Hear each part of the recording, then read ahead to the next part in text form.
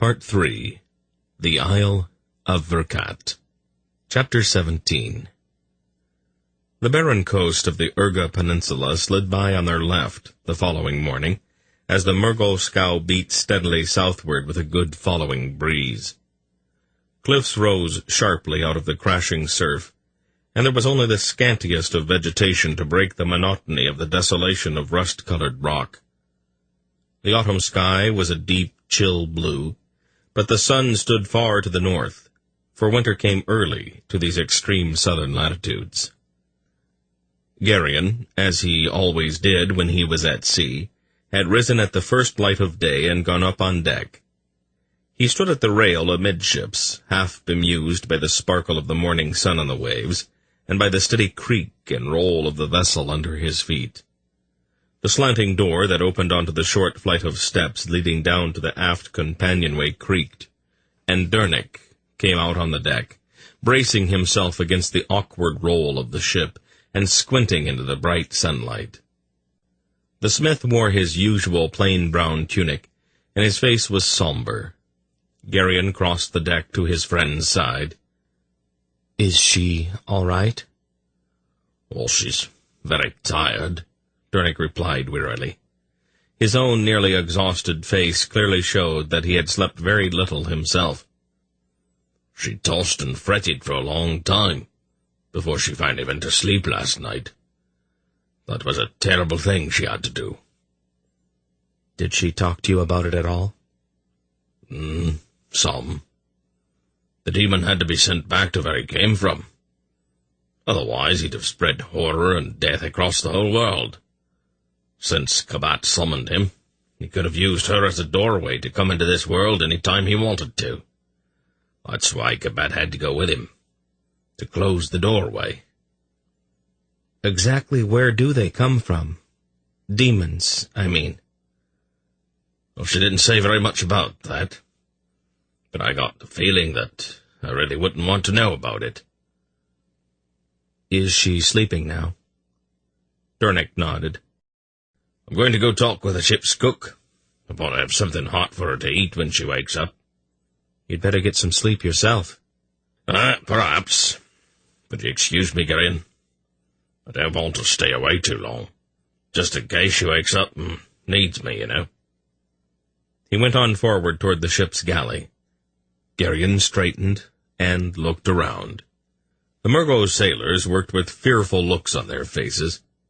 What had taken place the previous afternoon had washed away all traces of the stiff arrogance that usually marked a Murgos expression, and they all cast frightened, sidelong glances at every one of their passengers, as if expecting them to turn into ogres or sea monsters without any warning. Silk and Urgat had emerged from the companionway door while Geryon and Dernick had been talking, and stood at the rail near the stern, idly watching the bubbling wake tracing its path across the dark green swells, and the white-winged gulls screeching and hovering in a greedy cloud behind them. Geryon moved a bit closer, but did not actually join them. "An inviting sort of place," Silk observed, looking at the stark cliffs rising from the sea. The little man had discarded the shabby clothing he had worn when they had begun this journey, and he now wore a plain, unadorned grey doublet. Urgat grunted morosely. Idly he tossed chunks of stale bread into their wake, watching without much interest as the squawking gulls trailing the ship swooped down to fight over them.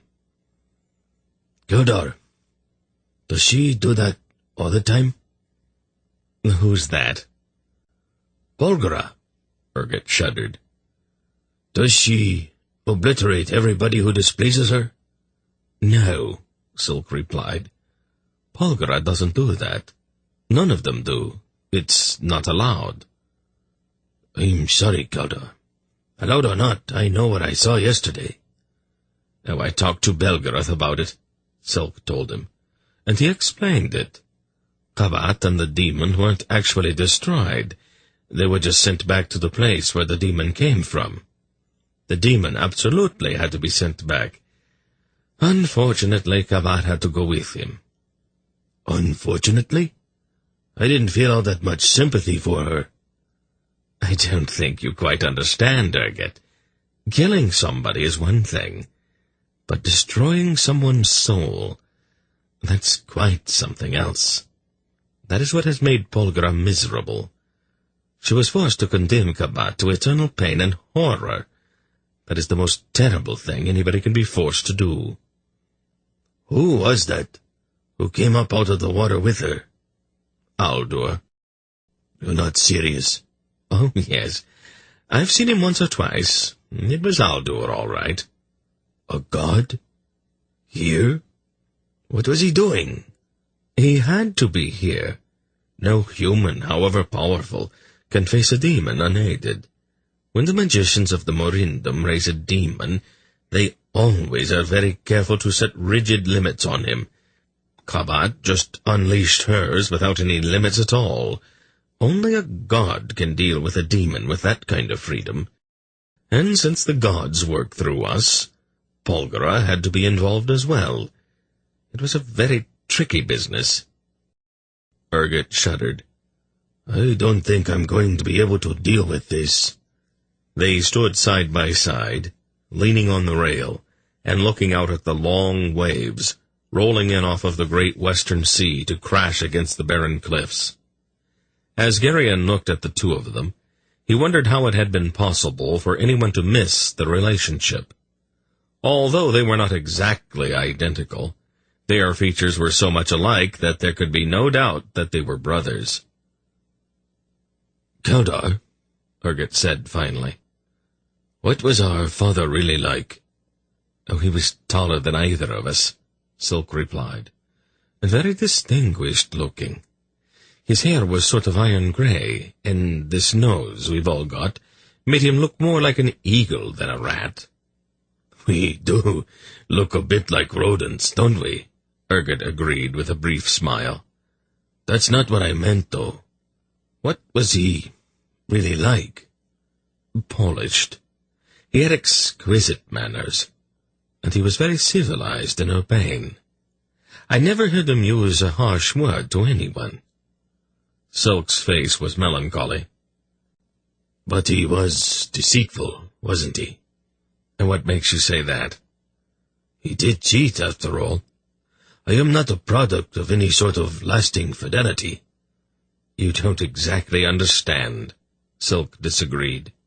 He looked thoughtfully out of the green swells topped by an occasional whitecap. For all of his polish, our father was very much an adventurer. He would accept any challenge just for the fun involved. And he had an insatiable wanderlust. He was always looking for something new. I think that when you put the two of those traits together, you might begin to understand exactly why he was attracted to your mother. I visited the palace in Rakoska when Tar Urgos was still alive. His wives were all either closely guarded or kept under lock and key. It was the sort of thing our father would have viewed as a challenge. Urgot made a sour face. You're not bolstering my ego very much, Kaudar. I'm here because a Drasnian gentleman like to pick locks. Oh, not entirely. I didn't have much chance to talk with your mother about it. But I gather that she and our father were genuinely fond of each other. Tar Urgos was never fond of anyone. At least our father and your mother were having fun. Maybe that explains my sunny disposition. Silk sighed. He didn't have too much fun. After my mother's illness, though. It put an end to all of the wandering and adventurous. What kind of illness was it? A pestilence that broke out in Drasnia from time to time. It disfigures its victims horribly. My mother was blinded by its effects, fortunately. Fortunately? She could not look into a mirror. Our father stayed by her side for the rest of her life, and never once gave any hint about what he saw whenever he looked at her. Silk's face was bleak. His jaws were tightly clenched together. It was the bravest thing I've ever seen any man do. And it was all the worse, because it went on and on and on until the day he died. He looked away quickly. Do you suppose we could talk about something else? I'm sorry, Keldar, Urgot said sympathetically. I did not mean to open any old wounds. What was it like, growing up in Rakoska? Silk asked after a moment. Grim. Tar Urgos had begun to show signs of his madness much earlier than was usual in the Urga family. There were all kinds of rituals we had to observe. I've seen some of them. Oh, not just the ones in the temple, Keldar. Although there were plenty of those as well. I am talking about his personal peculiarities. No one was ever supposed to stand to his right, and it was worth a man's life to let his shadow fall on the royal person. My brothers and I were taken from our mothers at the age of 7 and set to training, military exercises for the most part, involving a great deal of grunting and swearing. Lapses of any kind were punished with flogging, usually at the supper table. Oh, that might tend to cool one's appetite. Oh, it does indeed. I don't even eat supper anymore. Too many unpleasant memories. My brothers and I all started plotting against each other very early. Tar Urgos had many wives and whole platoons of children. Since the crown falls to the eldest surviving son, we all schemed against our older brothers and tried to protect ourselves against the plots of the younger ones. One charming little fellow ran a knife into one of the others when he was 9. Oh, how precocious, Silk murmured. Oh, he was indeed. Tar Urgos was delighted, of course. For a time, the little backstabber was his favorite. That made me and my older brothers quite nervous, since it was entirely possible that our insane sire might have seen fit to have us all strangled to make room for the little monster. So we took steps. Oh? We caught him alone in the upper floors of the palace one day, and threw him out a window. Urgot looked somberly out over the long swells sweeping in off of the great western sea. From the day we were taken from our mothers, we lived a life of constant fear and senseless brutality. We were supposed to be perfect Murgos, strong, brave, insanely loyal, and absolutely dedicated to Torak. Each of us had a Grolem for a tutor, and we had to listen to hours of gibberish about the god of Engrak every day. It was not what you might call a pleasant childhood. Tar Urgos never showed any kind of affection. Not to me, he didn't. I was always the smallest, and he had a great deal of contempt for me. Murgos are supposed to be big and muscular. Even after I'd managed to work my way up to the point where I was his heir apparent, he never had a civil word for me, and he encouraged my younger brothers to try to murder me. How did you manage to survive? By my wits, and by using a key I managed to steal. A key? To the palace strong room. You will be amazed at how much help a man with unlimited funds at his command can get, even in Tol Murgos. Silk shivered. It is getting definitely chilly out here on this deck. Why don't we go inside and share a flagon of spiced wine? I don't drink, Keldar. You don't? Silk sounded amazed. I need to keep my wits about me. A man with his head stuck in a wine barrel can't see someone creeping up behind him with a knife. No, can he? Oh, you're quite safe with me, my brother. I am not safe with anyone, Keldar. Particularly not a brother. Nothing personal, you understand, just the result of a very nervous childhood.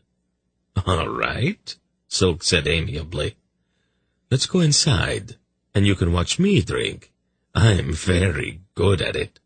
I can imagine. You are an Aelon, after all. Oh, so are you, dear brother, Silk laughed. So are you. Come along, and I'll introduce you to all of the fun that goes with your heritage. Geryon was on the verge of turning to follow them, but at that moment Belgarath came out onto the deck, stretching and yawning. Is Paul up yet? He asked Geryon. Geryon shook his head. I talked with Dernek a little while ago. He said that she's very tired after what she did yesterday. Belgarath frowned slightly. It really shouldn't have tired her all that much. It was spectacular, I'll admit, but hardly exhausting. I don't think it's that kind of exhaustion, Grandfather. Dernick said she was troubled for about half of the night. The old man scratched at his beard. Oh, sometimes I lose sight of the fact that Paul's a woman. She can't seem to put things behind her. Sometimes her compassion gets the better of her. That's not necessarily a bad trait, Grandfather. Not for a woman, perhaps. I seem to remember something that happened in the fens once, Geryon told him. Didn't you sort of go out of your way to do something for Vordai? More or less out of compassion? Belgarath looked around guiltily. I thought we agreed that you were not going to mention that. You know something, Grandfather, Geryon said with a faint smile. You are a fraud. You pretend to be as cold as ice and as hard as rock, but underneath you've got the same emotions as all of the rest of us. Please, Geryon, don't bandy that about too much. Does it bother you being human? Well, not really. But after all, I do sort of have a reputation to maintain. By late afternoon, the coastline they had been following had grown even more jagged, and the surf boiled and thundered against the rocks. Silk and Urgot came up out of the aft companionway, and Geryon noted that both were a trifle unsteady as they walked. "Hello there, Geryon," Urgot said expansively. "How would you like to join us? Keldar and I have decided that we would like to sing for a bit." Thanks all the same," Geryon replied carefully. "But I don't sing very well." "Oh, that doesn't matter, old boy. It doesn't matter in the slightest. I might not be very good at it myself. I can't say for sure, because I've never sung a note in my whole life." He giggled suddenly. "There's a lot of things I've never done before, and I think it might be time that I tried a few." Teinedra and the Murgo girl Prala came up on deck. Instead of her customary black, Prala was dressed in a stunning gown of pale rose, and her jet-black hair was caught in an intricate coil at the nape of her neck. "My ladies," Urgot greeted them with a formal bow, marred only slightly by an unsteady lurch. "Oh, careful, old boy," Silk said, catching him by the elbow. "I don't want to have to fish you out of the sea." "You know something, Keldar," Urgot said, blinking owlishly. "I don't think I've ever felt quite this good." He looked at Teinedra and the dark-haired Prala. "You know something else? Those are a couple of awfully pretty girls there. Do you think they might like to sing with us?" "We could ask them." "Why don't we?" The pair of them descended on Teinedra and her Murgo companion, imploring them outrageously to join them in song. Prala laughed as the Murgo king lurched forward and back with the roll of the ship. "I think you two are drunk," she declared. "Are we drunk?" Urgot asked Silk, still swaying on his feet. "I certainly hope so," Silk replied. "If we aren't, we have wasted a great deal of very good wine. I guess we're drunk then. Now that that's been settled, what shall we sing?" "Elons," Teinedra sighed, rolling her eyes skyward. It was raining the following morning when they awoke, a chill drizzle that hissed into the sea and collected to run in heavy droplets down the tarred ropes of the rigging. Polgara joined them for breakfast in the larger cabin at the extreme aft end of the companionway, though she seemed silent and withdrawn. Velvet looked around brightly at the cabin, where stoutly constructed windows, instead of portholes, stretched across the stern in heavy beams, holding up a ceiling which was actually the deck above. She looked pointedly at the 2 conspicuously empty chairs at the breakfast table. "What's become of Prince Keldar and his wayward royal brother?" "I think they lingered a little bit too long over their wine cups yesterday," Tinedra replied, with a slightly malicious smirk. "I'd imagine that they are feeling just a bit delicate this morning." "Would you believe that they were singing?" Prala said. "Oh?" Velvet asked. "Were they doing it well?" Prala laughed. "They frightened away the seagulls. I've never heard such a dreadful noise." Polgara and Durnick had been talking quietly at the far end of the table. "I am perfectly fine, Durnick," she assured him. "You go right ahead." "I don't want to leave you alone, Paul." "I won't be alone, dear. Tinedra, Prala, Lizelle, come here. They'll all be with me. If you don't find out for yourself, you'll wonder about it for the rest of your life and always regret the fact that you passed the opportunity by." "Well, if you're sure, Paul." "I am certain, dear," she said, laying her hand fondly on his and kissing his cheek. After breakfast, Geryon pulled on a cloak and went out on deck. He stood squinting up into the drizzle for a few minutes, then turned as he heard the companionway door opening behind him. Durnick and Toth emerged with fishing poles in their hands. "It only stands to reason, Toth," Durnick was saying. "With that much water, there's almost got to be fish." Toth nodded, then made a peculiar gesture, extending both his arms out as if measuring something. "I don't quite follow you." Toth made the gesture again. "Oh, well, I'm sure they wouldn't be all that big," the smith disagreed. "Fish don't get that big, do they?" Toth nodded vigorously. "Well, I don't mean to doubt you," Durnick said seriously. "I'd have to see that." Toth shrugged. "Quite a beautiful morning, isn't it, Geryon?" Durnick said, smiling up at the dripping sky. Then he went up the 3 steps to the aft deck, nodded pleasantly to the steersman at the tiller, and made a long, smooth cast out onto the frothy wake. He looked critically at his trailing lure. "I think we're going to need some weight on the lines to hold them down, don't you?" he said to Toth. The giant smiled slightly, then nodded his agreement. "Have Silk and Urgot managed to get up yet?" Geryon called up to them. "Huh?" Durnick replied, his eyes fixed intently on his brightly colored lure bobbing back in the wake. "I said, are Silk and his brother up yet?" Yes. I think I heard them stirring around in their cabin.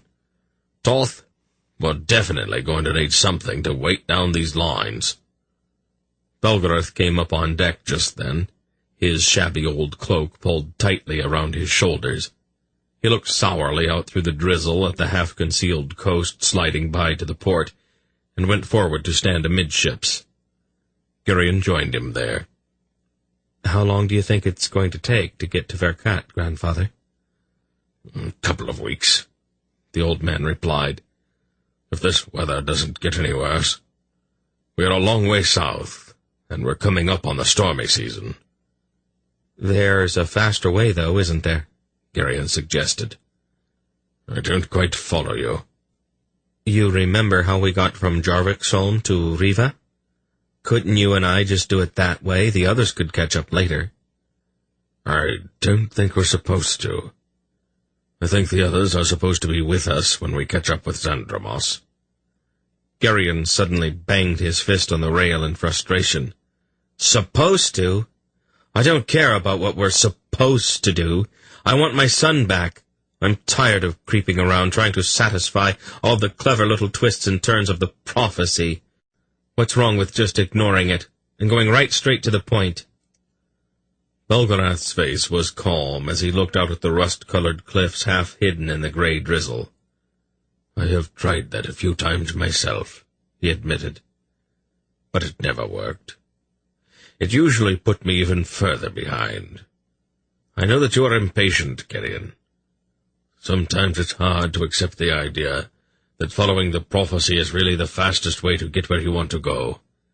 But that is the way it always seems to work out. He put his hand on Gerion's shoulder. It is sort of like digging a well. The water is at the bottom, but you have to start at the top. I don't think anybody has ever had much luck digging a well from the bottom up. What's that got to do with it, grandfather? I don't see any connection at all. Maybe you will, if you think about it for a while. Dernick came running forward. His eyes were wide in stunned amazement, and his hands were shaking. "What's wrong?" Belgarath asked him. "That was the biggest fish I've ever seen in my life," the smith exclaimed. "He was as big as a horse."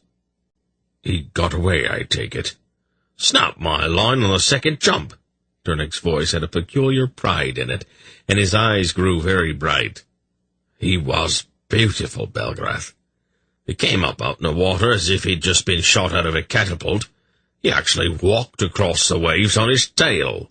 What a tremendous fish." "And what are you going to do?"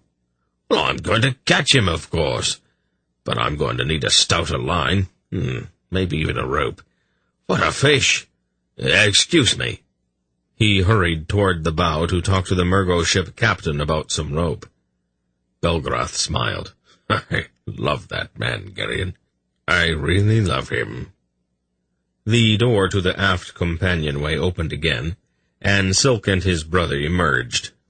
Although Gerion was usually the first one on deck, he had noticed that sooner or later during the course of any day, everyone came out to take a turn or two in the bracing sea air. The two weasel-faced men came forward along the rain-slick deck. Neither of them looked particularly well.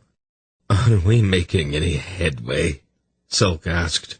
His face was pale and his hands were trembling noticeably. "Some," Belgarath grunted. "You two slept late this morning." "I think we should have slept longer," Urgot replied with a mournful look. "I seem to have this small headache in my left eye." He was sweating profusely, and there was a faintish greenish cast to his skin. "I feel absolutely dreadful. Why didn't you warn me about this, Keldar?" "Oh, I wanted to surprise you." "Is it always like this the next morning?" "Oh, usually," Silk admitted. "Sometimes it's worse." "Worse? How could it possibly get any worse?" "Excuse me." Urgot hurried to the rail and leaned over it, retching noisily.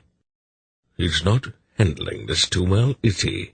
Belgarath noted clinically. "It's inexperience," Silk explained. "I honestly believe I'm going to die," Urgot said weakly, wiping at his mouth with a shaking hand. "Why did you let me drink so much?" "Oh, that's a decision a man has to make for himself." "You seemed to be having a good time," Gerion added. "I really wouldn't know. I lost track of several hours. What did I do?" "You were singing." "Singing? Me?" Urgot sank onto a bench and dropped his face into his trembling hands. "Oh, dear," he moaned. "Oh, dear, oh, dear, oh, dear." Prowla came out of the aft door, wearing a black coat and a smug little smile. She carried a pair of tankards forward through the drizzle to the two suffering men. "Good morning, my lords," she said brightly with a little curtsy. "Lady Bogora says that you're to drink this?" "What's in it?" Murgos asked suspiciously. "I'm not sure, your majesty. She and the Naisin mixed it up." "Hey, maybe it's poison," he said hopefully. "I would sort of like to die quickly and get this over with." He seized a tankard and gulped it down noisily. Then he shuddered and his face went deathly pale. His expression was one of sheer horror, and he began to shake violently. "That's terrible," he gasped. Silk watched him closely for a moment, then took the other tankard and carefully dumped it out over the side. "Aren't you going to drink yours?" "I don't think so. Bulgara has a peculiar sense of humor sometimes. I'd rather not take any chances until I see how many fish come floating to the top." "How are you feeling this morning, Your Majesty?" Prala asked the suffering Urgot, with a faint look of sympathy on her face. "I'm sick." "It's your own fault, you know." "Please don't." She smiled sweetly at him. "You're enjoying this, aren't you?" "Why, yes, Your Majesty," she replied, with a little toss of her head. "As a matter of fact, I am." Then she took the 2 tankards and went back along the rail toward the stern. "Are they all like that?" Urgot asked miserably. "So cruel?" "Women?" Belgarath shrugged. "Of course. It's in their blood." Somewhat later that gloomy morning, after Silk and Belgarath had returned aft to seek refuge from the weather in one of the cabins, and Geryon suspected for a touch of something to ward off the chill, Urgot sat miserably on a rain-wet bench with his head in his hands, while Geryon moodily paced the deck not far away. "Well, Geryon," the Murgo king said plaintively, "do you have to stomp your feet so hard?" Geryon gave him a quick, amused smile. "Silk really should have warned you about this." "Why do people call him Silk?"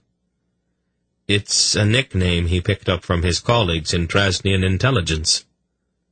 "Why would a member of the Trasnian royal family want to be a spy?" "It's their national industry." "Is he really any good at it?"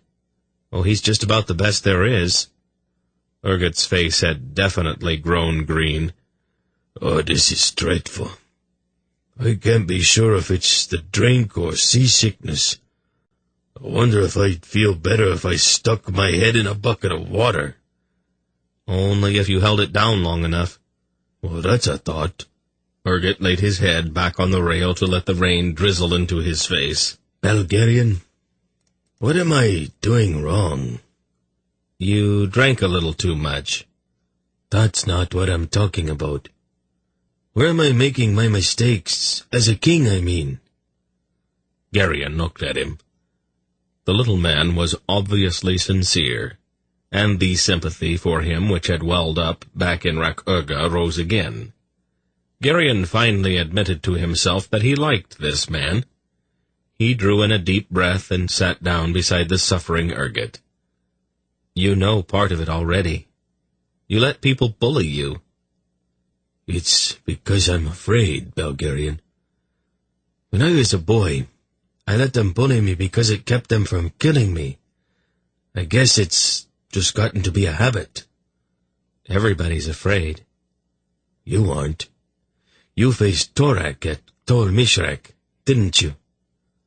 "It wasn't altogether my idea. And believe me, you can't even begin to guess how frightened I was when I was on my way there for that meeting." "You?" "Oh, yes. You're beginning to get some control over that problem, though. You handled that General Craddock, wasn't it? Fairly well back at the Drojum. Just keep remembering that you are the king and that you're the one who gives the orders." "I can try, I guess. What else am I doing wrong?" Geryon thought about it. "You are trying to do it all yourself. Nobody can do that. There are just too many details for one man to keep up with. You need help. Good, honest help." "Where am I going to find good help in Tol Murgos? Whom can I trust?" "You trust Uskatat, don't you?" "Well, yes, I suppose so." "Well, that's a start, then. You see, Urgot, what's happening is that you've got people in Rak-Urga who are making decisions that you should be making. They're taking it upon themselves to do that because you've been too afraid to, or too busy with other things to assert your authority." "You're being inconsistent, Belgarian. First you say that I should get some people to help me. Then you turn around and tell me that I shouldn't let other people make my decisions. You weren't listening. The people who are making your decisions for you aren't the people you might have chosen. They've just stepped in there on their own. In a lot of cases, you probably don't even know who they are. That simply won't work. You have to choose your people rather carefully.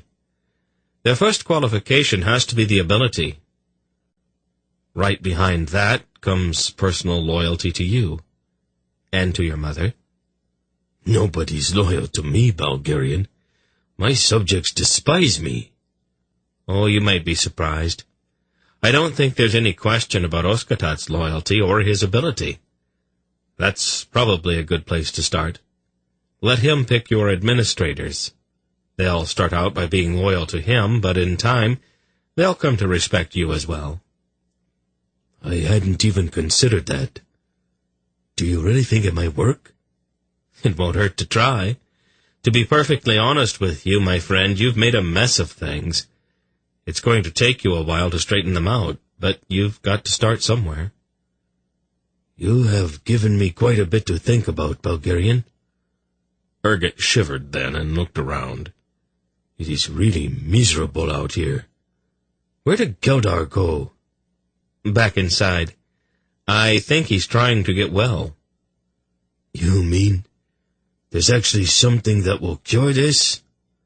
Some Aelorns recommend some more of what made you sick in the first place. Urgot's face went pale. More? He said in a horrified voice. How can they? Aelorns are notoriously brave people. Urgot's eyes grew suspicious. Wait a minute. Wouldn't that just make me feel exactly the same way tomorrow morning? Probably, yes. That could explain why Aelorns are usually so foul-tempered when they first get up. That's stupid, Bulgarian. I know. Murgos don't have an absolute monopoly on stupidity. Geryon looked at the shivering man. I think you'd better go inside, Urgot. You don't want to chill on top of all your other problems. The rain let up by late afternoon. The Murgo captain looked up at the still threatening sky, and then at the cliffs and the jagged reefs jutting out of the turbulent water.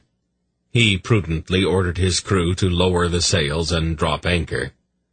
Durnick and Toth rather regretfully rolled up their stout fishing lines and stood looking proudly at the dozen or so gleaming silver fish lying on the deck at their feet. Geryon drifted back to where they stood and looked admiringly at their catch. "Not bad," he said. Durnick carefully measured the biggest fish with his hands. About 3 feet. But they're minnows, compared to that big one that got away." "It always seems to work out that way," Geryon said.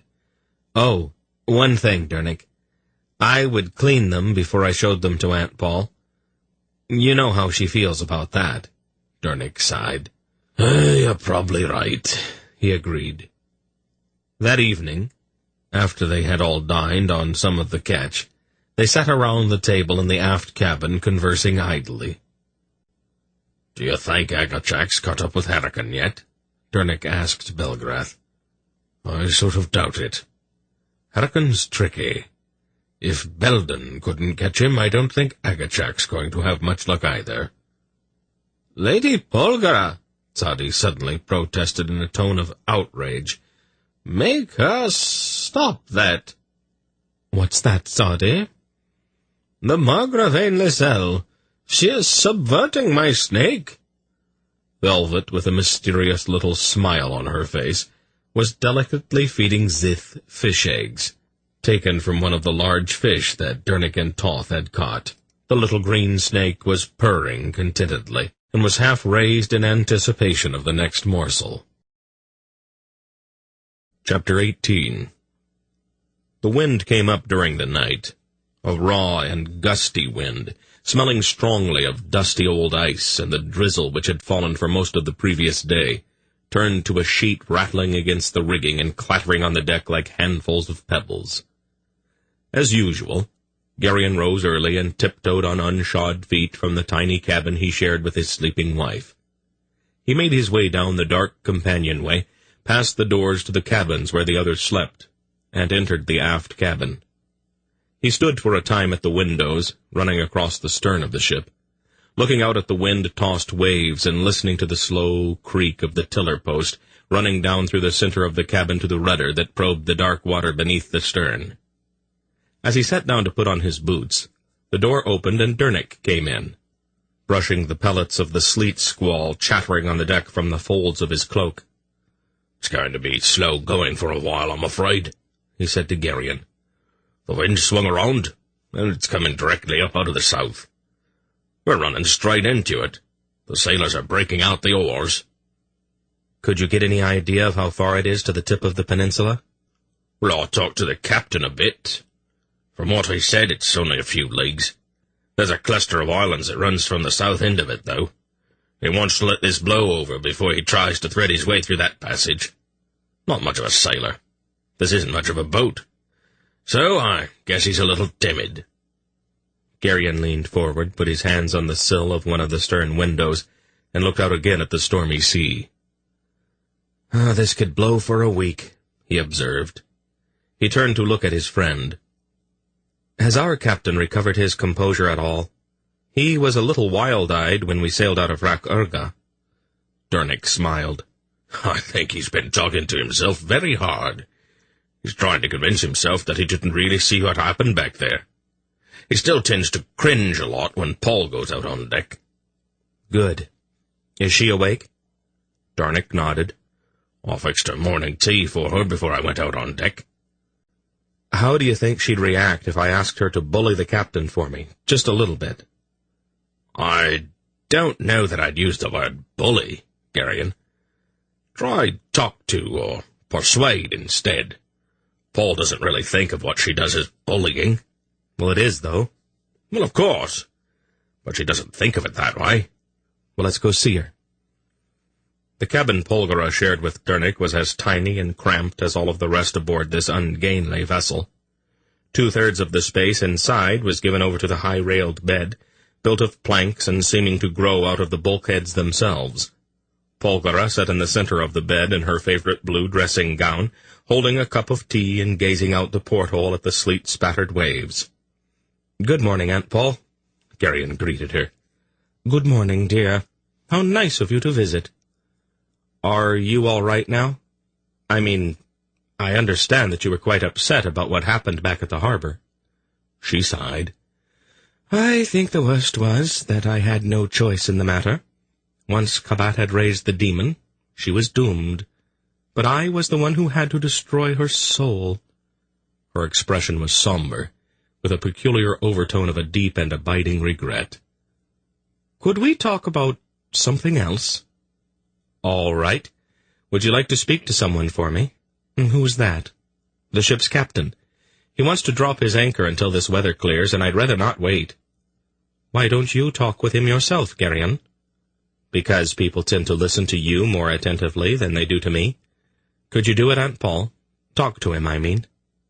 "You want me to bully him?" "I wouldn't exactly say bully, Aunt Paul. But that's what you mean, Geryon. Always say what you mean. Will you?" "All right, if you want me to. Now, will you do something for me? Anything, Aunt Paul." She held out her cup. "Do you suppose that you could fix me another cup of tea?" After breakfast, Polgara put on her blue cloak and went out on deck. The Murgo captain changed his plans almost as soon as she began to speak to him.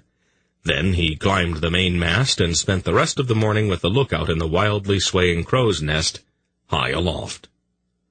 At the southern tip of the Urga Peninsula, the steersman swung his tiller over, and the ship heeled sharply to port.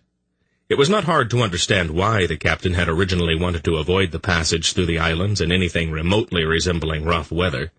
The currents and the tides swirled through the narrow channels, the wind tore the tops of the dark rolling waves to tatters, and the surf boomed and crashed on the knife-edge rocks rearing up out of the sea.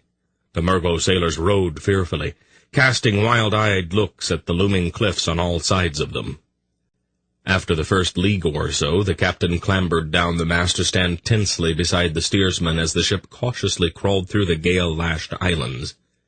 It was mid-afternoon when they finally passed the last of the rocky islets, and the sailors began to row away from the land toward open water, where the wind-driven sleet sizzled into the whitecaps.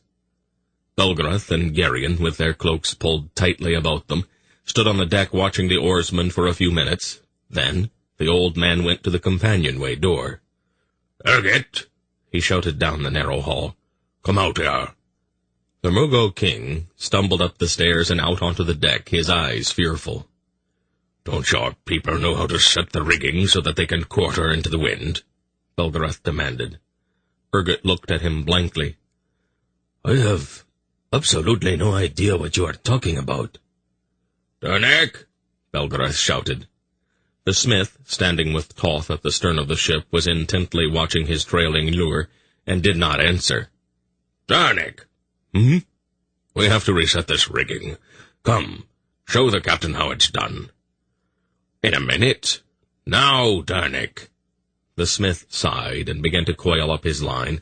The fish struck without warning, and Dornick's excited whoop was whipped away by the rising wind. He seized the line and set the hook hard.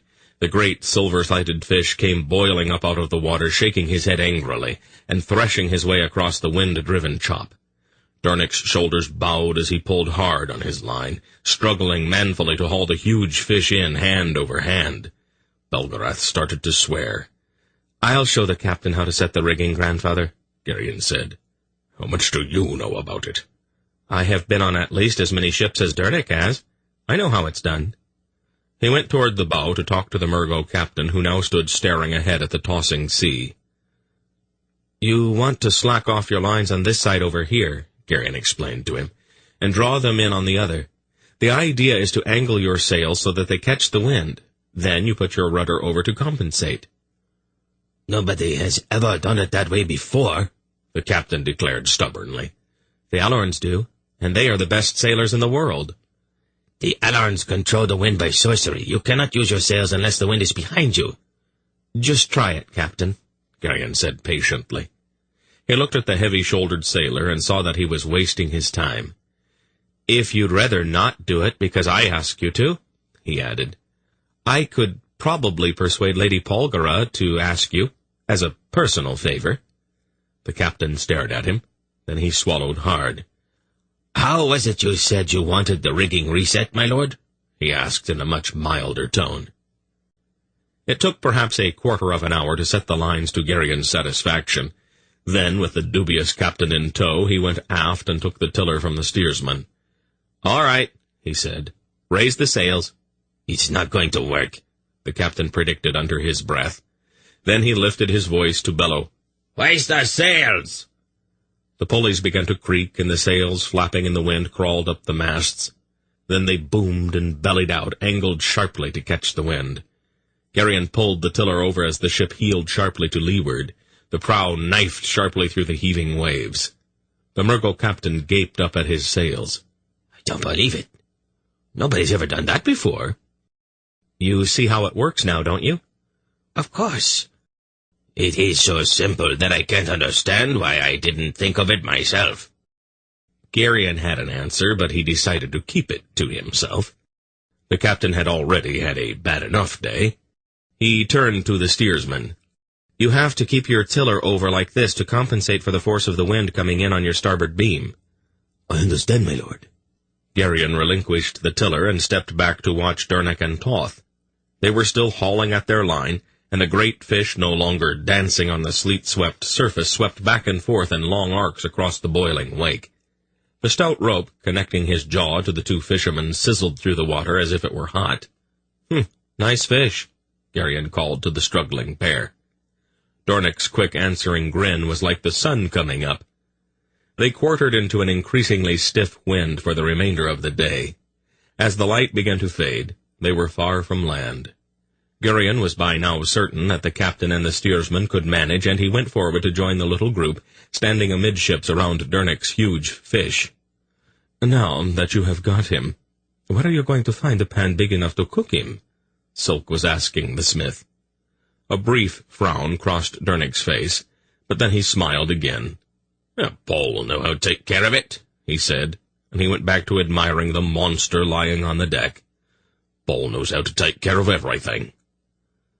The sleet had abated, and the dark rolling waves stretched sullenly to the faintly luminous line of the horizon that divided the black waves from an even blacker sky. The Murgo captain came forward in the windy twilight with a worried look on his face. Respectfully, he touched Urgot's sleeve. "Yes, Captain?" "I'm afraid there's trouble, Your Majesty."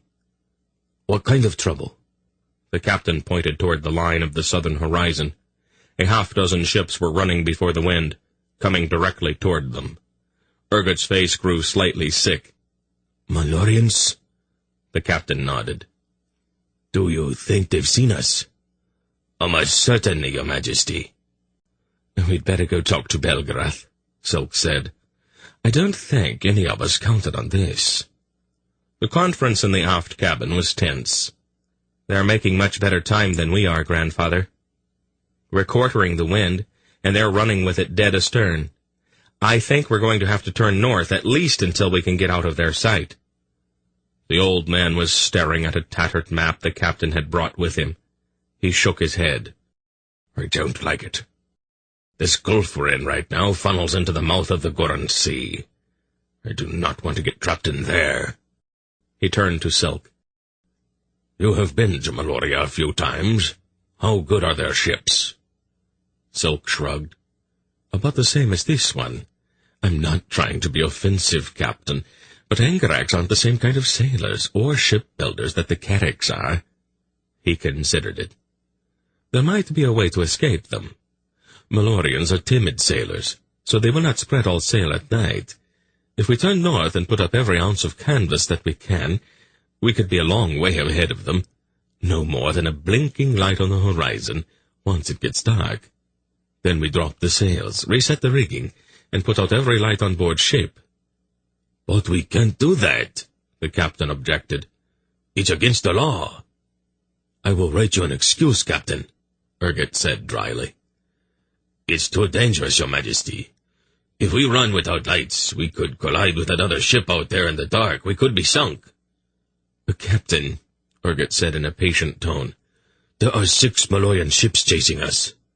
What do you imagine they are going to do if they catch up with us?" "They'll sink us, of course." "Then, what difference does it make? At least if we put out the lights, we will have a chance. Go ahead, Keldar." Silk shrugged. "There isn't much more. After we blow out the running lights, we hoist sail and run east again. The Malloreons won't be able to see us, and they'll charge right on across our wake. By tomorrow morning, they won't have any idea about where we are." It might just work," Belgarath conceded. "It is dangerous," the captain said disapprovingly. "Sometimes even breathing is dangerous, Captain," Urgot told him. "Let's try it and see what happens. What I can't understand, though, is what the Malloreon ships are doing this far west." "It's possible that they are marauders sent to harry the coastlines," Sadi suggested. Perhaps," Urgot said dubiously. They ran due north before the rising wind that swept up from the south polar ice cap. The deck lantern swung and bobbed in the wind, filling the storm-whipped rigging with wildly dancing shadows.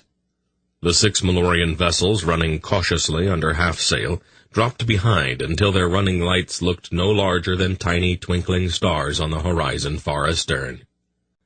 Then, about midnight, the captain gave the order to drop sails. The sailors quickly reset the rigging, and the ship's master came aft to where Geryon stood beside the steersman. "Everything's ready, my lord." "All right, then. Let's blow out all of the lights and see if we can sneak out of here." The Murgo's stiff face creased uncertainly into a rueful grin. "When we get out of this, if we get out of it, I think I'll take to my bed for a month." He raised his voice to a shout. "Extinguish all the deck lights!" The resulting blackness was so intense as to be very nearly palpable. "Hoist the sails!" the captain shouted. Geryon could hear the creaking pulleys and the flapping of canvas. Then there was the heavy boom of the sails catching the wind, and the ship heeled over as she swung to starboard. "There's no way to be sure of our direction, my lord," the captain warned. "We have not got a fixed point of any kind to refer to." "Use those," Geryon suggested, pointing at the winking deck lights on the Malloreon vessels trailing far behind. "We might as well get some use out of them." Their darkened scow moved eastward with her sharply angled sails cracking in the wind. The deck lights of the Malloreon ships that had been pursuing them continued their cautious northward course, crossing far behind and winking out of sight. "May Torak guide them to a reef," the captain muttered fervently. "It worked," Urgot said delightedly, clapping the seaman on the shoulder. "By the gods! It actually worked!" "I just hope that nobody catches me running at night without any lights," the captain brooded. Dawn came, smudged and bleary to the murky eastern horizon, rising slowly up out of a now low-lying shadow some 10 leagues or so ahead. "That is the coast of Tacha," the captain said. "Is there any sign of the Malloreon ships?" Urgot asked, peering around at the heavy sea. The captain shook his head. "They passed astern of us during the dog watch, Your Majesty. They are halfway up by the Goran Sea by now."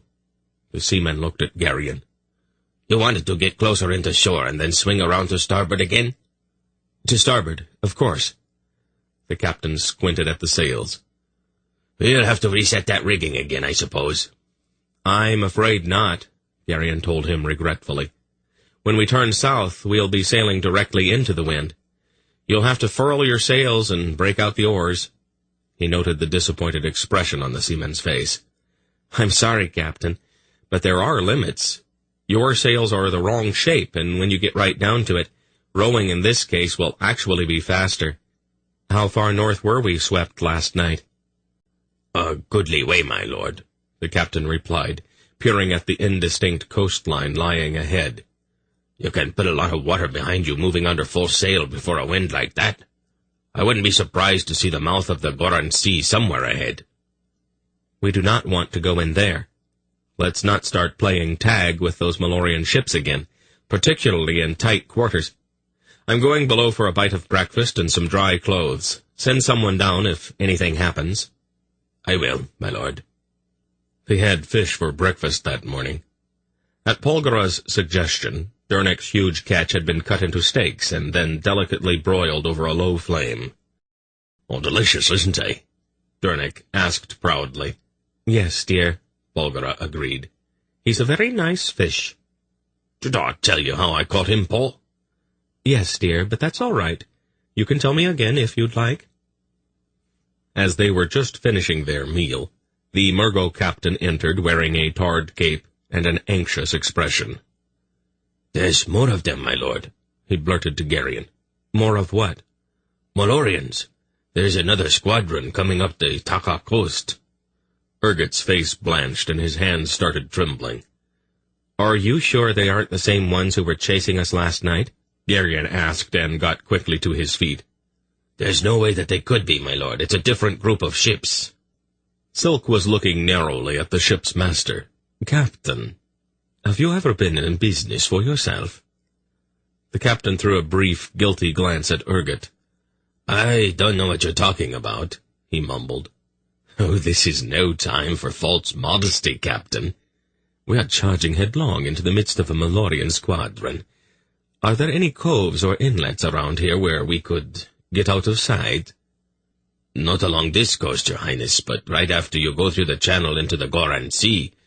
There is a small bay to the starboard. It's well hidden by some reefs.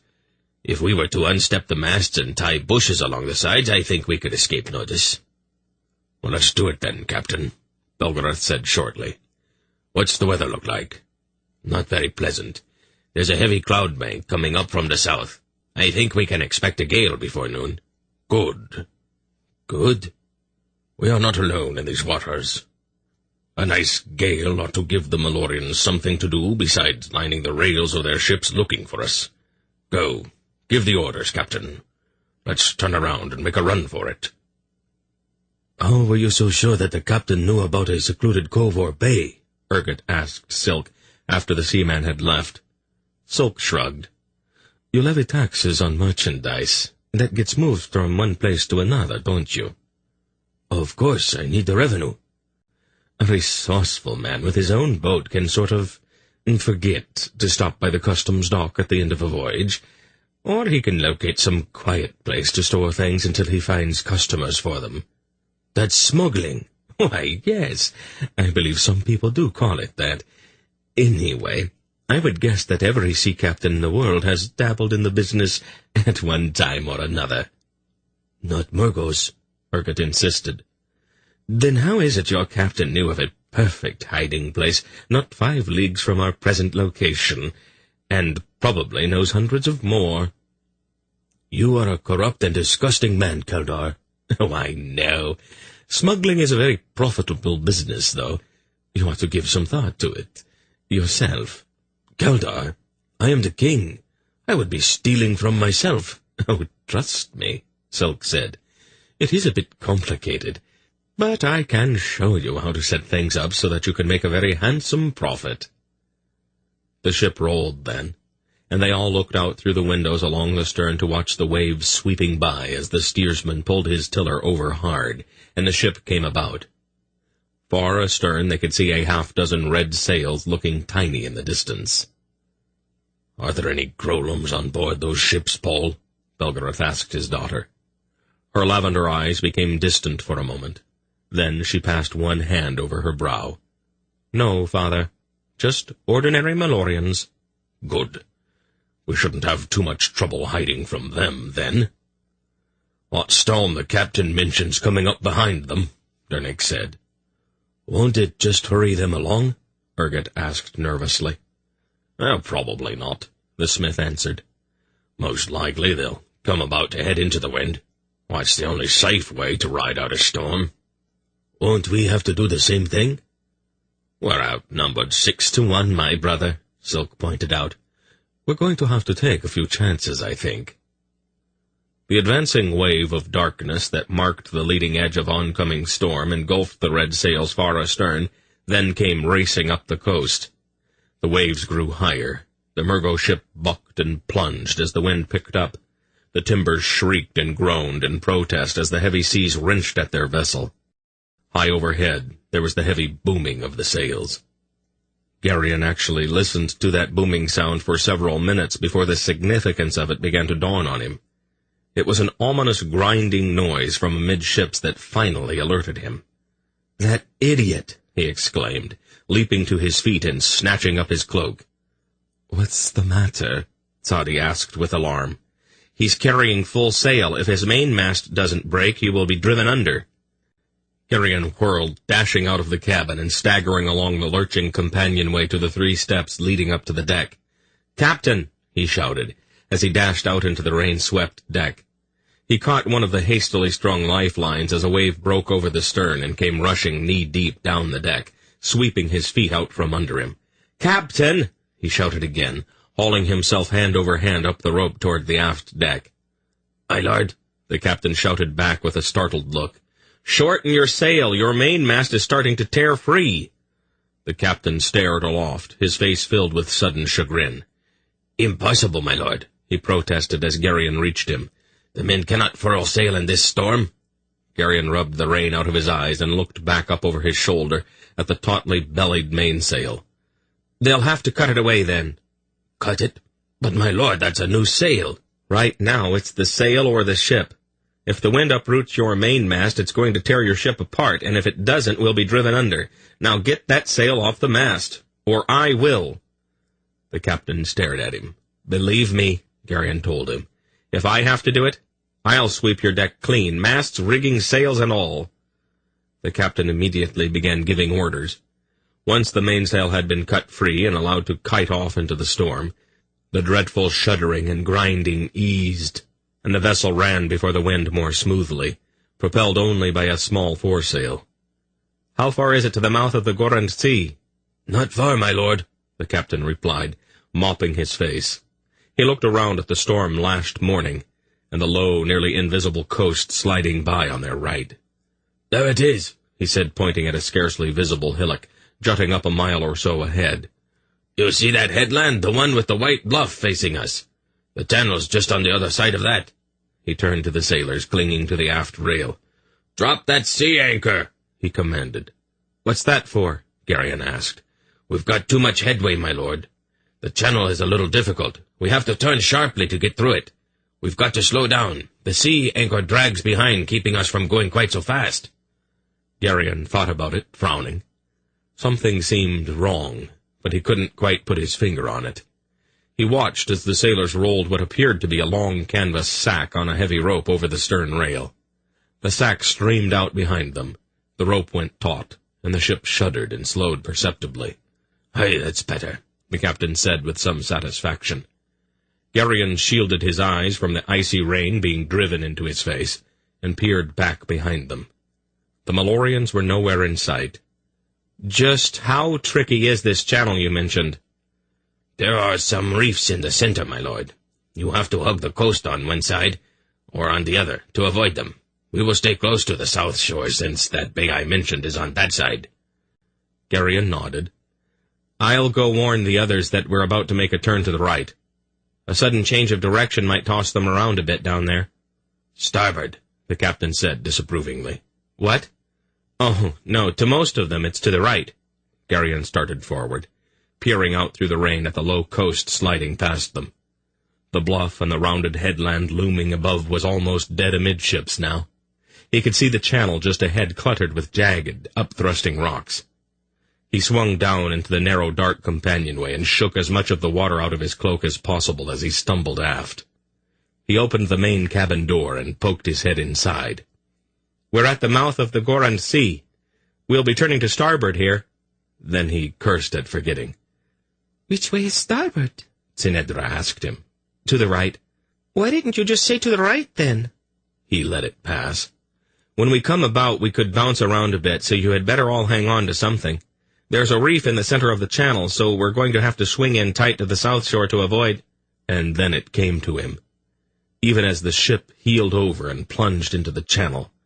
"Balar!" he swore. He spun, reaching over his shoulder for Iron Grip's sword. He plunged down the companionway, banging out through the slanting companionway doors and jumping up to the rain-swept aft deck, with the great blade held aloft. "Cut it!" he screamed. "Cut the rope to the sea anchor!" The captain gaped at him, uncomprehending.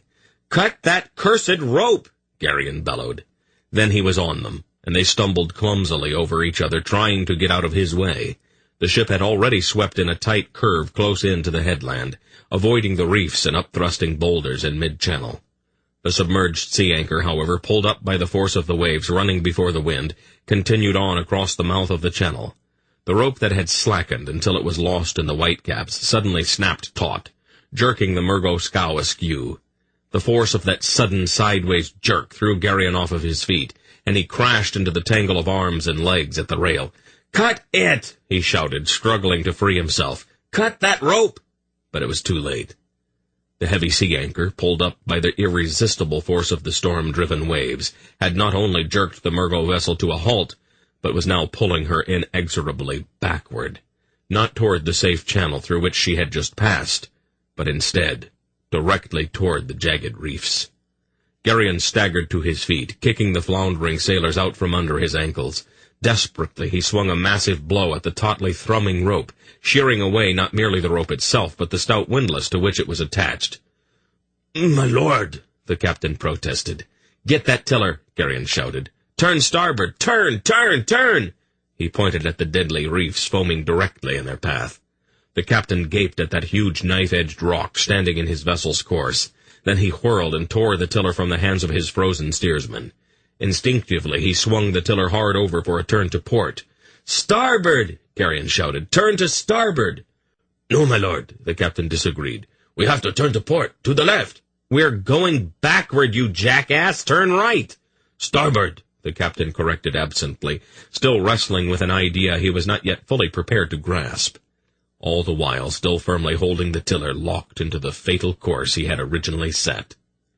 Geryon began to clamber over the still floundering sailors, desperately trying to reach the bemused captain. But there came a sudden tearing sound from below the waterline, and a lurching jolt, as their ship crashed, stern first, into the reef. Timbers shrieked and snapped as the sharp rocks knifed into the vessel's bottom. Then they hung there, impaled on the rocks, while the waves began the deadly pounding that would soon break the ship to pieces. Chapter 19. Geryon struggled to his feet, shaking his head to clear it of the ringing sound and to chase the dancing sparks from before his eyes. The sudden jolt of the ship striking the reef had tumbled him headlong into the aft rail, and there was a great stinging welt across the top of his scalp. The air around him was filled with sound. There were shouts from the deck, cries for help coming from the water. The ship groaned and shook as she hung on the reef, and the surging waves pounded her splintered bottom on the unseen rocks beneath her keel. Wincing, Geryon shook his head again and began to slip and slide his way across the heaving aft deck toward the companionway door. As he reached it, however, Belgarath and Dernick came crashing out. "What has happened?" the old man demanded. "We hit a reef," Geryon said. "Is anybody down there hurt?" "Oh, they're all right. A little tumbled about is all." Geryon touched the welt on top of his head, wincing at the sharp sting. Then he looked at his fingers, noting that there did not seem to be any blood. "What's the matter?" "I hit my head." "I thought we had all decided that you were not going to do that any more." A deadly jarring boom came from under their feet, and with it the sound of splintering timbers. "Belgarath," Dernick said with alarm, "we're caught on this reef. The surf's going to pound this ship to pieces." Belgarath looked around quickly. "Where is the captain?" he demanded. Geryon turned to look aft. "He was right there at the tiller, grandfather."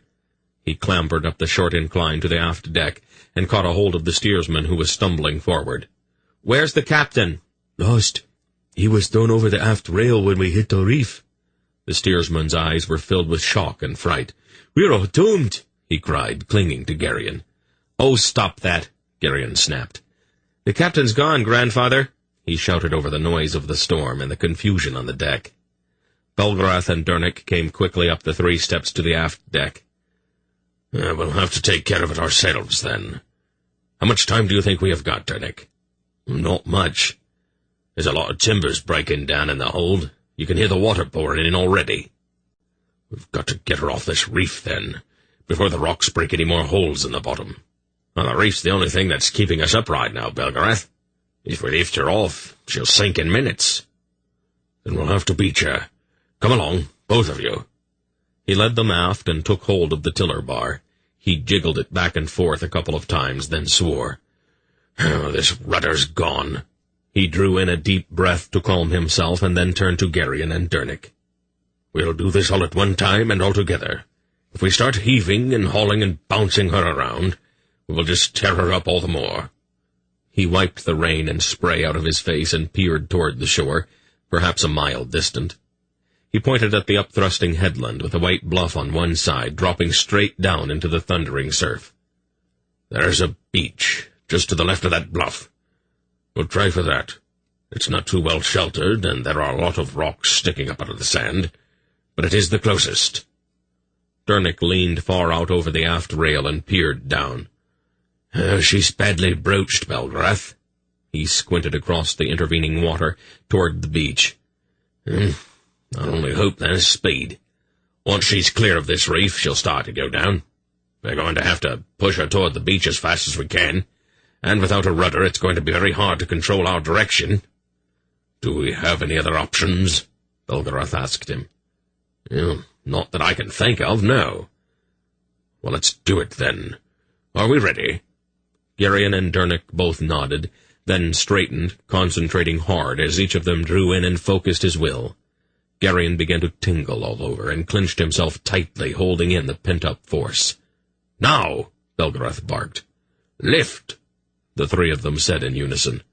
The battered stern of the ship came sluggishly up out of the churning waves, with her shattered timbers shrieking as the hull pulled free of the jagged reef. "There!" Belgarath snapped, pointing at the half-obscured beach. Geryon thrust, bracing his will astern at the boiling reef. The ship settled sickeningly as she came free, going down rapidly by the stern, then slowly at first but quickly gaining speed, she surged forward. Even over the sound of the howling wind, he could hear the rushing wash of water along her sides as she raced toward the safety of the beach. When they hit the currents in the main channel, however, the rudderless ship began to veer and yaw, threatening to swing broadside. "Keep her straight!" Belgarath shouted. The veins were standing out in his forehead, and his jaws were tightly clenched. Geryon labored at it. As long as their broken ship moved fast enough, they could keep the water from pouring in through the shattered stern. But if she went broadside to the waves, the loss of momentum would be fatal. The sea would inexorably drag her under. Geryon gripped the bow with the force of his will, holding the ship rigidly on course, even as he continued to drive toward the beach with all of his strength. 300 more yards. Sweating and straining, Geryon could see the foaming surf seething on the sandy boulder-strewn beach. 200 yards. He could hear the thunder of the waves. 100 yards. He could feel the ponderous, upward-heaving swell of the great wave that rose beneath them and rushed toward the safety, only scant yards away. And then, even as the prow touched the froth-covered sand, the great swell that had driven them up onto the beach subsided, and there was a dreadful, shocking crash from amidships as they came down onto a submerged boulder lurking beneath the surf. Again Geryon was thrown face down on the deck and half stunned by the impact. The surf still boomed about them, and the snapping and splintering of timbers amidships was deafening. But they were safe. The prow of the stricken vessel was firmly embedded in the wet sand of the beach. As Geryon painfully hauled himself to his feet, he felt drained and weak from his effort. Then the deck beneath his feet gave a peculiar sickening lurch, and there were more cracking and splintering noises coming from amidships. "I think we broke the keel when we hit that rock," Dernick said shakily. His face was gray with exhaustion, and he was shaking visibly. "I'd better get everyone off this ship and onto that beach." Belgarath rose from the scuppers. There was a ruddy contusion on his cheek, rain and spray streaming down his face, and a vast anger in his eyes. He was swearing sulphurously, then his rage suddenly vanished. "The horses! They are down in the hold, Dernick." But the smith was already running forward toward the sprung hatchway amidships. "Get Toth to come and help me," he shouted back over his shoulder. "We'll have to get those horses out." "Geryon," Belgarath barked. "Let's get everyone out of the cabins and onto dry land. I don't think we've got a lot of time before this wreck starts to break apart." They started forward, moving carefully on the slanting deck of the broken ship, with the wind-whipped spray and driving rain stinging at their faces. They ducked into the slanting aft door and down the companionway. The narrow hall echoed and rang with the noise of cracking timbers coming from amidships. The aft cabin was total shambles. The shock of striking the reef and the even worse one that had broken the ship's back had torn most of the bolted-down furniture loose. Sprung timbers flopped and clattered. The windows across the stern had all been broken and wrenched from their casings. Spray and rain were splashing in through those gaping holes. Zenedra and Prala looked frightened as they clung to each other. Urgot held tightly to the keel post as if expecting yet another crashing impact, and Thodi half lay in a corner with his arms protectively wrapped around his red leather case. Polgara, however, looked dreadfully angry. She was wet. The water pouring in through the shattered stern had drenched her clothes and her hair, and her expression was that of one who has been enormously offended. "Exactly what did you do, old man?" she demanded of Belgarath, as he and Geryon entered through the broken door. "We hit a reef, Paul. We were taking on water. We had to beach the ship." She considered that for a moment, obviously trying to find something wrong with it. "We can talk about it later." He looked around. "Is everyone all right? We've got to get off of this wreck immediately."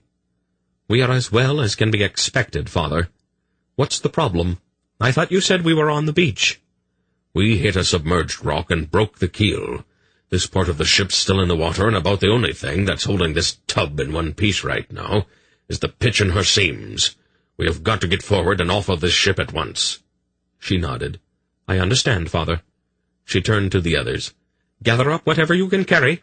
We have to get ashore." "I'll go help Dernick with the horses," Geryon said to Belgarath. "Toth, Ariond, come with me." He turned toward the door, but paused a moment to look at Zenedra. "Are you all right?" "I think so," she replied, sounding frightened and rubbing at an ugly bruise on her knee. "Stay with Aunt Paul," he instructed curtly, then went out. The scene in the ship's hold was even worse than he had expected. Knee-deep water swirled and sloshed in the half-light coming in through the splintered hull. Boxes, bags, and bales floated everywhere. The top of the sloshing bilge smelling water was littered with splinters from the broken timbers. Dernick had herded the wild-eyed horses forward, and they were bunched together in the ship's bow, where the water was the shallowest. "We lost 3 of them, 2 with broken necks, 1 drowned." "Horse?" Ariond asked quickly. "He's all right, Ariond," Dernick assured him. He turned back to Geryon. "I've been trying to gather up the packs. Everything's pretty wet, I'm afraid. The food packs were all back in the stern, though. No way to get to them." "We can deal with that later," Geryon said. "The main thing now is to get these horses out." Dernick squinted at the jagged edges of the 2-foot square keel grinding together as the aft end of the ship swung sluggishly in the surging waves. "Too dangerous. We'll have to go out through the bow. I'll get my axe." Geryon shook his head. "If the aft end breaks loose, the bow section's likely to roll. We could lose another 4 or 5 horses if that happens. We might not have too much time left." Dernick drew in a deep breath and squared his broad shoulders. His face was not happy. "I know," Geryon said, putting his hand on his friend's arm. "I'm tired, too. Let's do it up forward. No point in breaking out the hole someplace where we'll have to jump into deep water." It was not quite as difficult as they had expected. The assistance of Toth made a noticeable difference. They selected a space in the ship's side between a pair of stout ribs and went to work. As Dernick and Geryon began carefully to break out the ship's timbers between the ribs with the force of concentrated will, Toth attacked the same area with a large iron pry bar. The combination of sorcery and the mute's enormous physical strength quickly opened a low, narrow opening in the ship's bow. Silk stood on the beach, out of range of the splinters their efforts had sent flying. His cloak was whipping wildly in the wind. The surf was swirling about his ankles. "Are you all right?" he shouted over the noise of the storm. "Good enough," Geryon shouted back. "Give us a hand with the horses." It eventually took blindfolds. Despite the best efforts of Dernick and Ariond to calm them, the terrified horses could be moved only if they could not see the dangers in the sloshing water surging around their knees. One by one, they had to be led and coaxed through the litter, lying half awash in the shattered hold, and then out into the foaming surf. When the last of their animals was clear and stood flinching on the sand with the driving rain lashing at the flanks, Geryon turned back to the sluggishly heaving wreck. "Let's get the packs out," he shouted to the others. "Save what you can, but don't take any chances." The Murgos sailors, after leaping from the bow of the ship to the sand, had retreated up the beach and had taken dubious shelter on the leeward side of a large upthrusting rock. They stood clustered together, sullenly watching the unloading. Geryon and the others heaped up the packs above the frothy line that marked the highest point reached by the waves. "We lost 3 horses and all of the food packs," Geryon reported to Belgarath and Polgara. "I think we got everything else, except what we had to leave behind in the cabins." Belgarath squinted upward into the rain. "We can redistribute the packs, but we are going to need food." "Is the tide going in or out?" Silk asked as he deposited the last pack of their heap of belongings. Dernick squinted at the storm-tossed channel leading into the Goran Sea. "Oh, I think it's just turning." "We don't really have too much of a problem, then," the little man said. "Let's find some place out of the wind, wait for the tide to go out. Then we can come back and ransack the wreck at our leisure.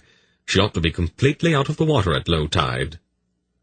"Oh, there's just one thing wrong with your plan, Prince Skeldar," Sadi told him, squinting toward the upper end of the beach. "You're forgetting those Murgos sailors.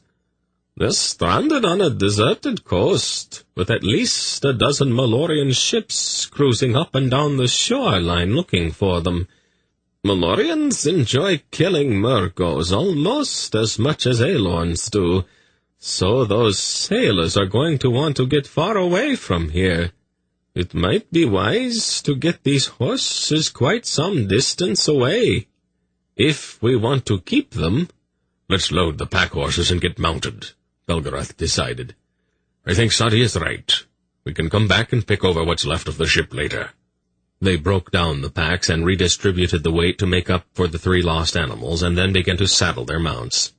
The sailors, led by a tall, heavy-shouldered Murgo with an evil-looking scar under his left eye, came back down the beach. "Where do you think you're taking the horses?" he demanded. "I can't really see where that's any of your business," Tzadi replied. "We're going to make it our business, aren't we, mates?" There was a rumble of agreement from the rain-soaked sailors. "The horses belong to us," Tzadi told him. "We don't care about that. There are enough of us so that we can take anything we want." "Why waste time with talk?" one of the sailors behind the scar-faced man shouted. "Right," the big Murgo agreed. He drew a short, rusty sword from the sheath at his hip, looked back over his shoulder as he raised it aloft, then shouted, "Follow me!" Then he fell writhing and bellowing in pain to the wet sand, clutching at his broken right arm. Toth, without any change of expression, and with an almost negligent sidearm flip, had sent the iron pry-bar he still held in one hand spinning through the air with a whirring flutter that ended with a sharp crack as the sword-wielding Murgo's arm snapped. The sailors drew back, alarmed by their leader's sudden collapse. Then a stubble-cheeked fellow in the front rank lifted a heavy boat-hook. "Wash them," he bellowed. "We want those horses, and we outnumber them." "I think you might want to count again," Polgara said in a cool voice. Even as Geryon stepped forward, drawing his sword out of its sheath, he felt a peculiar shadowy presence to his left.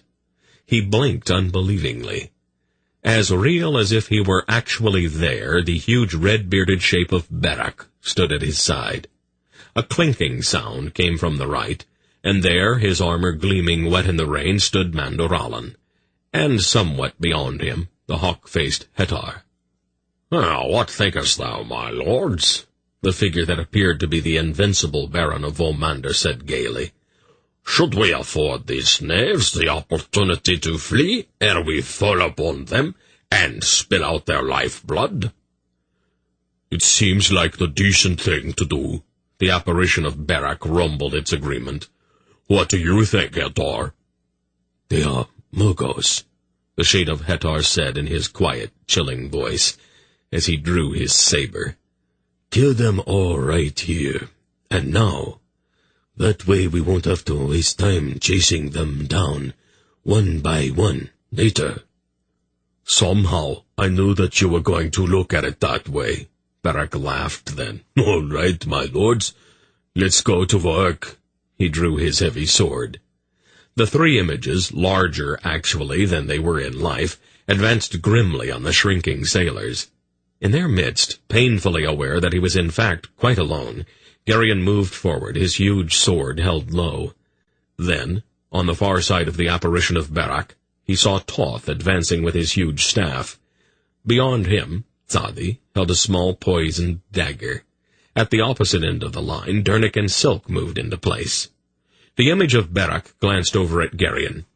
"Now, Geryon," Polgara whispered, her voice coming from those bearded lips. Instantly, he understood. He relaxed the restraints he usually kept on the orb.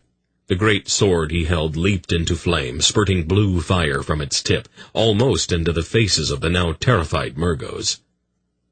"Will all of you who would like to die immediately, and save yourselves the inconvenience and discomfort of being chased down and slowly hacked to pieces, please step forward?" The red-bearded shadow at Geryon's side roared in tones more grandiose than Berak himself could ever have managed. "We can have you in the arms of your one-eyed god in the blinking of an eye." It hung there for a moment. Then the sailors fled. "Oh, gods!" Geryon heard Polgara's ringing voice coming from behind him. "I have wanted to do that for 1,000 years." He turned and saw her, standing with a raging sea and racing black clouds behind her, and the wind tearing at her blue cloak. The rain had plastered her hair to her face and neck, but her glorious eyes were triumphant. "My Paul!" Belgarath exulted, catching her in a rough embrace. "Gods, what a son you would have made!" "I am your daughter, Belgarath," she replied simply. But could any son have done better? No, Paul, He laughed suddenly, crushing her to him and soundly planting a kiss on her rain-wet cheek. not one bit. They stopped, startled and even a little embarrassed that the enormous love they had each tried to conceal for millennia had finally come out into the open on this storm-swept beach, here at the bottom of the world. Almost shyly they looked at each other, and then, unable to hold it in, they began to laugh. Geryon turned away, his eyes suddenly brimming. Urgot was bending over the sailor with the broken arm. "If you wouldn't mind taking some advice from your king, my man, might I remind you that the sea out there is crawling with Malloreons, and Malloreons take a childlike delight in crucifying every Murgo they come across. Don't you think it might be prudent for you and your shipmates to remove yourselves from the vicinity of all of that scrap lumber?" He looked meaningfully at the wreck. The sailor cast a sudden, frightened glance at the storm-tossed channel, and scrambled to his feet. Cradling his broken arm, he scurried back up the beach to rejoin his frightened mates. "He shows a remarkable grasp of the situation, doesn't he?" Urgot said to Silk. "He does seem uncharacteristically alert," Silk agreed. He looked at the rest of them. "Why don't we mount up and get off of this beach?" he suggested.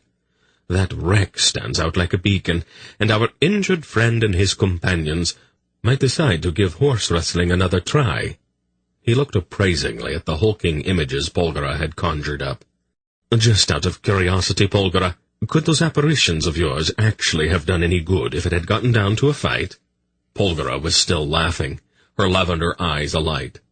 "To be perfectly honest with you, my dear Silk," she replied gaily, "I haven't got the faintest idea." For some reason, her answer sent them all off into helpless gales of laughter. Chapter 20. The slope leading to the top of the headland was covered with rank grass, drooping under the rain that swept in from the south.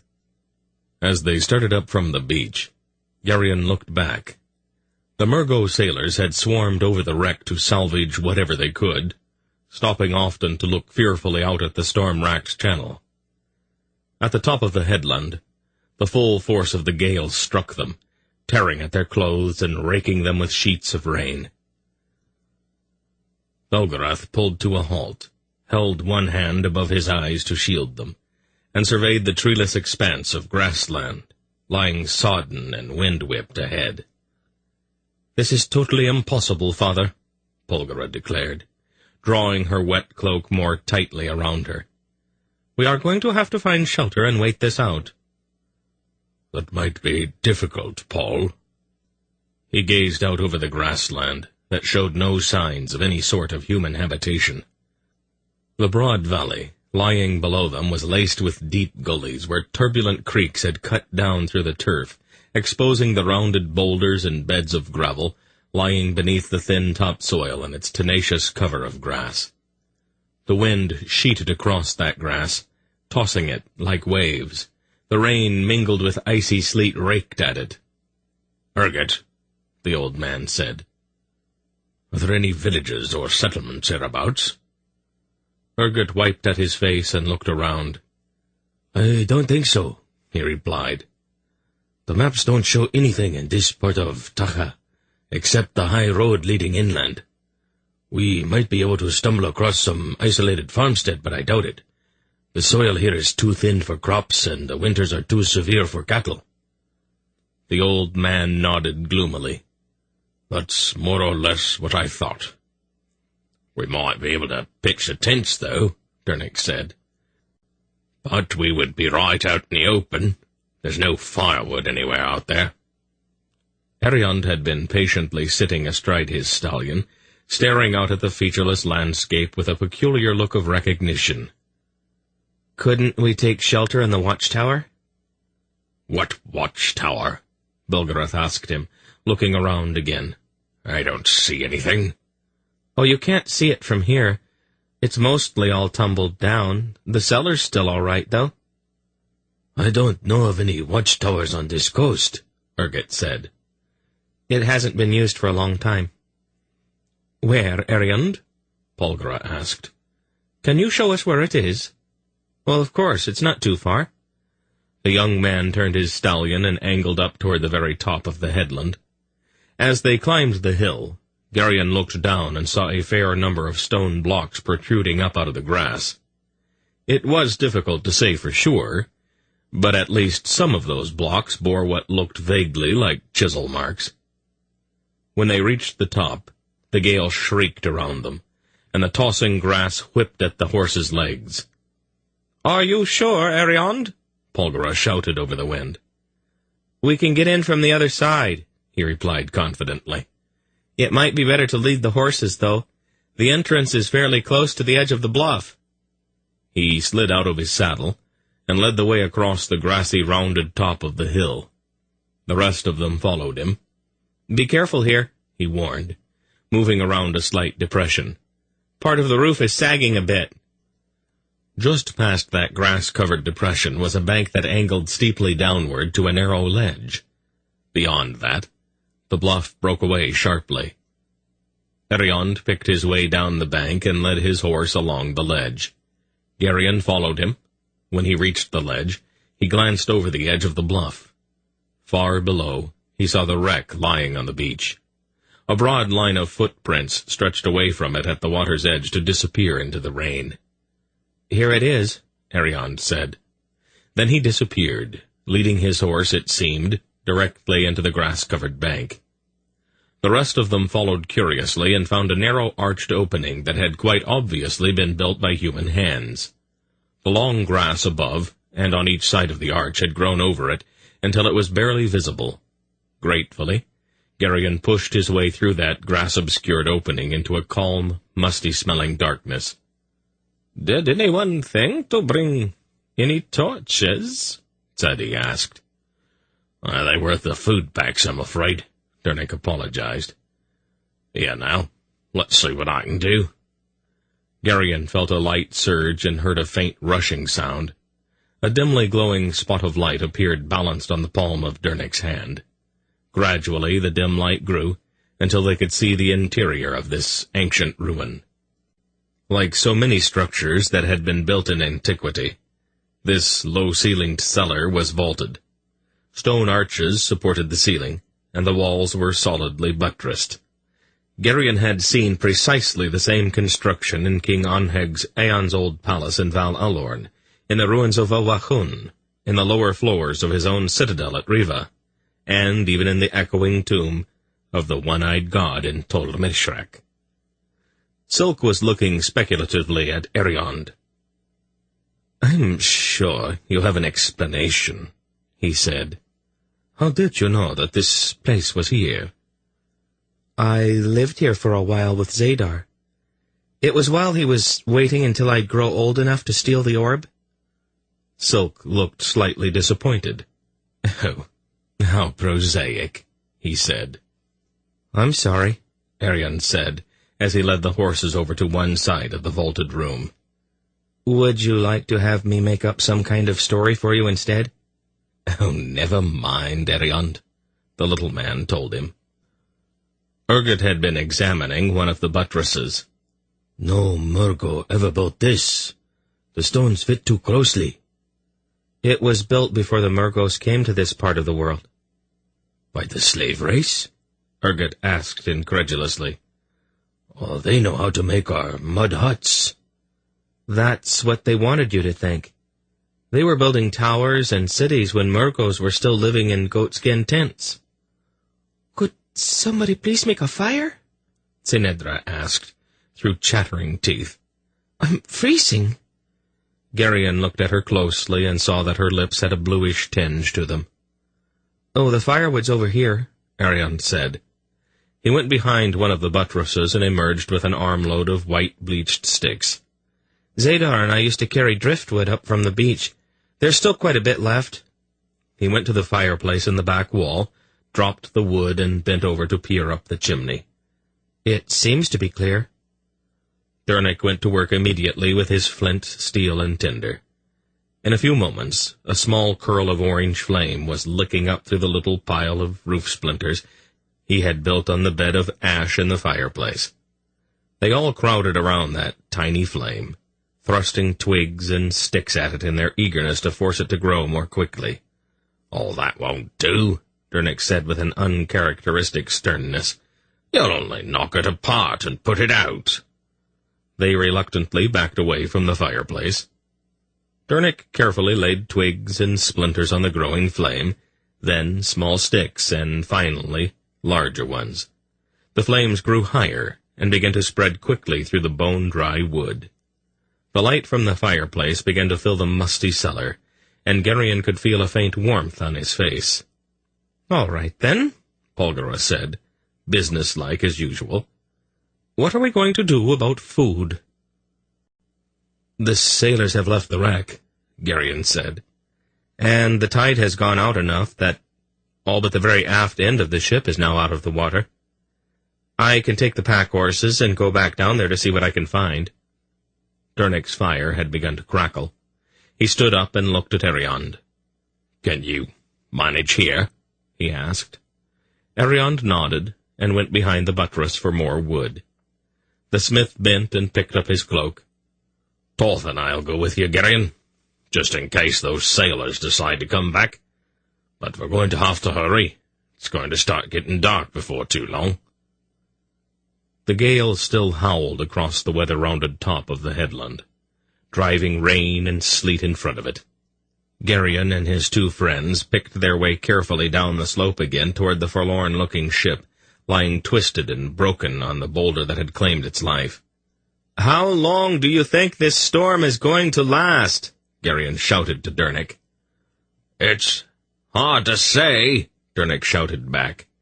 "It could blow over tonight, or it could keep it up for several days." "I was afraid you'd say that." They reached the wreck, dismounted, and entered the hold through the opening they had previously made in the bow. "I don't think we'll find too much down here," Dernick said. "Our own food's all spoiled. I don't think the sailors stored anything perishable in the hold." Geryon nodded. "Can we get Aunt Paul's cooking things? She'll want those, I think." Dernick peered aft at the bilge-soaked bags and bales lying in a tumbled heap in the shattered stern. The surf was sloshing over them through the holes rent in the hull at that end of the ship. "I think so. I'll go take a look."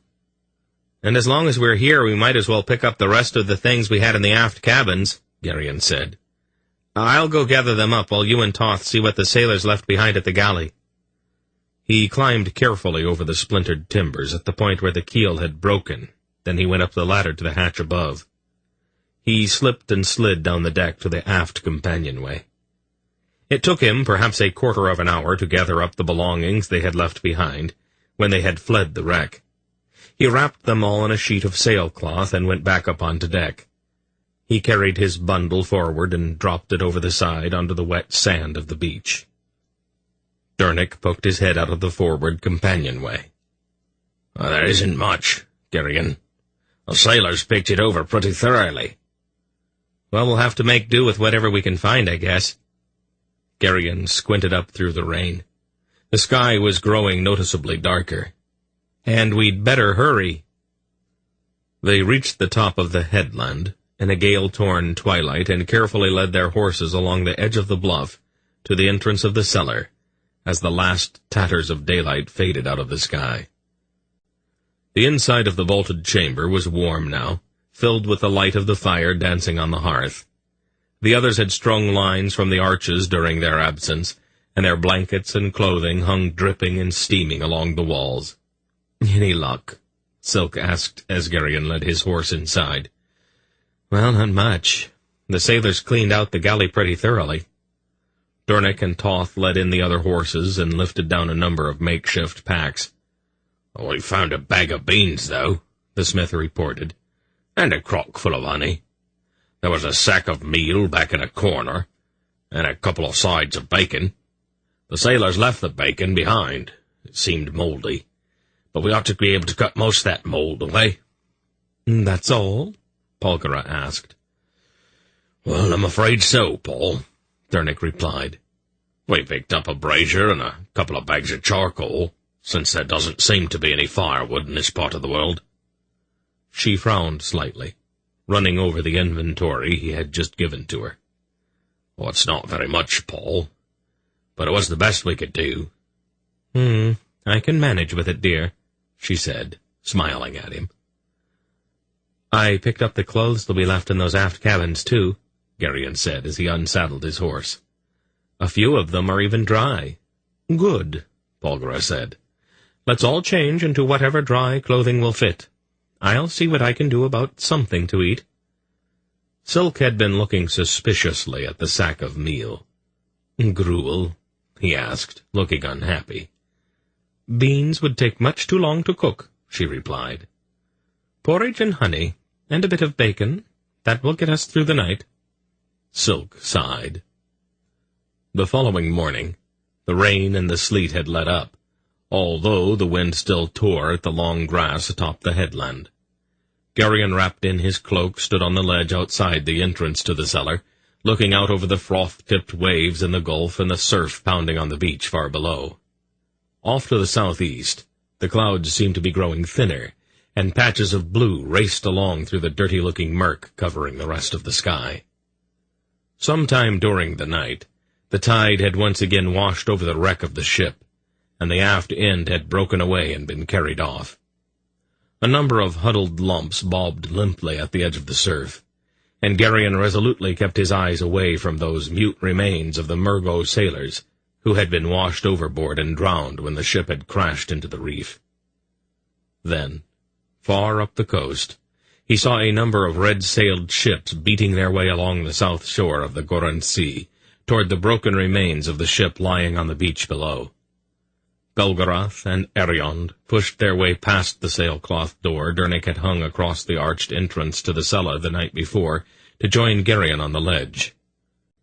"It quit raining, at least," Geryon reported. "And the wind seems to be dropping. There's that problem, though." He pointed at the Malloreon ships coming up the coast. Belgarath grunted. "They're certain to come ashore when they see the wreck. I think it's time for us to leave here." Eriond was looking around with a strange expression on his face. "It hasn't changed much," he noted. He pointed toward a small grassy bench at the far end of the ledge. "I used to play there, when Zadar let me come outside anyway." "Did he talk to you very much while you were staying here?" "Oh, not very often," Eriond shrugged. "He kept pretty much to himself. He had some books with him, and he used to spend most of his time with them." "It must have been a lonely way to grow up," Geryon said. "Oh, it wasn't so bad. I used to spend a lot of my time watching the clouds and the birds. In the springtime, the birds nest in holes in the face of the bluff. If you lean out over the edge, you can see them coming and going. I always used to like watching the fledglings when they first tried out their wings." "Do you have any idea of how far it is to the high road that leads inland?" "It used to take us about a day to get there. Of course, I was small then, and I couldn't walk very fast." Belgarath nodded. He shaded his eyes with one hand and looked at the Malloreon ships laboring up the coast. "I think we had better go tell the others. We won't accomplish too much by trying to hold this place against several shiploads of the Malloreon sailors." It took perhaps an hour to gather up their still wet clothing and their meager food supply, and load the pack-horses. They pushed their way out past the sailcloth door and led their horses to the far side of the headland. Geryon noticed that Eriond looked back once with a faintly regretful expression, then resolutely turned his back on his childhood home, and faced the grassland lying ahead. "I sort of know the way. Those creeks out there are running bank full, though, so we'll have to be careful." He swung lightly up into the saddle. "I'll go on ahead and pick the best route." He leaned forward and stroked his stallion's neck. Then he smiled. "Horse wants to run a bit anyway." He moved off down the hill at a rolling gallop. "That is a very strange boy," Urgut said as he mounted. "Did he really know Zadar?" "Oh, yes," Silk replied. "And also Tuchik." He gave Polgara a sly look. "He's been consorting with strange people all of his life, so his peculiarities aren't really all that hard to understand." The small patches of blue that had touched the southeastern sky when Geryon had first awakened had spread now, and columns of bright morning sunlight streamed down through the misty air, stalking ponderously across the stream-laced grassland below. The wind had abated to little more than a gusty breeze, and they rode on down through the still wet grass at a brisk canter. They followed the trail Eriond and his exuberant horse had left. Tinedra, dressed now in one of Eriond's tunics and a pair of woolen leggings, pulled in beside Geryon. "I like your outfit, my queen." "But my dresses were still wet," she said. She paused, her face growing somber. "It's not working out very well, is it, Geryon? We were counting so much on that ship." "Oh, I don't know. We saved a bit of time. We managed to get around most of the war zone. Once we get past Rakthaka, maybe we'll be able to find another ship. I don't think we actually lost any time." "But we didn't gain any either, did we?" "It's hard to say exactly." She sighed, and rode on beside him in silence. They reached the high road about noon and turned eastward, making good time for the rest of the day.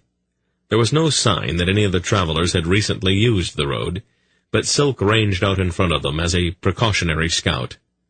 A clump of willows at the side of the road afforded some shelter that night, and provided the poles necessary for erecting their tents. Supper that evening consisted of beans and bacon, a meal which Urgot in particular found less than satisfying. "I would give anything for a chunk of beef right now, even one as badly prepared as the cooks at the Drojum used to offer to me." "Would you prefer a bowl of boiled grass, your majesty?" Prala asked him pertly. "Or perhaps a nice plate of fried willow bark?" He gave her a sour look, then turned to Geryon. "Tell me, do you and your friends plan to remain long in Tol Murgos?" "Not too long. Why?" "Western ladies seem to have a broad streak of independence in their nature, and a regrettable tendency to speak their minds. I find their influence on certain impressionable Murgo ladies to be unwholesome." Then, as if suddenly realizing that he might have gone too far, he threw an apprehensive glance in Polgara's direction. "No offense intended, my lady," he apologized quickly. "Just an old Murgo prejudice." I see," she replied. Bilgareth set aside his plate and looked over at Silk. "You were out in front all day. Did you happen to see any game moving about?" "There were herds of what looked like some sort of large deer moving north," the little man answered. "But they stayed a long way out of bowshot." "What have you got in mind, old man?" Polgara asked. "We need fresh meat, Paul," Bilgareth said, rising to his feet. "Mouldy bacon and boiled beans aren't going to get us very far." He stepped out of the small circle of light and squinted up at the moon-speckled clouds drifting across the stars. "It might be a good night for hunting. What do you think?" A curious smile touched her lips, and she also rose. "Do you think you can still keep up, old wolf?" "Well enough, I suppose," he said blandly. "Come along, Geryon. Let's get a little way from the horses." "Where are they going?" Urgot asked Silk. "Oh, you don't want to know, my brother. You really don't want to know." The moon touched the grass waving in the night breeze with silvery light. The scents of the grassland around them came sharply to Geryon's nostrils, as his tenfold heightened sense of smell tasted the odors of the night. He loped easily at the side of the great silvery wolf, while the snowy owl ghosted through the moonlight above them. It was good again to run tirelessly with the wind ruffling his fur, and his toenails digging into the damp turf, as he and his grandfather wolf ranged out across the moon-silvered grass in the ancient rite of the hunt. They started a herd of deer-like creatures from their matted grass beds, some leagues east of their camp, and pursued them for miles across the rolling hills. Then, as the terrified animals plunged across a rain-swollen creek, an old buck, pushed to exhaustion, missed his footing, tumbled end over end, throwing up a great spray of water, and came to rest against the far bank, his antlers digging into the shore, and his grotesquely twisted head proclaiming that his fall had snapped his neck. Without thinking, Geryon leaped from the bank into the swollen creek, drove himself rapidly across, and caught the dead buck by the foreleg with his powerful jaws. Straining, he dragged the still warm carcass up onto the bank before the rushing creek could sweep it away. Belgarath and Polgara, who had once again resumed their natural forms, came sauntering up the gravel bank as calmly as if they were on an evening stroll. "He's very good, isn't he?" Polgara observed. Not bad," Belgarath admitted. Then he drew his knife from his belt and tested its edge with his thumb. "We will dress this deer out. Why don't you go back and get Darnick and the pack-horse?" "All right, father," she agreed, shimmering in the moonlight and swooping away on silent wings. "You're going to need your hands, Geryon," the old man said pointedly. "Oh," Geryon said, in the manner of the wolves, and rose from his haunches. "Sorry, grandfather. I forgot." He changed back into his own form a little regretfully. There were some queer looks the following morning when Polgara served up steaks instead of porridge, but no one chose to say anything about the sudden change of diet. They rode on for the next 2 days, with the last rack and tatter of the dying storm flowing overhead. About noon, they crested a long hill and saw before them the broad blue expanse of a great body of water. "Lake Tacha," Urget said. "Once we circle that, we're only 2 days from Rath Tacha itself." "Sorry," Belgarath said. "Have you got your map?" "Right here, ancient one," the eunuch replied, reaching inside his robe. "Let's have a look at it." The old sorcerer swung down from his horse, took the parchment map from Tzadi, and opened it. The wind coming off of the lake rattled and fluttered the paper, threatening to tear it from his grasp. "Oh, stop that," he snapped irritably. Then he stared at the map for several long moments. "I think we're going to have to get off of this road. The storm and the wreck have delayed us. We cannot be absolutely certain how far the Malloreons have marched since we left Rakurga. I don't want an army catching us with the lake at our backs. The Malloreons don't have any reason to be on the south side of the lake, so we will go that way instead." He pointed at a large area on the map, covered with a representation of trees. "We will find out what the situation is in Rakhtaka, and, if we need to, we will be able to get into the great southern forest." "Belgarath," Darnick said urgently, pointing toward the north. "What's that?" A low smudge of black smoke was streaming low to the horizon in the stiff breeze. "Grass fire, perhaps?" Tzadi suggested. Belgarath began to swear. "No, it's not the right color." He pulled the map open again. "There are some villages up there. I think it must be one of them." "Malloreons," Urget gasped. "How could they have gotten this far west?" Silk asked. "Wait a minute," Geryon said, as a sudden thought came to him. He looked at Urget. "Who wins when you fight the Malloreons in the mountains?" "We do, of course. We know how to use the mountains to our advantage." "But when you fight them on the plains, who wins?" "They do. They've got more people." "Then your armies are safe only as long as they stay in the mountains." "I already said that, Bulgarian." "If I were the one who was fighting you then, I would try to figure out a way to lure you down onto the plains. If I moved around, making threatening noises at Rakhtaka, you would almost have to respond, wouldn't you? You would send all of your troops out of Urga and Morth to defend the city. But if instead of attacking the city I moved my forces north and west, I could intercept and ambush you out in the open on flat ground. I could pick my battlefields and destroy both your armies in a single day." Urget's face had grown very pale. "That's what those Malloreon ships were doing. In the Goran Sea, he exclaimed. They were there to spy out the movements of my troops coming from Rakurga. Zakath is setting traps for me.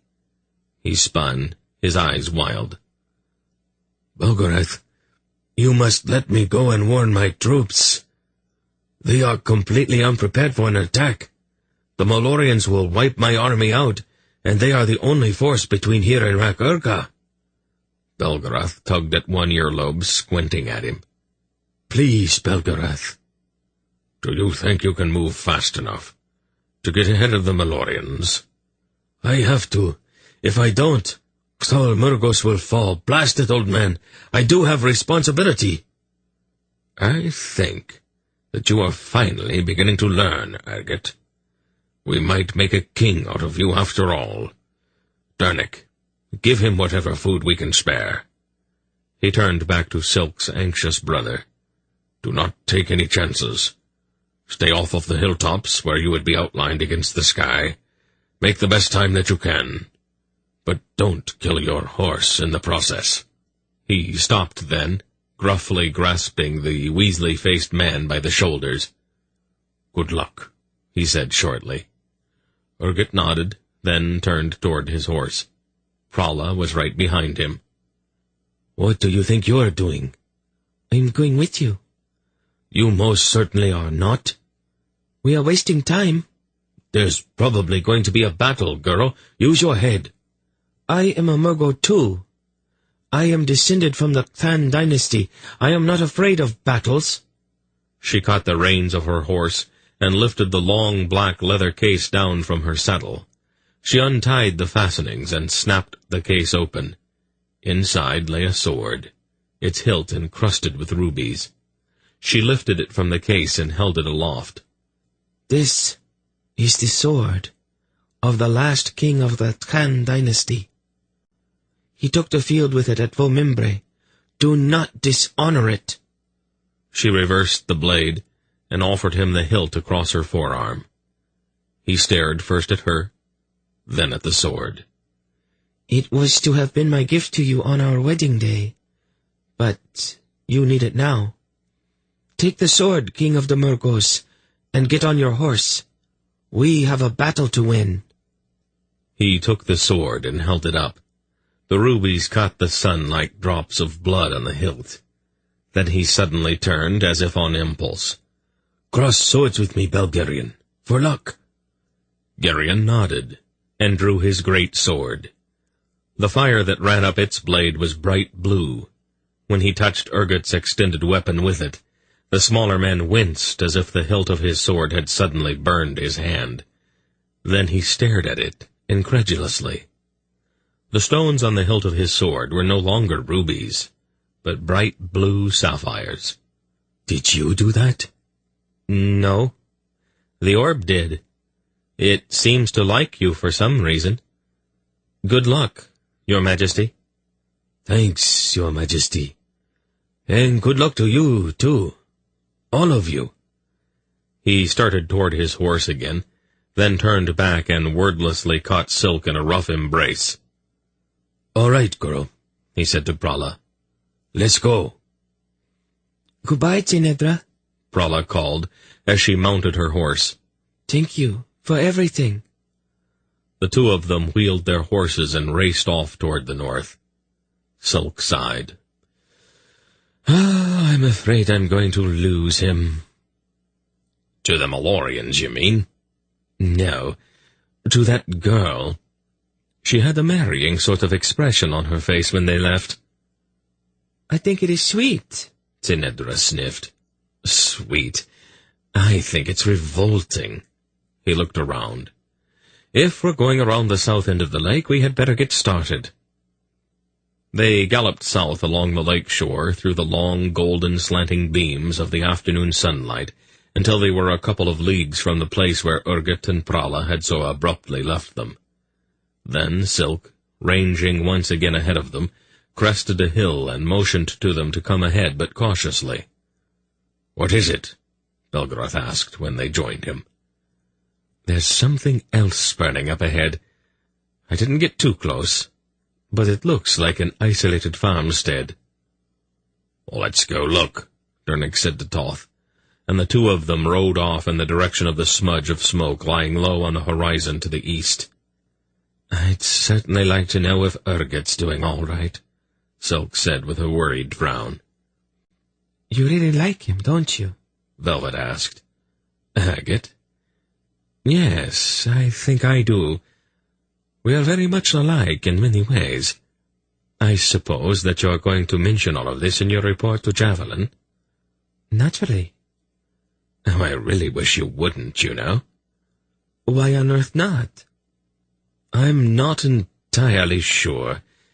It's just that for some reason, I don't think I want Drasnian intelligence using my relationship to the king of Tol Murgos for its own advantage. I think I want to keep it private." A silver twilight was settling over the lake when Dernick and Toth returned with grim faces. "It was a Murgo farmstead," Dernick reported. "Some Malloreons had been there. I don't think they were regular troops. Probably deserters of some kind. They looted and they burned. Regular troops don't usually do that, if they've got officers around to control them. Now, the house is gone, but the barn is still partially intact." "Is there enough of it left to shelter us for the night?" Dernick looked dubious, then shrugged. "The roof's still mostly there." "Is something wrong?" Belgarath asked him. Dernick made a small gesture and then walked away until he was out of earshot of the rest. Geryon and Belgarath followed him. "What's the matter, Dernick?" "Well, the barn's good enough to give us shelter, all right. But I think I ought to let you know that those Malloreon deserters impaled everybody on the farmstead. I don't think you want the ladies to see that. It's not very pleasant. Is there some place where you can get the bodies under cover?" "Well, I'll see what I can do. Why do people do that sort of thing?" "Ignorance, usually. An ignorant man falls back on brutality, out of a lack of imagination. Go with them, Geryon. They might need some help. Wave a torch to let us know when you have gotten it finished." The fact that it was nearly dark helped a little. Geryon was unable to see the faces of the people on the stakes. There was a sod-roofed cellar at the back of the still smoldering house, and they put the bodies there. Then Geryon took up a torch and walked some distance from the house to signal to Belgarath. The barn was dry, and the fire that Dernick built in a carefully cleared area on the stone floor soon warmed it. "This is actually pleasant," Tinedra declared, with a smile as she looked around at the dancing shadows on the walls and rafters. She sat on a pile of fragrant hay and bounced tentatively a few times. "And this will make wonderful beds. I hope we can find a place like this every night." Geryon walked over to the door and looked out, not trusting himself to answer her. He had grown up on a farm, and not really one that was much different from this. The thought of a band of marauding soldiers swooping down on Faldor's farm, burning and killing, filled him with a vast outrage. A sudden image arose in his mind. The shadowy faces of the dead Murgos hanging on those stakes might very well have been the faces of his childhood friends, and that thought shook him to the very core of his being. The dead here had been Murgos, but they had also been farmers, and he felt a sudden kinship with them. The savagery that had befallen them began to take on the aspect of a personal affront, and dark thoughts began to fill his mind. Chapter 21. By morning it was raining again, a drizzly sort of rain that made the surrounding countryside hazy and indistinct. They rode out from the ruins of the farmstead, dressed again in their slavers' robes, and turned northward along the eastern shore of the lake. Geryon rode in silence, his thoughts as somber as the leaden waters of the lake lying to the left. The rage he had felt the previous evening had settled into an icy resolve. Justice, he had been told, was an abstraction, but he was determined that, should the Malloreon deserters responsible for the atrocity at the farm ever cross his path, he would turn the abstract into an immediate reality. He knew that Belgarath and Polgara did not approve of that sort of thing, so he kept his peace and contemplated the idea of vengeance, if not justice.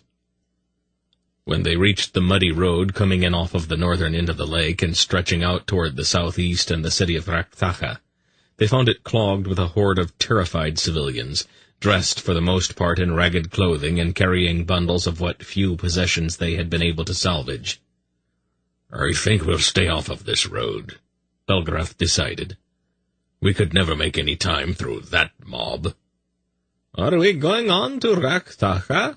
Sadi asked him. Belgarath looked at the crowd streaming along the road. "I don't think you could find a raft in Raktacha right now, much less a ship. Let's go on into the forest and work our way south through the trees. I don't much like staying out in this open hostile territory, and the fishing villages are better places to hire boats than the piers of a major city." "Why don't you and the others ride on?" Silk suggested.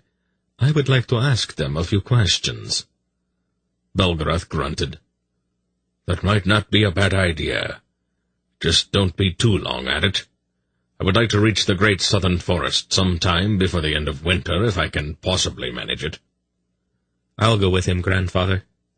I need to get my mind off of some things I've seen lately, anyway." The two of them rode through the knee-high grass toward the broad stream of frightened refugees fleeing southward. "Geryon," Silk said, reining in his horse. "Isn't that a Sindar? The one pushing the wheelbarrow?" Geryon shielded his eyes from the rain and peered at the sturdy fellow that Silk had pointed out. "He sort of looks like a Sindar. But what would a Sindar be doing down here in Tol Murgos? Why don't we go ask him? Sindars love to gossip, so he can probably give us some idea of what's been happening." The little man walked his horse over until he was riding beside the stout man with the wheelbarrow. "Good morning, friend," he said pleasantly. "You're a long way from home, aren't you?" The stout man set down his barrow and eyed Silk's green niacin robe apprehensively. "Well, I'm not a slave," he declared. "So don't be getting any ideas." "Oh, this," Silk laughed, plucking at the front of the robe. "Oh, don't worry, friend. We're not niacins. We just found these on some bodies back there a ways. We thought they might be a help if we happened to run into somebody official. What in the world are you doing in Tol Murgos?" "Running," the Sindar said ruefully. "Just like the rest of this rabble. Didn't you hear about what's been happening?" "No, we've been out of touch." The stout man lifted the handles of his barrow again and trudged along the grassy shoulder of the road. "There's a whole Malloreon army marching west out of Gorat. They've burned the town I lived in and killed half the people. They didn't even bother with Raktacha, so that's where we're all going. I'm going to see if I can find a sea captain who's going in the general direction of Sindaria. For some reason, I'm suddenly homesick." "You've been living in a Murgo town?" The fellow made a face. "It wasn't altogether by choice. I had some trouble with the law in Tol Nedra when I was there on business 10 years ago. I took passage on board a merchantman to get out of the country. That captain was a scoundrel. When my money ran out, he sailed off and left me on the wharf at Raktacha. I drifted on up to a town on the north side of the lake. They let me stay because I was willing to do things that are beneath Murgo's dignity. But they were too important to trust a slave to do. Sort of degrading, but it was a living. Anyway, a couple of days ago the Malloreons marched through. When they left, there wasn't a single building standing." "And how did you escape?" "I hid under a haystack till dark. That's when I joined this mob." He glanced over at the crowd of refugees slogging through the ankle-deep mud in the road. "Isn't that pathetic? They don't even have enough sense to spread out and walk on the grass. You certainly wouldn't see soldiers doing that, let me tell you." "Oh, you've had some military experience, then?" "I most certainly have," the stout man replied proudly. "I was a sergeant in Princess Tenedra's army. I was at Tolmardu with her." "Oh, I missed that one," Silk told him with aplomb. "I was busy someplace else. Are there any Malloreons between here and the great southern forest?" Who knows? I don't go looking for Malloreons. But you don't really want to go into the forest, though. All of this killing has stirred up them raveners." "Raveners? And what's that?" "Ghouls. They feed on dead bodies most of the time. But I've heard some ugly stories lately. Very ugly. I'd make a special point of staying out of that forest, my friend." "We might have to keep that in mind. Thanks for the information. Good luck when you get to Raktaka. And I hope you make it back to Kamar." "Right now I'd settle for Tol Honath. Tolnedran jails aren't really all that bad." Silk grinned at him quickly, turned his horse, and led Geryon away from the road at a gallop to rejoin the others. That afternoon, they forded the river Thaka, some leagues upstream from the coast. The drizzle slackened as evening approached, though the sky remained cloudy.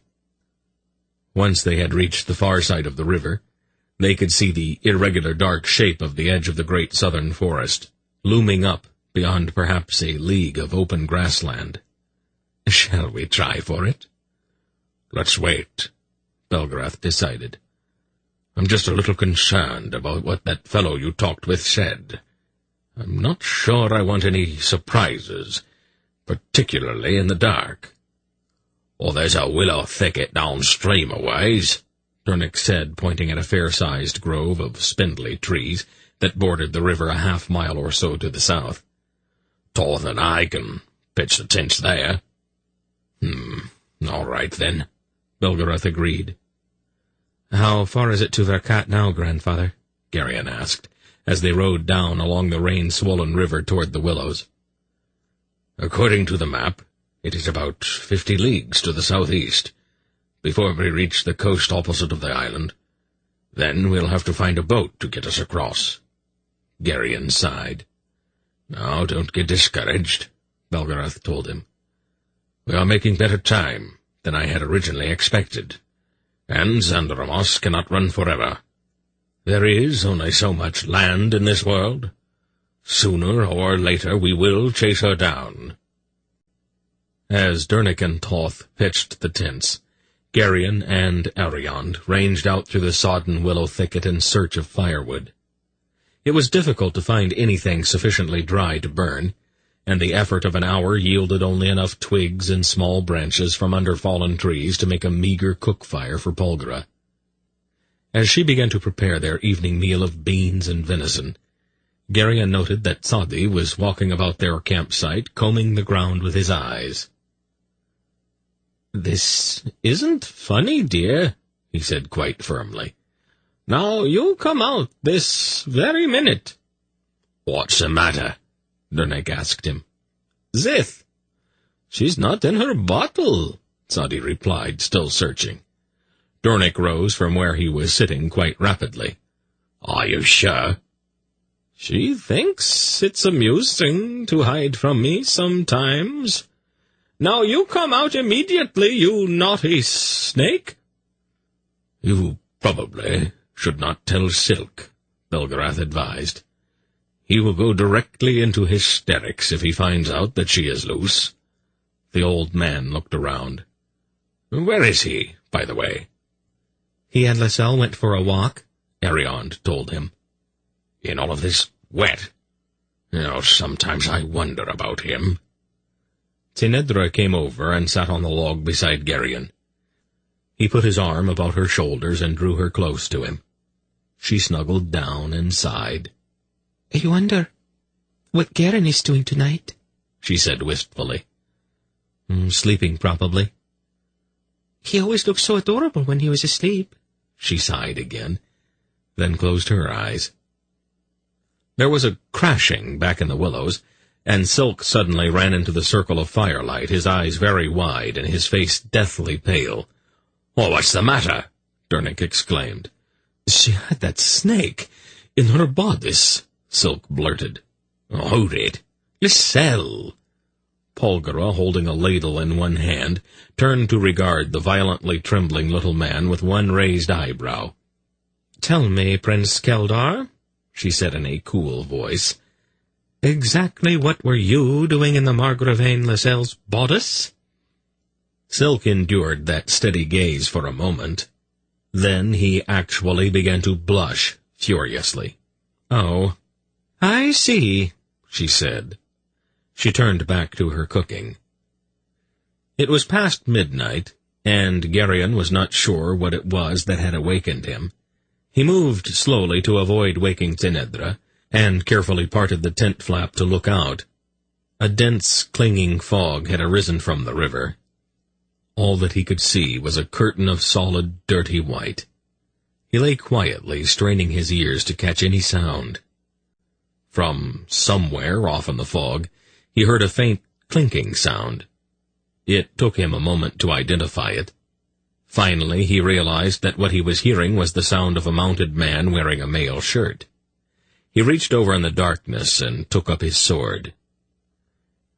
"I still think you ought to tell us what you found in that house before you set it on fire," he heard someone say in a gruff Malloreon-accented voice. The speaker was not close, but sounds at night traveled far, so Geryon could clearly understand what was being said. "It wasn't much, Corporal," another Malloreon voice replied evasively. "A bit of this, a bit of that." "I think you ought to share those things with the rest of us. We are all in this together, after all." "Isn't it odd that you didn't think of that until after I managed to pick up a few things? If you want to share in the loot, then you should pay attention to the houses, and not spend all of your time impaling the prisoners." "We're at war," a corporal declared piously. "It's our duty to kill the enemy." "Duty?" the second Malloreon snorted derisively. "We are deserters, Corporal. Our only duty is to ourselves. If you want to spend your time butchering Murgo farmers, that's up to you, but I am saving up for my retirement." Geryon carefully rolled out from under the tent flap. He felt a peculiar calm, almost as if his emotions had somehow been set aside. He rose and moved silently to where the packs were piled, and burrowed his hand into them, one by one, until his fingers touched steel. Then, carefully, so that it made no sound, he drew out his heavy mail shirt. He pulled it on and shrugged his shoulders a couple of times to settle it into place. Toth was standing guard near the horses, his huge bulk looming in the fog. "There's something I have to take care of," Geryon whispered softly to the mute giant. Toth looked at him gravely, then nodded. He turned, untied a horse from the picket line, and handed him the reins. Then he put one huge hand on Geryon's shoulder, squeezed once in silent approval, and stepped back. Geryon did not want to give the Malloreon deserters time to lose themselves in the fog, so he pulled himself up onto the unsaddled horse and moved out of the willow thicket at a silent walk. The fading voices that had come out of the fog had seemed to be moving in the direction of the forest, and Geryon rode quietly after them, probing the foggy darkness ahead with his ears and with his mind. After he had ridden for perhaps a mile, he heard a raucous laugh coming from somewhere ahead, and slightly to the left. You hear the way they squealed when we impaled them?" A coarse voice came out of the clinging mist. "That does it," Geryon grated, between clenched teeth as he drew his sword. He directed his horse toward the sound, then nudged his heels at the animal's flanks. The horse moved faster, his hooves making no sound on the damp earth. "Let's have some light," one of the deserters said. "Do you think it's safe? There are patrols out looking for deserters." "It's after midnight.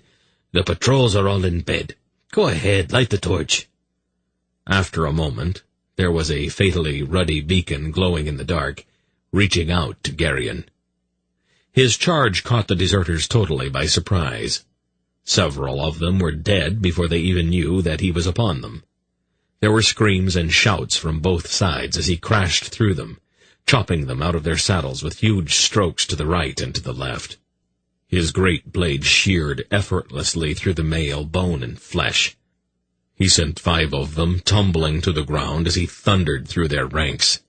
Then he whirled on the 3 who still remained. After one startled look, one of them fled, another dragged his sword from its sheath, and the third, who held the torch, sat frozen in astonished terror.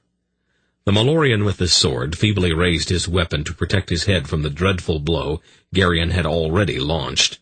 The great overhand sweep, however, shattered the doomed man's sword blade, and sheared down through his helmet halfway to his waist. Roughly, Geryon kicked the twitching body off of his sword, and turned on the torchbearer. "Please," the terrified man cried, trying to back his horse away. "Have mercy." For some reason, that plaintive cry infuriated Geryon all the more. He clenched his teeth together. With a single broad swipe, he sent the murderer's head spinning off into the foggy darkness. He pulled his horse up sharply, cocked his head for a moment to pick up the sound of the last Malloreon's galloping flight, and set out in pursuit. It took him only a few minutes to catch up with the fleeing deserter. At first he had only the sound to follow, but then he was able to make out the dim, shadowy form racing ahead of him in the fog. He veered slightly to the right, plunged on past the desperate man, then pulled his horse directly into the shadowy deserter's path. "Who are you?" The unshaven Malloreon squealed as he hauled his mount to a sudden and rearing stop. "Why are you doing this?" "I am justice." Geryon grated at him, and quite deliberately ran the man through. The deserter stared in horrified amazement at the huge sword protruding from his chest. With a gurgling sigh, he toppled to one side, sliding limply off of the blade. Still without any real sense of emotion, Geryon dismounted and wiped the blade of his sword on the dead man's tunic. Almost as an afterthought, he caught the reins of the fellow's horse, remounted, and turned back toward the place where he had killed the others. Carefully, one by one, he checked each fallen body for signs of life, then rounded up 3 more horses and rode back to the camp concealed in the willows. Silk stood beside the huge Toth near the picket line. "Where have you been?" he demanded in a hoarse whisper as Geryon dismounted. "We needed some more horses," Geryon replied, handing the reins of the captured mounts to Toth. "Malloreon ones, judging from the saddles," Silk noted. "How did you find them?" Their riders were talking as they went by. They seemed to be quite amused by a visit they had paid to a Murgo farmstead a few days ago. "And you didn't even invite me to go along?" Silk accused. "Sorry, but I had to hurry. I didn't want to lose them in the fog." "4 of them?" Silk asked, counting horses. "I couldn't find the other 4 mounts," Geryon shrugged. "These ought to be enough to make up for the ones we lost during the shipwreck, though." 8? Silk looked a bit startled at that. "I came on them by surprise. It wasn't much of a fight. Why don't we get some sleep?" Geryon, it might not be a bad idea for you to wash up before you go back to bed. Zenedra's nerves are a little delicate. She might be upset if she woke up and saw you covered with blood in the way you are." The fog was even thicker the following morning. It was a heavy fog, chill and clinging, lying densely along the riverbank and bedewing the tangled limbs of the willow thicket at their backs with strings of pearl-like droplets. "Well, it hides us at least," Geryon observed, still feeling that peculiar remoteness. "It also hides anybody else who might be out there," Sadi told him. "Or any thing. That forest up ahead has a bad reputation." "Just how big is it?" "It's probably the largest forest in the world," Sadi replied, lifting a pack up onto a horse's back. "It goes on for hundreds of leagues." He looked curiously down the picket line. "Is it my imagination, or do we have more horses this morning?" "I happened across a few last night." After breakfast, they packed up Polgaro's cooking utensils, mounted, then started out across the intervening grasslands toward the forest lying hidden in the fog. As Geryon rode, he heard Silk and Dernick talking right behind him. "Just what were you doing last night?" Dernick asked directly. "When you found Zith in Lissel's bodice, I mean." "She's going to make a report to Javelin when this is all over. There are some things I would rather he didn't know. If I can get on friendly terms with her, maybe I can persuade her to overlook those things in her report." "That's really rather contemptible, you know. She's just a girl." "Oh, believe me, Dernick, Lisselle can take care of herself. The two of us are playing a game. I'll admit that I hadn't counted on Zith, though." "Why do Drasnians always have to play games?" "Oh, of course. It helps to pass the time. Winters are very long and tedious in Drasnia. The games we play sharpen our wits and make us better at what we do when we aren't playing." The little man raised his voice slightly. "Geryon?" "Yes?" "Are we avoiding the place where you, found those horses last night? We would not want to upset the ladies so soon after breakfast." "It's over that way." Geryon gestured off to the left. "What's this?" "The extra animals came from a group of Malloreon deserters who used to creep up on isolated Murgo farmlands. Geryon saw to it that they won't be needing the horses any more." "How?" Dernick said. He thought about it for a moment. "Good," he said finally. The dark trees loomed out of the fog as the company approached the edge of the forest. The leaves had turned brown and clung sparsely to the branches, for winter was not too far off. As they rode in under the twisted branches, Geryon looked around, trying to identify the trees. But they were of kinds that he did not recognize. They were gnarled into fantastic shapes, and their limbs seemed almost to writhe up and out from their massy trunks, reaching toward the sunless sky. Their gnarled stems were dotted with dark knots, deeply indented in the coarse bark, and the knots seemed somehow to give each tree a grotesque semblance of a distorted human face, with wide, staring eyes, and a gaping mouth, twisted into an expression of unspeakable horror. The forest floor was deep with fallen leaves, blackened and sodden, and the fog hung gray beneath the branches spreading above. Cinedra drew her cloak more tightly about her and shuddered. "Do we have to go through this forest?" "I thought you liked the trees." "Not these." She looked about fearfully. "There is something very cruel about them. They hate each other." "Hate? Trees?" "They struggle and push each other, trying to reach the sunlight. I don't like this place, Geryon." "Try not to think about it." They pushed deeper and deeper into the gloomy woods, riding in silence for the most part, their spirits sunk low by the pervasive gloom and by the cold antagonism seeping from the strange, twisted trees.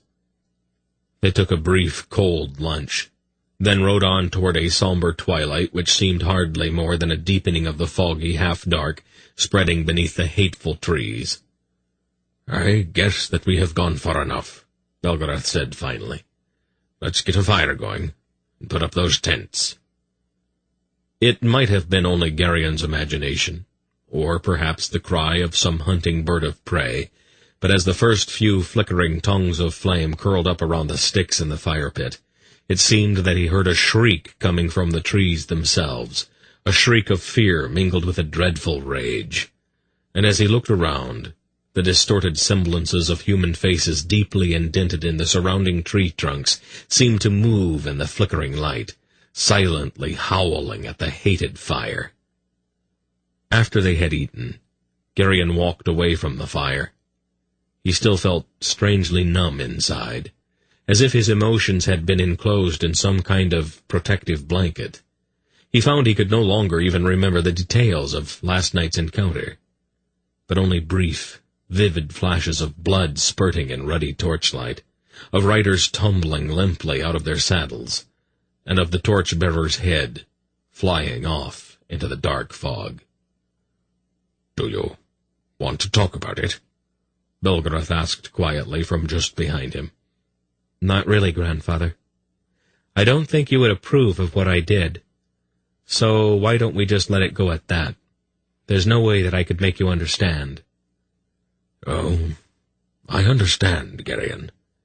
I just don't think that you accomplished anything, that's all. You killed, how many was it? 8. That many? All right, 8 Malloreons. What did you prove by it? I wasn't really out to prove anything, grandfather. I just wanted to make sure that they never did it again. I can't even be absolutely certain that they were the men who killed those Murgo farmers. They did kill some people someplace, though, and people who do that sort of thing need to be stopped. Well, you did that all right. Does it make you feel any better? No, I suppose not. I wasn't even angry when I killed them. It was just something that had to be done, so I did it. Now it's over, and I'd just as soon forget about it. Belgarath gave him a long, steady look. All right. As long as you keep that firmly in mind, I guess you haven't done yourself any permanent injury. Come, let's go back to the fire. It is chilly out here in these woods. Geryon slept badly that night, and Senedra huddled almost fearfully in his arms, stirring restlessly and often whimpering in her sleep. The next morning, Belgarath rose and looked about with a dark scowl. "Oh, this is absurd," he burst out quite suddenly. "Where is the sun?" "Behind the clouds and fog, father," Belgarath replied, as she calmly brushed her long dark hair. "I know that, Paul, but I need to see it, even if only briefly, to get our direction. We could wind up wandering around in circles." Toth, who had been building up the fire, looked over at the old man, his face impassive as always.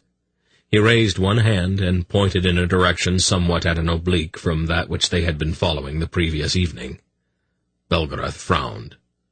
"Are you absolutely sure?" Toth nodded.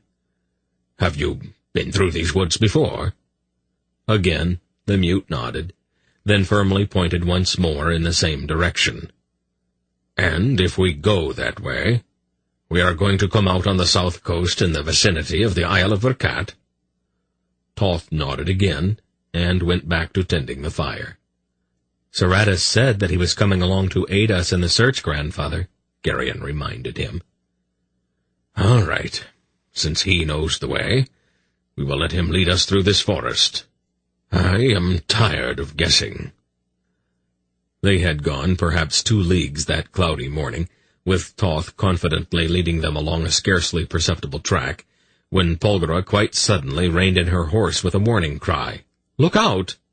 An arrow sizzled through the foggy air directly at Toth, but the huge man swept it aside with his staff. Then a gang of rough-looking men, some Murgos, some of indeterminate race, came rushing out of the woods, brandishing a variety of weapons. Without a moment's hesitation, Silk rolled out of his saddle, his hands diving under his slaver's robe for his daggers. As the bawling ruffians charged forward, he leaped to meet them, his heavy daggers extended in front of him like a pair of spears. Even as Geryon jumped to the ground, he saw Toth already advancing, his huge staff whirling as he bore down on the attackers, and Dernick, holding his axe in both hands, circling to the other side. Geryon swept Iron-Grip's sword from its scabbard and ran forward, swinging the flaming blade in great arcs. One of the ruffians launched himself into the air, twisting as he did so in a clumsy imitation of a maneuver Geryon had seen Silk perform so many times in the past. This time, however, the technique failed. Instead of driving his heels into Geryon's face or chest, the agile fellow encountered the point of the burning sword, and his momentum quite smoothly skewered him on the blade. Silk ripped open an attacker with one of his daggers, spun, and drove his other knife directly into the forehead of another. Toth and Dernick, moving in from opposite sides, drove several of the assailants into a tight knot and methodically began to brain them one after another as they struggled to disentangle themselves from each other. "Geryon!" Tsenedra cried, and he whirled to see a burly, unshaven man pulling the struggling little queen from her saddle with one hand, even as he raised the knife he held in the other. Then he dropped the knife, and both of his hands flew up to grasp the slim, silken cord that had suddenly been looped about his neck from the rear. Calmly, the golden-haired Velvet, her knee pushed firmly against the wildly threshing man's back, pulled her cord tighter and tighter. Tsenedra watched in horror as her would-be killer was efficiently strangled before her eyes. Geryon grimly turned and began to chop his way through the now disconcerted attackers. The air around him was suddenly filled with shrieks, groans, and chunks of clothing and flesh. The ragged-looking men he faced flinched back as his huge sword laid a broad windrow of quivering dead in his wake. Then they broke and ran. "Cowards!" a black-robed man screamed after the fleeing villains. He held a bow in his hand, and he raised it, pointing his arrow directly at Geryon. Then he suddenly doubled over sharply, driving his arrow into the ground before him as one of Silk's daggers, flickering end over end, sunk solidly into his stomach. "Is anybody hurt?" Geryon demanded, spinning around quickly, his dripping sword still in his hand. "They are," Silk laughed gaily, looking around with some satisfaction at the carnage in the forest clearing. "Please stop!" Tsenedra cried to Velvet in an anguished voice. "What?" the blonde girl asked absently, still kneeling back against the silken cord drawn tightly about the neck of the now limp man she had just strangled. "Oh, I am sorry, Tsenedra," she apologized. "My attention wandered a bit, I guess." She released the cord, and the black-faced dead man toppled to the ground at her feet. "Oh, nice job," Silk congratulated her. Very routine," she shrugged, carefully coiling up her garrote. "You seem to be taking it quite calmly." "There's no particular reason to get excited, Keldar. It is part of what we are trained to do, after all." He looked as if he were about to reply, but her matter-of-fact tone obviously baffled him. "Yes?" she asked. Nothing." Chapter 22. "Stop that!" Dernick said in disgust to Tzadi, who was moving about the clearing, casually sticking his small poisoned dagger into each of the bodies littering the ground. "Just making sure, good man," Tzadi replied coolly. "It is not prudent to leave an enemy behind you who might be feigning death." He moved over to the black-robed man, whom Silk had felled. "What's this?" he said with some surprise. "This one's still alive." He reached down to push the dying man's hood aside and look at his face, then pulled back his hand with a sharp intake of breath. "You had better have a look at this one, Belgarath." Belgarath crossed the clearing to the eunuch's side. "Doesn't that purple lining on the inside of his hood mean that he's a Grolem?" Belgarath nodded bleakly. He bent and lightly touched the hilt of Silk's dagger that still protruded from the robed man's stomach. "He doesn't have much time left. Can you get him conscious enough to answer a few questions?" "I can try." Tzadi went to his horse and took a vial of yellow liquid from his red case. "Could you get me a cup of water, goodman?" he asked Dernick. The smith's face was disapproving, but he fetched a tin cup from one of the packs and filled it from one of their water bags. Tzadi carefully measured a few drops of the yellow liquid into the cup, swirled it around a few times. He knelt beside the dying man and almost tenderly lifted his head. "Here," he said gently. "Drink this. It might make you feel better." He supported the Grolem's head on his arm and held the cup to his lips. Weakly the stricken man drank, then lay back. After a moment a serene smile came to his ashen face. "There. Isn't that better?" "Much better," the dying man croaked. "That was quite a skirmish, wasn't it?"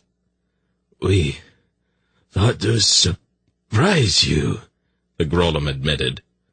But we were the ones who got the surprise. Your master, what was his name again? I'm terrible with names. Morgat, the Grolem supplied with a bemused look on his face. Hierarch of Rachtan. Oh, yes, now I remember.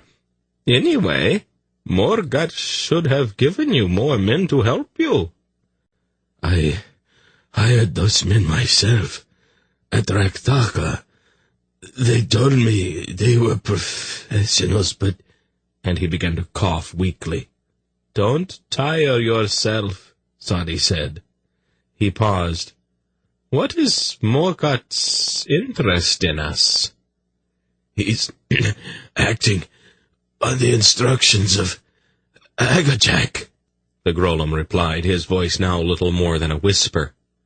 Agajak is not one to take chances.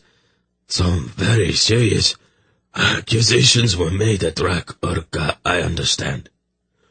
Agajak has ordered that every Golem priest of the Purple should seek you out. Sadi sighed. It's more or less what I had expected, he said mournfully. People always seem to distrust me. Tell me, how did you ever manage to find us? It was Dragyaska, the Grolem replied, his breathing growing even more labored.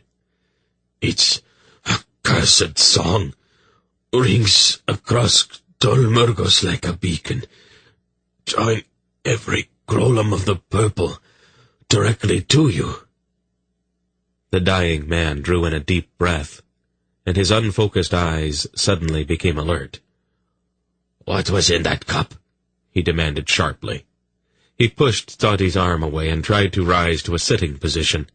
A great gush of blood spurted from his mouth. His eyes went blank. He shuddered once, with a long, gurgling groan.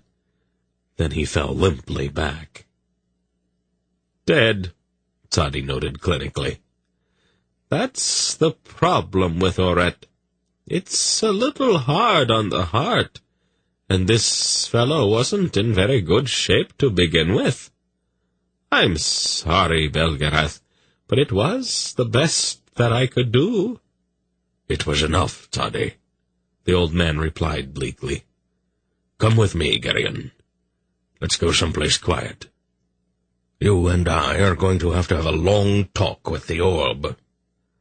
Do you suppose you could hold off on that, Belgarath? Sadi asked, looking around nervously. I think we want to get as far away from here as we can, almost immediately.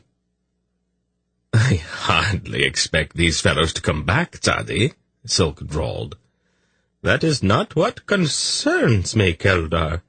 It's not prudent to remain in the vicinity of so many dead bodies in this forest, and we have lingered much too long already. Would you like to explain that? Geryon asked. Do you remember the warning the Sindar on the road gave to you and Keldar? About something he called the Raveners, you mean? Yes. How much did he tell you? He said that they were ghouls, creatures that feed on the dead. But that's just a ghost story, isn't it? I am afraid not. I have heard this story from people who have actually seen them. We definitely want to get away from here. Most of the people who live in this forest or near it do not bury their dead. They burn them instead. I've never cared much for that idea, Dernick spoke up. It has nothing to do with respect, Goodman, or the lack of it. It is done to protect the living. All right, Silk said. What are these ghouls supposed to look like? There are a lot of animals around that try to dig up dead bodies. The Raveners are not animals, Keldar. They are men, or at least, that's what they look like. Naturally, they are quite torpid and only come out at night. But during a war, or a pestilence, when there are a large number of bodies unburied, they go into a kind of frenzy. The smell of death attracts them and makes them wild. They will attack anything when they are like that. Father, Bulgara said, is this true? It is possible. I've heard some unpleasant things about these woods myself. I don't usually pursue ghost stories, so I did not bother to investigate it. Every country has its stories of ogres and monsters, Silk said skeptically. Only children are frightened by them. I will strike a bargain with you, Keldar, Tzadi said.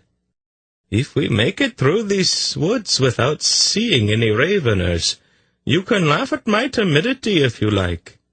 But for the sake of the ladies, let's get away from here. Bulgarath was frowning. I don't altogether accept the notion of ghouls, but then I didn't believe there was such a thing as an Eldrak either, until I saw one. We want to move along anyway, and Geryon and I can talk with the orb later. With Toth once more in the lead, they rode away at a gallop, still following the scarcely visible track that angled off toward the southeast. Their horses' hooves tossed up clots of the leaves lying thick spread on the forest floor as they plunged through the misty wood. The misshapen trees seemed to gape at them as they pounded past, and though Geryon knew it was only his imagination, those grotesque, almost human features seemed somehow to have taken on expressions of malicious glee. "Wait!" Silk barked suddenly. "Stop!" They all reined in. "I thought I heard something. Off that way," Silk said.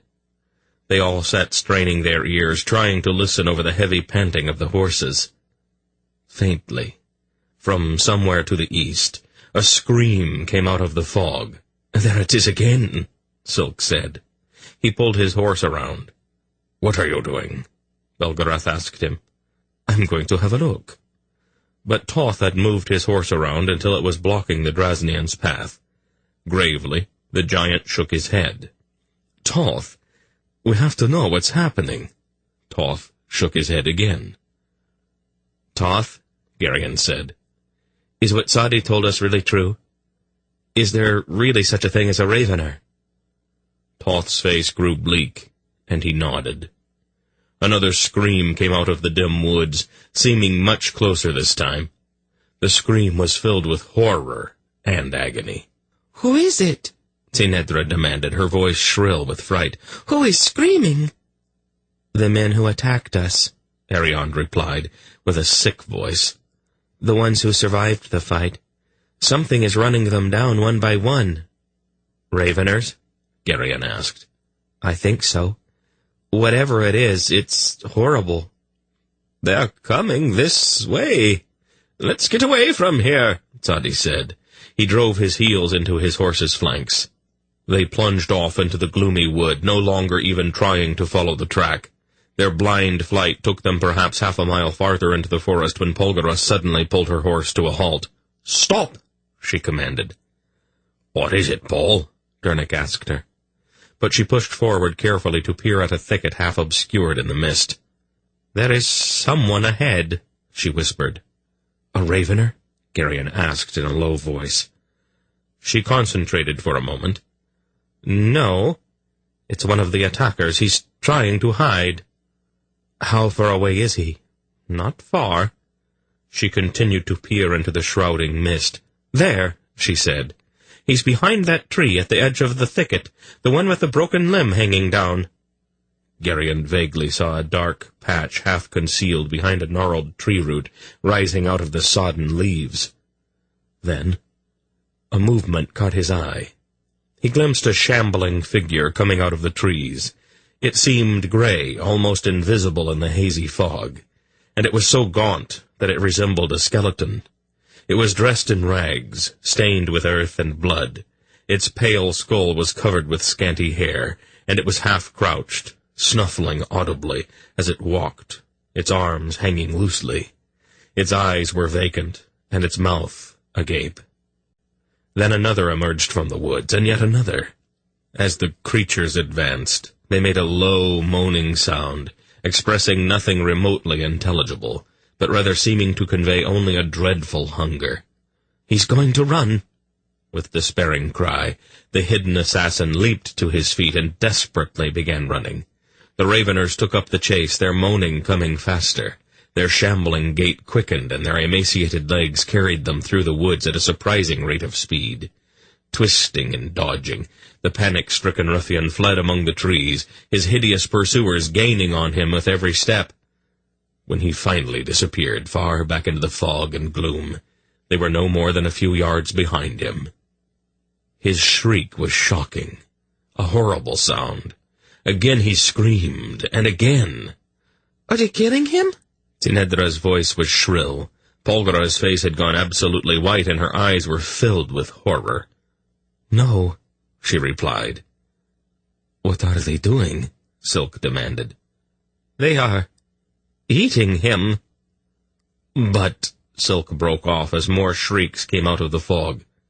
"He's still—" He stared at her, his eyes gone very wide and the blood draining from his cheeks. Tinedra gasped. "Alive," she said in a choked whisper. "They're eating him while he's still alive." "That's what I was trying to warn you about, Your Majesty," Toddy said grimly. "When they go into their frenzy, they don't make any distinction between the living and the dead. They will feed on anything." "Toth," Belgarath said sharply. "Can they be frightened off?" The mute shook his head, and then turned to Dernick, gesturing rapidly, touching his head and then his stomach. "I says that they aren't able to think enough to be afraid. All they know is hunger." "What are we going to do, Father?" Polgara demanded. "We are going to try to outrun them," he replied. "And if any of them get in our way, we will have to kill them." He looked back at Toth. "How far can they run?" Toth raised one hand and traced an arc over his head, then another, then another. 4 days, Dernick interpreted. Belgarath's face became very grim. "Let's go, and stay together." Their pace through the dreadful wood was more measured now. The men all rode with their weapons in their hands. The first attack came after they had gone no more than a mile. A dozen gray-faced raveners shambled out from among the trees, moaning that hideous hunger, and spreading out to block the path. Geryon spurred forward, swinging his sword in great arcs. Savagely, he chopped a path through the ranks of the slavering raveners, who reached out mindlessly to pull him from his saddle. A terrible, rotting stink rose from them as he rode them down. He killed fully half of them as he crashed through. He whirled his horse to smash into them again, but pulled up sharply, his gorge rising.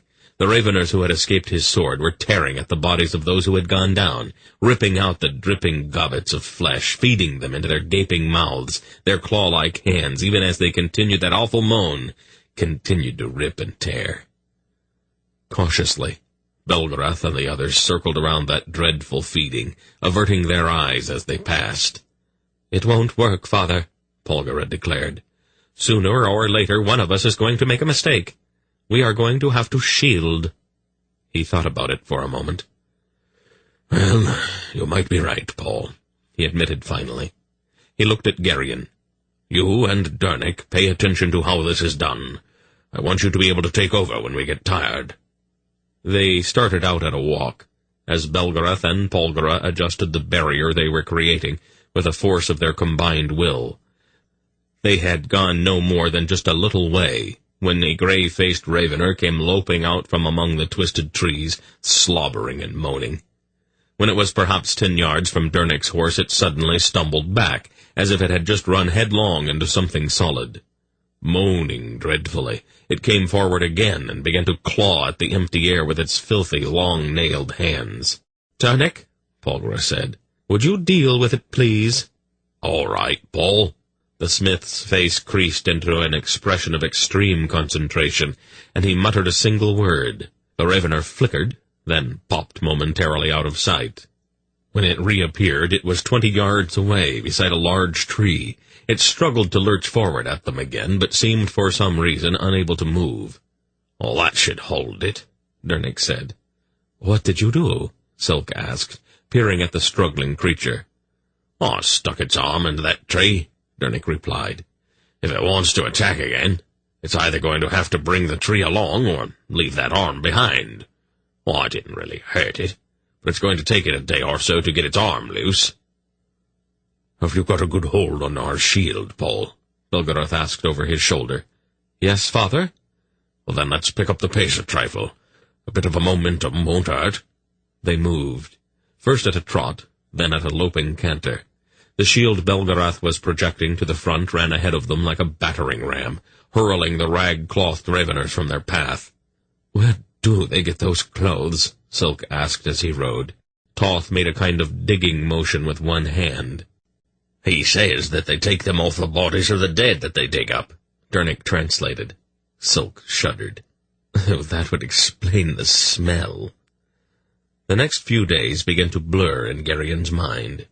It was necessary to relieve Polgara and Belgarath every 4 hours or so, and the weight of the shield that he and Dernick erected seemed to grow with each passing mile. The fog continued, making it impossible to see more than 100 yards in any direction, and the twisted trees with their semblance of human faces emerged with a shocking suddenness out of that obscuring mist.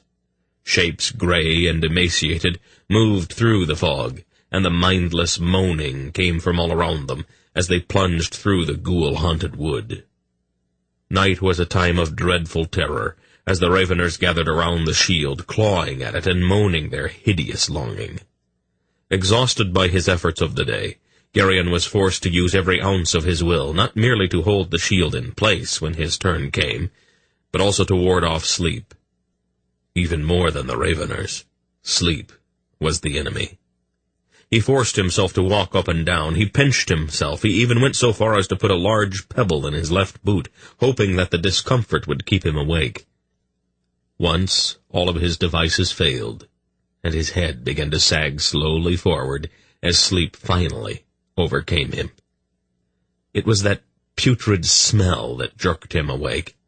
There, directly in front of him, as his head came up, stood a ravener.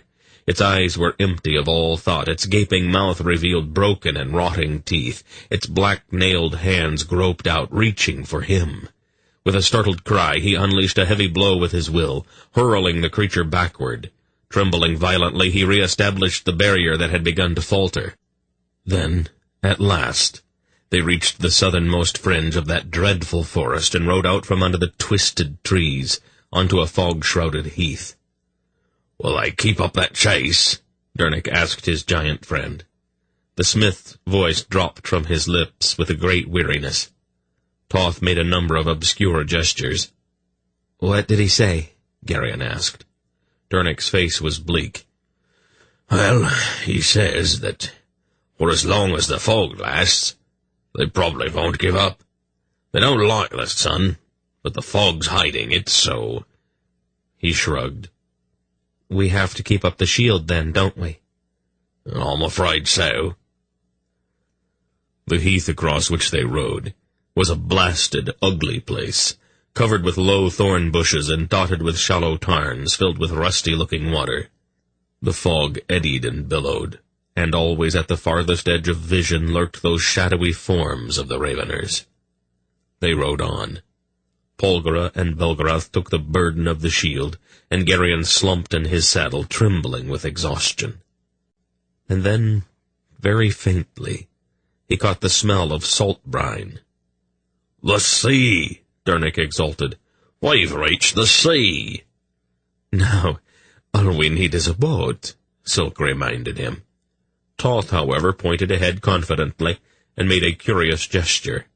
"He says that there's a ship waiting for us," Dernick told them. "There is?" Silk seemed astonished. "How did he manage that?"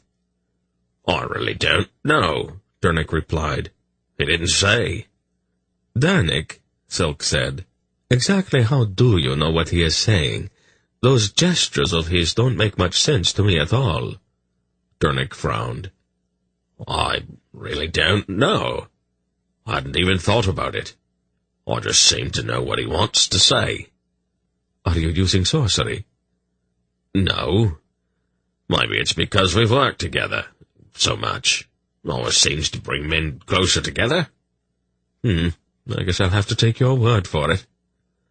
They crested a mound-like hill to look down at a gravel beach where long rollers came in off of the foggy sea and crashed against the rounded pebbles, to slide back again with a mournful hissing as the foam-flecked water slithered down the strand, only to pause, then crash back up again.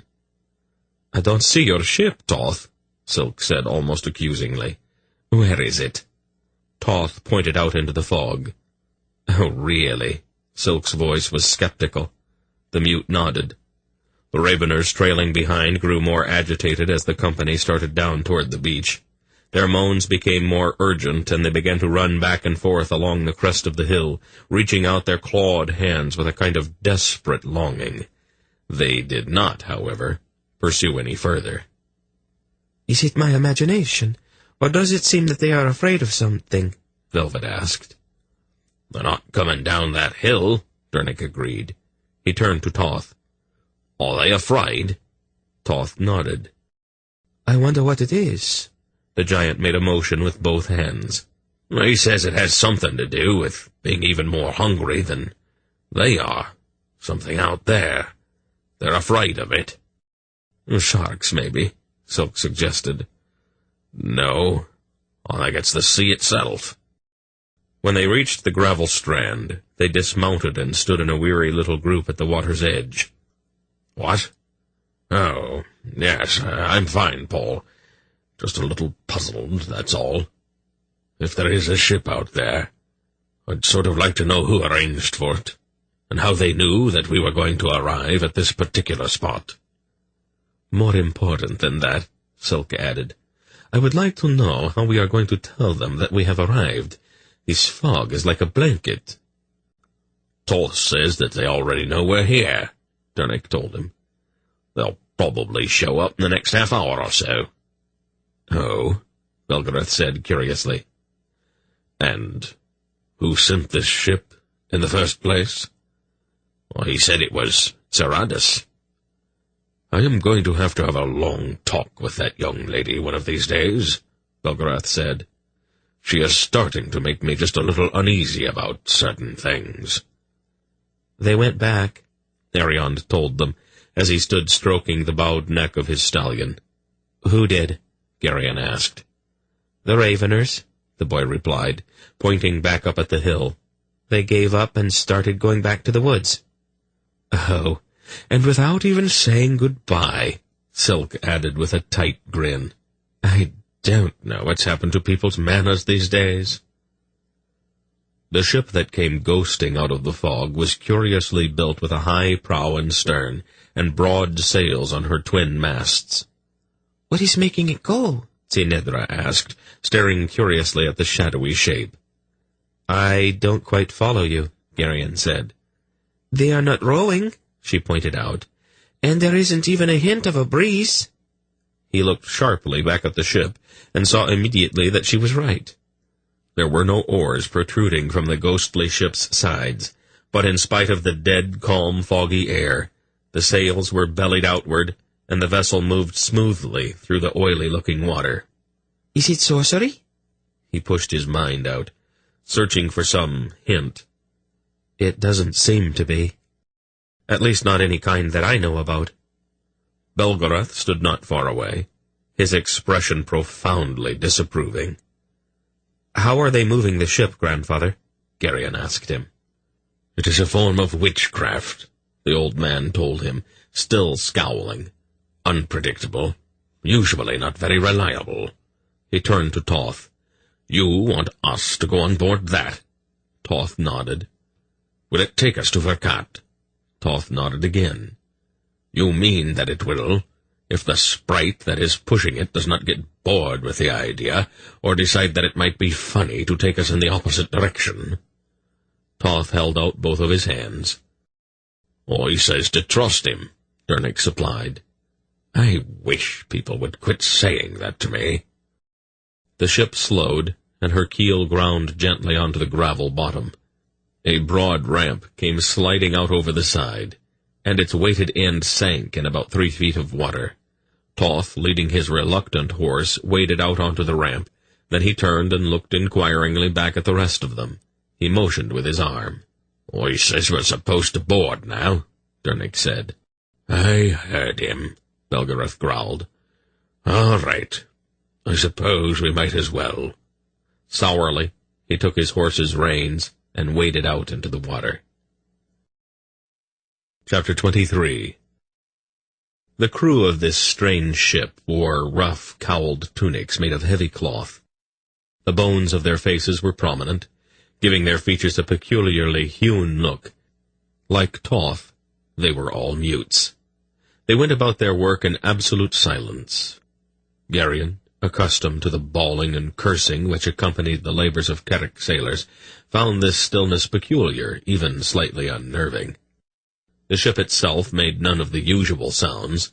There was no rasp of oars in the locks, no creaking of the rigging, no groaning of the timbers, only the faint wash and run of water along the sides, as they were propelled out across that fog-muffled sea by some force or spirit that Geryon could not even comprehend. Once the shore behind had sunk into the fog, there was no reference point, no hint of direction. And yet, the silent ship moved on. Geryon stood with his arm around Sinedra's shoulders. The peculiar combination of his near exhaustion from the ordeal in the Wood of the Raveners, and the pervading gloom of dark, unbroken water and thick-hanging fog, made his mood melancholy and his thoughts abstracted. It was enough merely to stand at the side of his weary wife, holding her in the protecting curve of his arm, and to look blankly, uncomprehendingly into that fog. "What in the world is that?" Velvet exclaimed, from somewhere behind him. He turned and looked toward the stern. From out of the pearly fog there came a ghostly white bird with impossible wings, pinions that appeared longer than a tall man might stretch his arms. The wings did not move, and yet the silent bird came on, gliding through the misty air like a disembodied spirit. "Albatross," Polgara identified the magnificent creature. "Aren't they supposed to be bad luck?" Silk asked. "Are you superstitious, Prince Keldar?" "Not exactly, but—" He left it hanging. "It is a sea-bird, nothing more." "Why does it have such enormous wings?" "It flies great distances over open water. The wings hold it aloft without any effort. It's very practical." The great-winged bird tilted in the air, giving forth a strange, lonely cry, a sound that carried in it all of the emptiness of that vast rolling sea. Polgara inclined her head in response to that strange greeting. "What did he say, Paul?" Dernick asked her in an oddly subdued voice.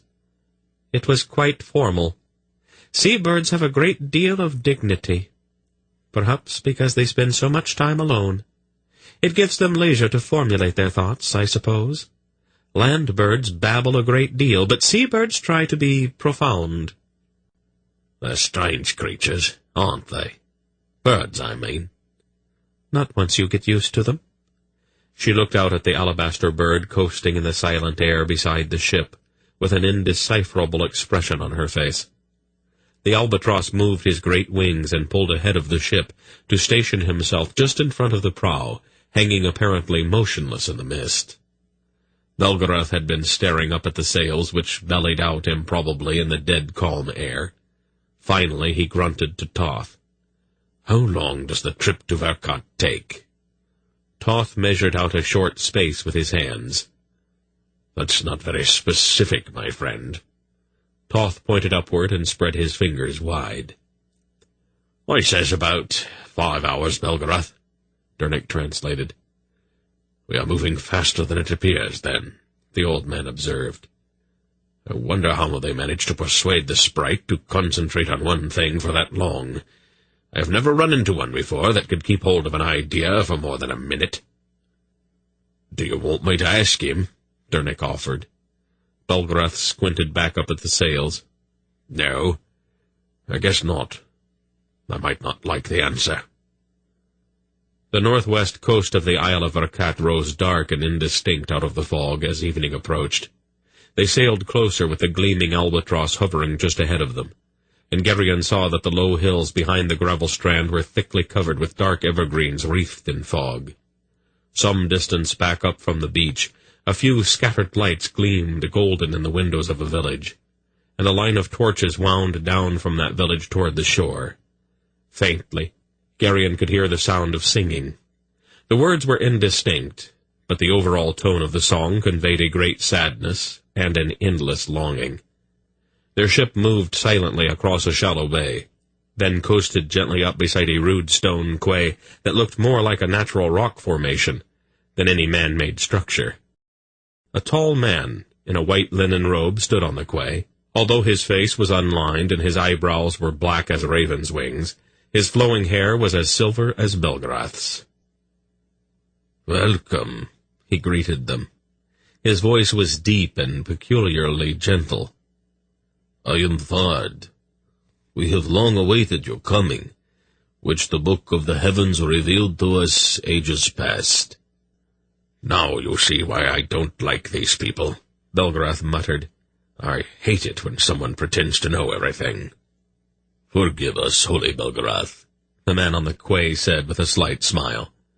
"If it will make you more comfortable, we will conceal what we have read in the stars." "You've got sharp ears, Vard," the old man noted. "If you wish to believe so," Vard shrugged. "A place has been made ready for you, and food is prepared.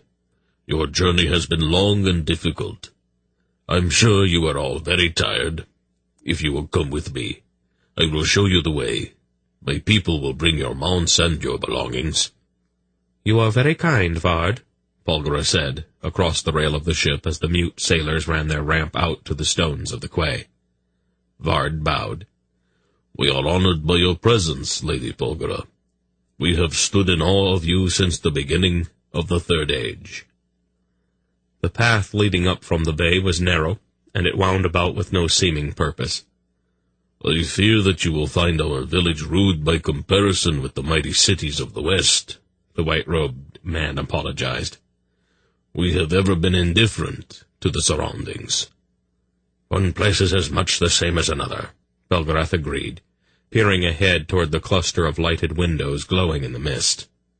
The village consisted of a score or so buildings constructed of rough fieldstone and thatched with straw. They seemed scattered at random, with nothing resembling an organized street anywhere in sight. The place was tidy, however, with none of the clutter that inevitably seemed to spring up in such places, and the doorstep of each house showed signs of frequent scrubbing. Vard led them to a fair-sized house in the center of the village and opened the door for them. "This will be yours for as long as you remain. The table is prepared, and some of my people will attend you. Should you require anything else, please send for me." Then he bowed, turned and walked away into the foggy twilight. The inside of the house was by no means palatial, but it belied the crude-appearing exterior. Each room contained a low, cheery fireplace, exuding warmth and light. The doorways were arched and the walls all whitewashed. The furniture was plain, but stoutly made, and the beds were covered with thick, down-filled comforters. A table and benches stood in the central room, and a number of covered earthenware pots stood on the table. The smells coming from the pots reminded Geryon that he had not eaten a hot meal in several days. "They are a strange sort of people," Velvet observed, removing her cloak. "But you certainly cannot find fault with their hospitality." Silk had been eyeing the table. "We wouldn't want to offend them by letting supper get cold, would we? I don't know about the rest of you, but I am famished." The supper that had been laid for them was delicious. None of the dishes were anything out of the ordinary, but each was delicately seasoned. The main course was a well-browned haunch of some animal that Geryon did not recognize, but he found it rich and full-flavored. "What is this delicious roast?" Tinedra asked, helping herself to another piece. "Goat, I think," Polgara replied. "Goat?" "It seems to be." But I hate goat. That's your third slice, dear, Polgara pointed out. After they had eaten, they sat around the fireplace. Geryon felt a vast weariness and knew that he should go to bed, but he was simply too comfortable to move. "Did you get any hints that Zondramas came through here?" Silk asked. "What? Oh, no, nothing." "She seems to want to avoid inhabited places," Bilgarath noted. "I don't think she would have come to the village here. Probably tomorrow. You are going to have to ride out and see if you can cross her trail." "Wouldn't she have gone straight to Isle of Verkat?" Silk suggested. "That's where all of the ships are, and she wants to go to Malloreon, does she not?" "She might have made other arrangements," the old man told him. "She does have a price on her head, and the Malloreons at Isle of Verkat are probably as interested in collecting it as the ones at Rakaga. She's made careful preparations in advance for every step of this journey. I don't think she'd have left anything to chance when she got this far." Sadi came back into the room, holding the small earthenware bottle. "Margrave Nacelle, do you suppose I could have my snake back?" "Oh, I'm so very sorry, Sadi," she apologized. "I completely forgot that I had her." She dipped into the front of her dress and gently removed the little green reptile. Silk drew back with a sharp intake of his breath. "I was not really trying to steal her," Velvet assured Sadi. "It was just that the poor dear was very cold." "Of course." He took the snake from her. "I was only trying to keep her warm, Sadi. You certainly would not want her to get sick, would you?" "Your concern touches my heart." He turned and went back toward the sleeping rooms with Zith lazily coiled about his wrist. The following morning, Geryon went into the shed attached to the back of the house, saddled his horse, and rode back down the gravel strand, where the waves rolled endlessly into the foggy sea to crash against the shore. He stopped, looking first up the beach, then down. He shrugged and turned his horse toward the northeast. The upper edge of the rock-strewn beach was thick with windrows of white-bleached driftwood. As he rode, he idly ran his eyes along those tangled heaps of branches and broken logs. Occasionally he noted a squared-off timber, lying among the other bits and pieces, mute evidence that some ship had come to grief. The possibility occurred to him that the shipwreck that had set those timbers adrift might have taken place as long as a century ago, and that the debris might have floated halfway around the world only to wash up on this strand of salt-crusted pebbles. "That's all very interesting," the dry voice in his mind said. "But you are going the wrong way." "Where have you been?" Geryon asked. "Why do we always have to start these conversations with that same question? The answer would not mean anything to you, so why pursue it? Turn around. Go back. The trail is on the other side of the village, and you do not have time to ride all the way around the island." "Is Zandramas still here with my son?" Geryon asked quickly, wanting to get the question out into the open before the elusive voice went off again. "No," the voice replied. "She left about a week ago." "We're gaining on her, then," Geryon said aloud, a sudden hope springing up in him. "That would be the logical assumption." "Where did she go?" "Malloreon. But you knew that already, didn't you?" "Could you get a little more specific? Malloreon is a big place." "Don't do that, Geryon," the voice told him. "All told you that finding your son was your task. I am not permitted to do it for you any more than he was. Oh, incidentally, keep an eye on Senedra." "Senedra? What for?" But the voice had already gone. Geryon swore and rode back the way he had come.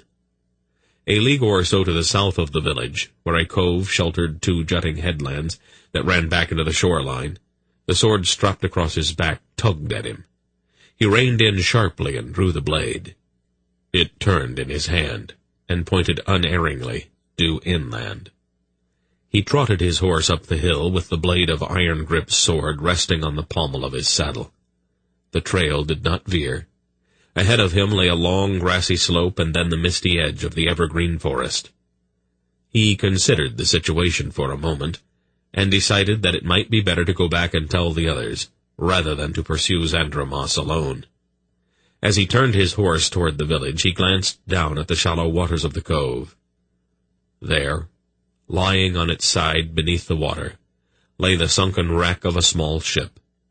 His face grew bleak. Once again Xandramos had rewarded those who had aided her by killing them. He kicked his mount into a loping canter and rode back across the foggy meadows, lying between the sea and the dark forest, toward the village. It was nearly noon when he reached the house Vard had provided to them, and he swung down out of his saddle, controlling his excitement as best as he could. "Well?" Belgarath, who sat before the fire with a mug in his hand, asked, as Geryon entered the room. "The trail's about a league to the south." Polgara, seated at the table, looked up quickly from the piece of parchment she had been examining. "Are you sure?" "The orb is." Geryon unfastened his cloak. "Oh, I had another visit from our friend." He tapped his forehead. "He told me that Xandramos left the island about a week ago, and that she's going to Malloreon. That's about all I could get out of him. Where's Tinedra? I want to tell her that we're getting closer." "She is asleep," Polgara said, carefully folding the parchment. "Is that part of one of those books Grandfather's been looking for?" "No, dear. It is the recipe for that soup we had at supper last night." She turned to Belgarath. "Well, Father, do we take up the trail again?" He thought about it, staring absently into the fire dancing on the hearth. "I'm not sure, Paul," he answered finally. "We were deliberately brought here to this island for something, and I don't think that locating the trail was the only reason. I think we ought to stay here for another day or so." "We have gained a great deal of time on Xandramos, Father," she reminded him. "Why waste it by just sitting in one place?" "Call it a hunch, Paul. I have got a very strong feeling that we are supposed to wait here for something fairly important." "I think it's a mistake, Father." "That's your privilege, Paul. I have never told you what to think." "Only what to do," she added tartly. "That is my privilege.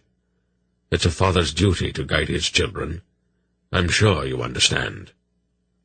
The door opened, and Silk and Velvet came in out of the sunless noon. "Did you find the trail?" Silk asked, removing his cloak. Geryon nodded. "She came ashore a league or so down the beach. She sank the boat that brought her. It's lying on the bottom with the full crew aboard, about 50 yards from shore." "Oh, she's running true to form, then." "What have you been up to this morning?" Geryon asked. "Snooping." "The term is intelligence-gathering, Kaldar," Velvet said primly, also removing her cloak and smoothing the front of her dress. "Oh, but it amounts to the same thing, doesn't it?" "Of course. But snooping has such a nasty ring to it." "Did you find out anything?" "Not much," Silk admitted, coming to the fire to warm himself. "All these people are terribly polite, but they are very good at evading direct questions. I can tell you one thing, though. This place is not a real village, at least not in the sense that we understand it.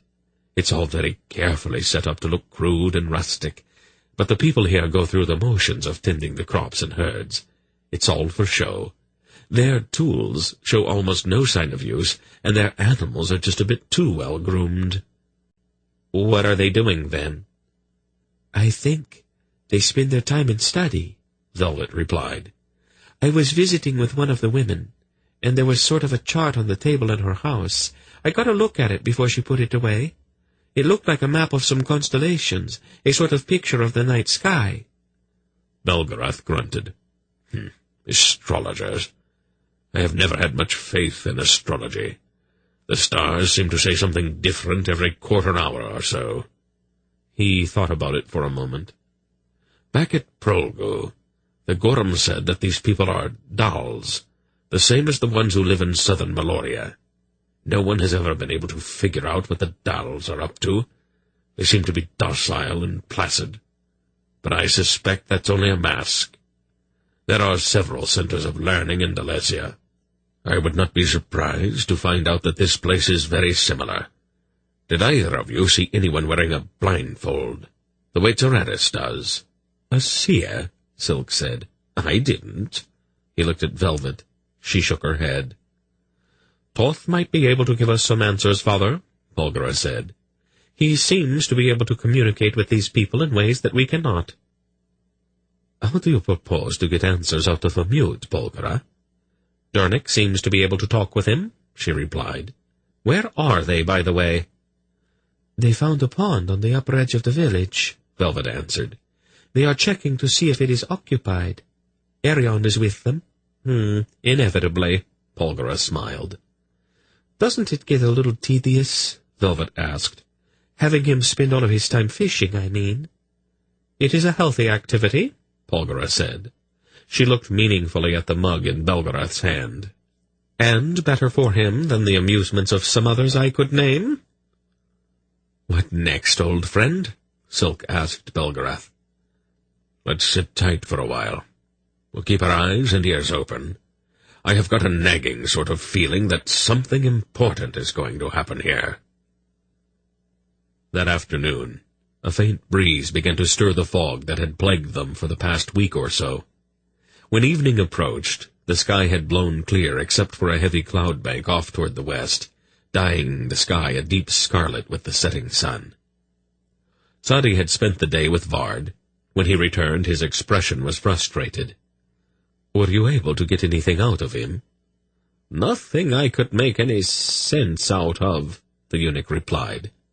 "I think the grip these people have on reality is rather tenuous. The only thing that seems to interest them is some obscure thing they call the task. Vard would not tell me exactly what this task is, but they seem to have been gathering information about it since the beginning of time."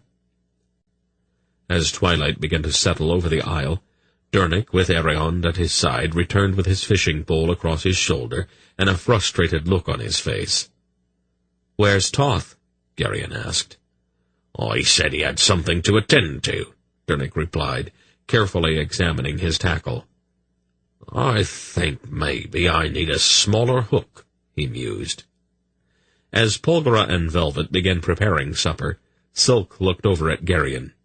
"Why don't we go stretch our legs?" he suggested. "You mean right now?" "I'm a little restless." The weasel-faced man rose from his chair. "Come along," he said. "If you sit in that chair much longer, you're going to put down roots." Puzzled, Geryon followed his friend outside. "What was that all about?" "I want to find out what Toth is up to. I don't want Lizelle tagging along." "I thought you liked her." "I do, but I'm getting a little tired of having her looking over my shoulder every place I go." He stopped. "Where are they going?" he said, pointing at a line of torches strung out across the meadow, lying between the village and the edge of the forest. "We could follow them and find out," Geryon suggested. "Right. Let's go." Vard led the line of torch-bearing villagers toward the dark forest at the upper end of the meadow, and Toth, towering above the rest, strode beside him. Geryon and Silk bent low to the tall grass, paralleling their course but remaining some distance away. As the torchlit file of villagers approached the edge of the woods, several dim figures emerged from the shadows under the trees and stood waiting. "Can you make them out at all?" Geryon whispered. Silk shook his head. "Too far," he murmured. "And there's not enough light. We are going to have to get closer." He dropped down onto his stomach and began to worm his way through the grass. The meadow was still wet from the days of dense fog.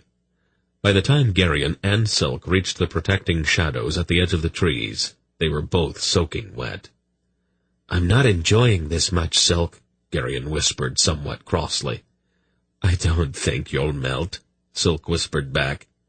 Then he raised his head and peered out through the trees. "Are those people blindfolded?" he asked. "Sort of looks that way," Geryon replied. "That would mean that they are seers, then, would it not? We didn't see any of them in the village, so maybe they live somewhere in these woods. Let's see if we can get a little closer. All of this is definitely stirring up my curiosity. The villagers were still carrying their torches and moving into the damp forest. They went in several hundred yards and finally stopped in a large clearing. Around the edge of the clearing stood a series of roughly squared-off blocks of stone, each of them about twice the height of a tall man. The villagers spaced themselves among the stone blocks, forming a torch-lit circle, and the blindfolded seers, perhaps a dozen or so of them, gathered in the center and joined hands to form another circle. Standing immediately behind each of the seers was a large, muscular man, their guides and protectors. In the very center, enclosed within that inner ring of seers, stood the silver-haired Vard and the giant Toth. Geryon and Silk crept in closer. The only sound in the clearing was the guttering of the torches. Then, very quietly at first, but with growing strength, the people in the circle began to sing. In many ways their song was similar to the discordant hymns of the Ulgos, yet there were subtle differences. Though he was not schooled in musicology or harmony, Geryon perceived that this hymn was older, perhaps more pure than the one which had rung through the caves of Ulgo for 5 millennia. In a sudden flash of insight, he also understood how endless centuries of confusing echoes had gradually corrupted the Ulgo's song. This hymn, moreover, was not raised to Ul, but to a god unknown, and it was a plea to that unnamed god to manifest himself and to come forth to guide and protect the Dals, even as Ul guided and protected the Ulgos. Then he heard or felt another sound, joining with that unbelievably ancient hymn. A peculiar sighing within his mind signaled that these people gathered in their strange circles were bringing their combined wills to bear in a mystic accompaniment to the song, their voices raised toward the starry sky. There was a shimmering in the air, at the very center of the clearing, and the glowing form of Taradis appeared, robed and cowled in white linen, her eyes covered by a strip of cloth. "Where did she come from?" Silk breathed. "She's not really there," Geryon whispered back. "It's a projection. Listen." "Welcome, Holy Seeress," Vard greeted the glowing image. "We are grateful that thou hast responded to our summons." "Thy gratitude is unnecessary, Vard," the clear voice of the blindfolded girl replied. "I responded out of the duty imposed upon me by my task. Have the Seekers arrived, then?" "They have, Holy Taradis, and the one called Belgerion hath found that which he sought here." "The quest of the Child of Light hath only but begun," the image stated. "The Child of Dark hath reached the coast of far-off Malloreon, and even now doth journey toward the house of Torak at Ashaba. The time hath come for the Eternal Man to open the Book of the Ages." Vard's face grew troubled. "Is that wise, Taradis? Can even ancient Belgarath be trusted with what he may find in the volume? His entire life hath been devoted but to one of the two spirits, which control all things." "It must be so, Vard, else the meeting of the Child of Light and the Child of Dark will not come to pass at the appointed time, and our task will remain uncompleted. The time draws nigh," she told them. "That for which we have waited since the beginning of the First Age fast approaches, and all must be accomplished ere the moment in which I must perform that task, which hath lain upon us throughout the weary centuries. Give the Book of the Ages to Eternal Belgarath, that he may lead the Child of Light to the place which is no more, where all will be decided forever." Then she turned to the towering mute standing impassively beside the white-robed Vard. "My heart is empty without thee," she told him, her voice coming very near to tears. "My steps falter, and I am alone.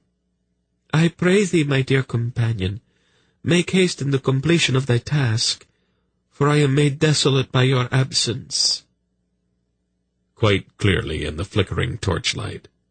Geryon could see the tears in Toth's eyes, and the anguish on his face. The giant reached out toward the glowing image, then let his hand fall helplessly.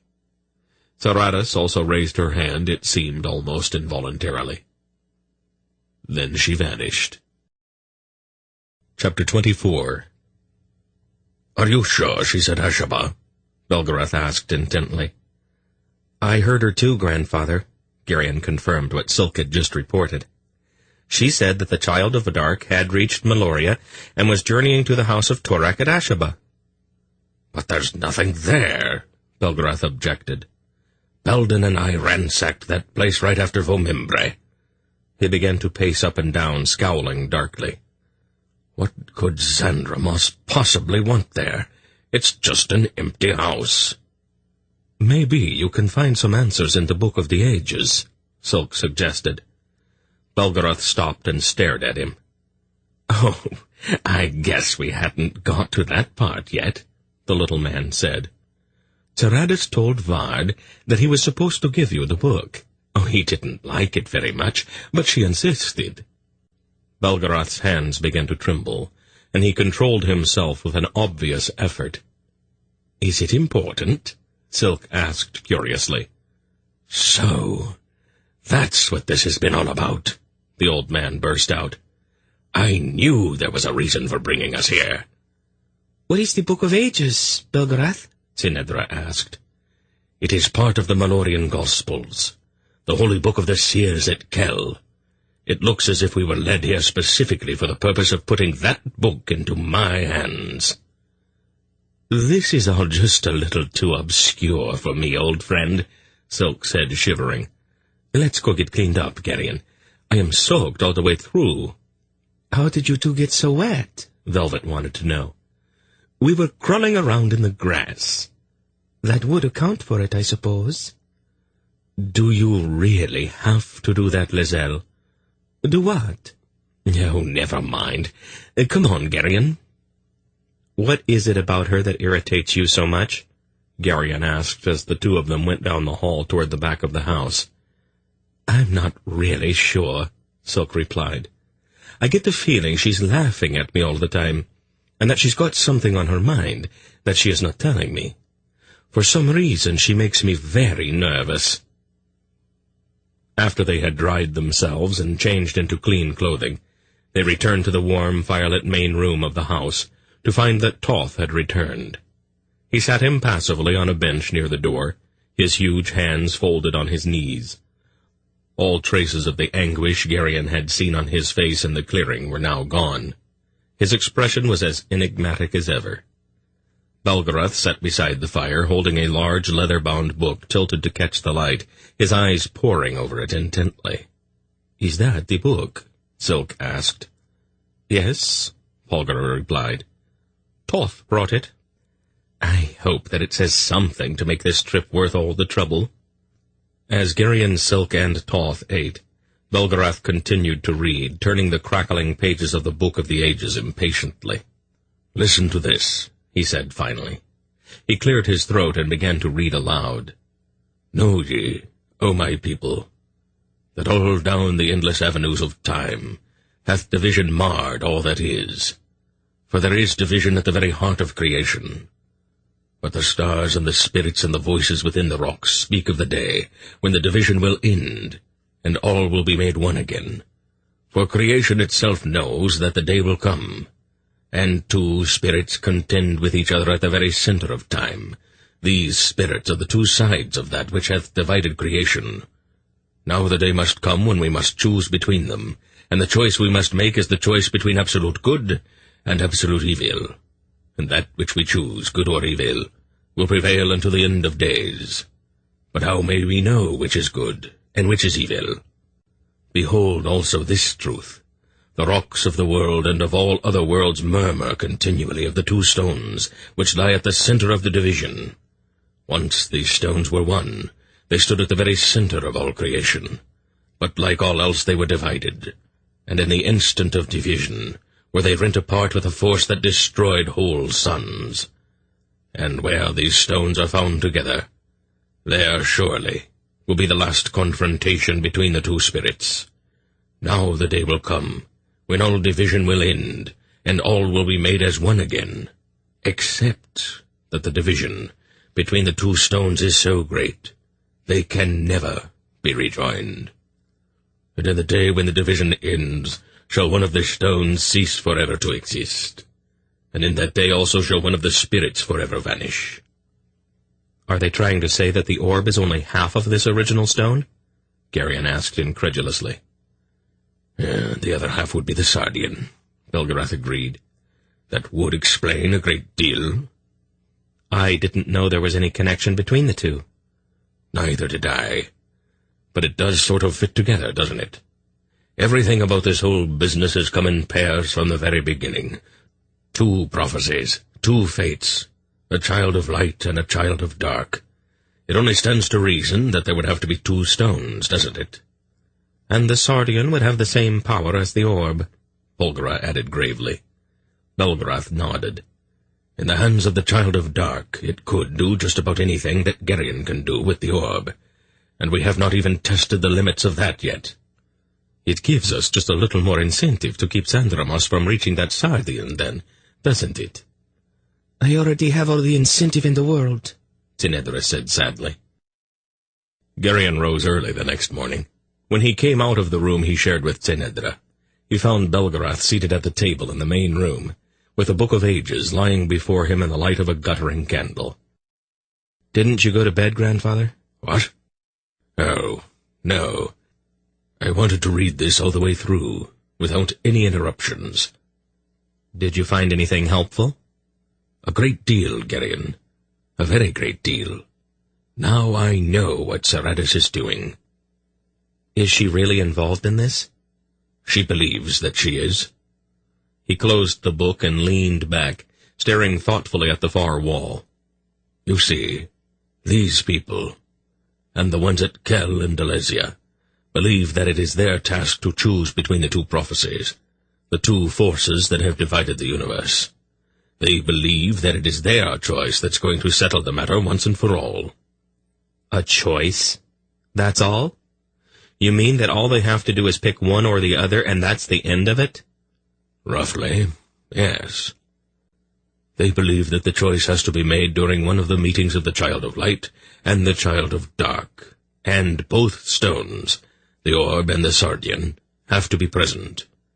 Down through history, the task of making the choice has always been laid on just one of the seers. At every meeting between the Child of Light and the Child of Dark, that particular seer has been present. I expect that there was one lurking about somewhere at Tol Mishrak when you met Torek.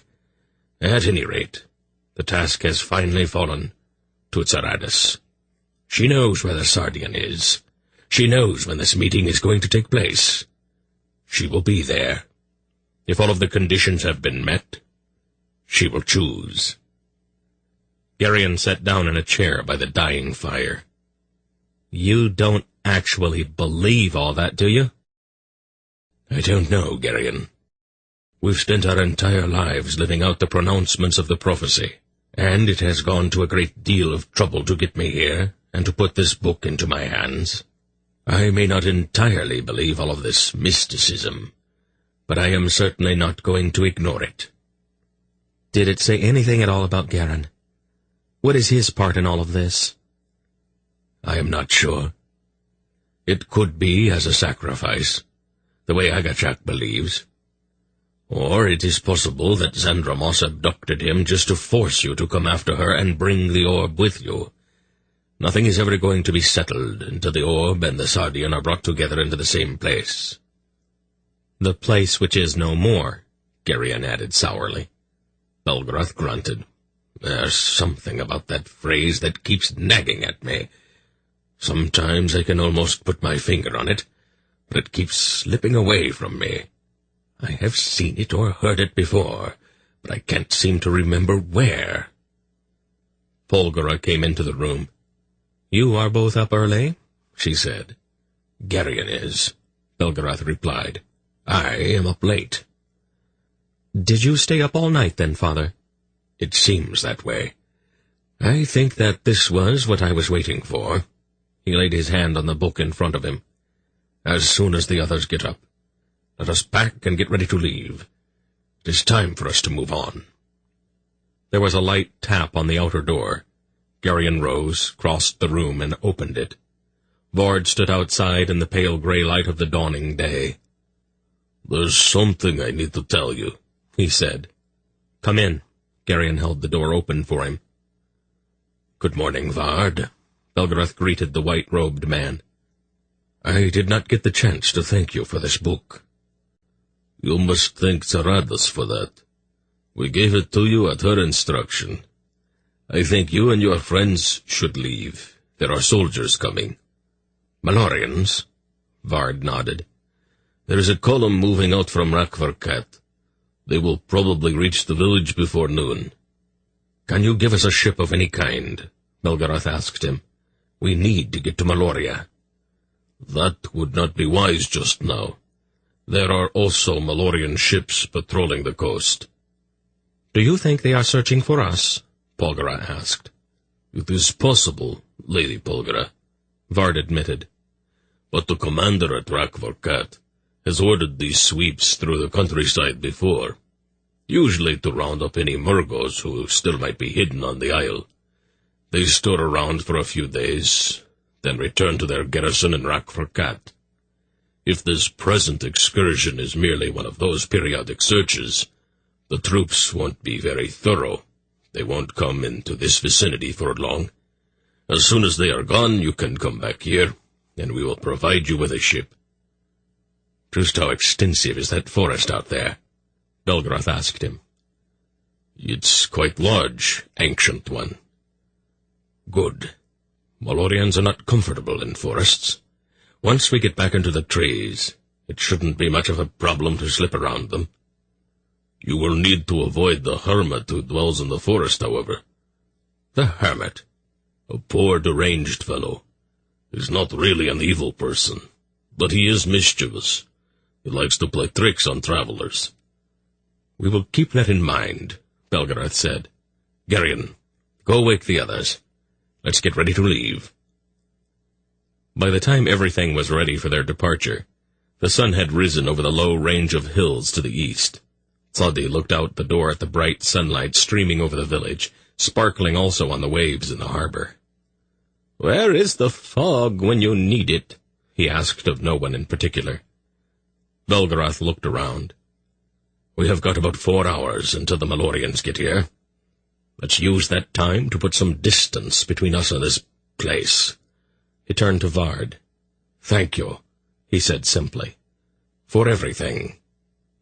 "May all of the gods be with you," the silvery-haired man replied. "Now go, quickly." They rode out of the village and up across the meadow to the edge of the dark forest. "Any particular direction, old friend?" Silk asked Belgarath. "I don't think that it matters all that much," the old man replied. "Probably about all we are going to need is a thicket to hide in. Malloreons get nervous when they can't see for a mile or so in every direction. They are not very likely to search the woods too extensively." "I'll see what I can find," the little man offered. He turned his horse toward the northeast, but suddenly reined in sharply as 2 figures stepped out from among the trees. One was robed and cowled, the other was large, a watchful man. "I greet thee, ancient Belgarath," the hooded figure said in the clear voice of a woman. She lifted her face, and Geryon saw that her eyes were bound with a dark strip of cloth. "I am Onotel," she continued, "and I am here to point out a safe path to thee." "We are grateful for your aid, Onotel." "The path lies southward, Belgarath. Some small way into the wood, thou wilt discover an ancient track, much overgrown. It will lead thee to a place of concealment." "And have you seen what is to come, Onotel? Will the soldiers search the wood?" Polgara asked. "Thou and thy companions are the ones they seek, Polgara, and they will search in all parts of the island. But they will not find thee and thy friends, unless it come to pass that someone doth point thee out to them. Beware of the hermit who doth dwell in this wood, however. He will seek to test thee. She turned then, with one hand outstretched. The large man standing in the shadows took that groping hand and gently led her back into the forest.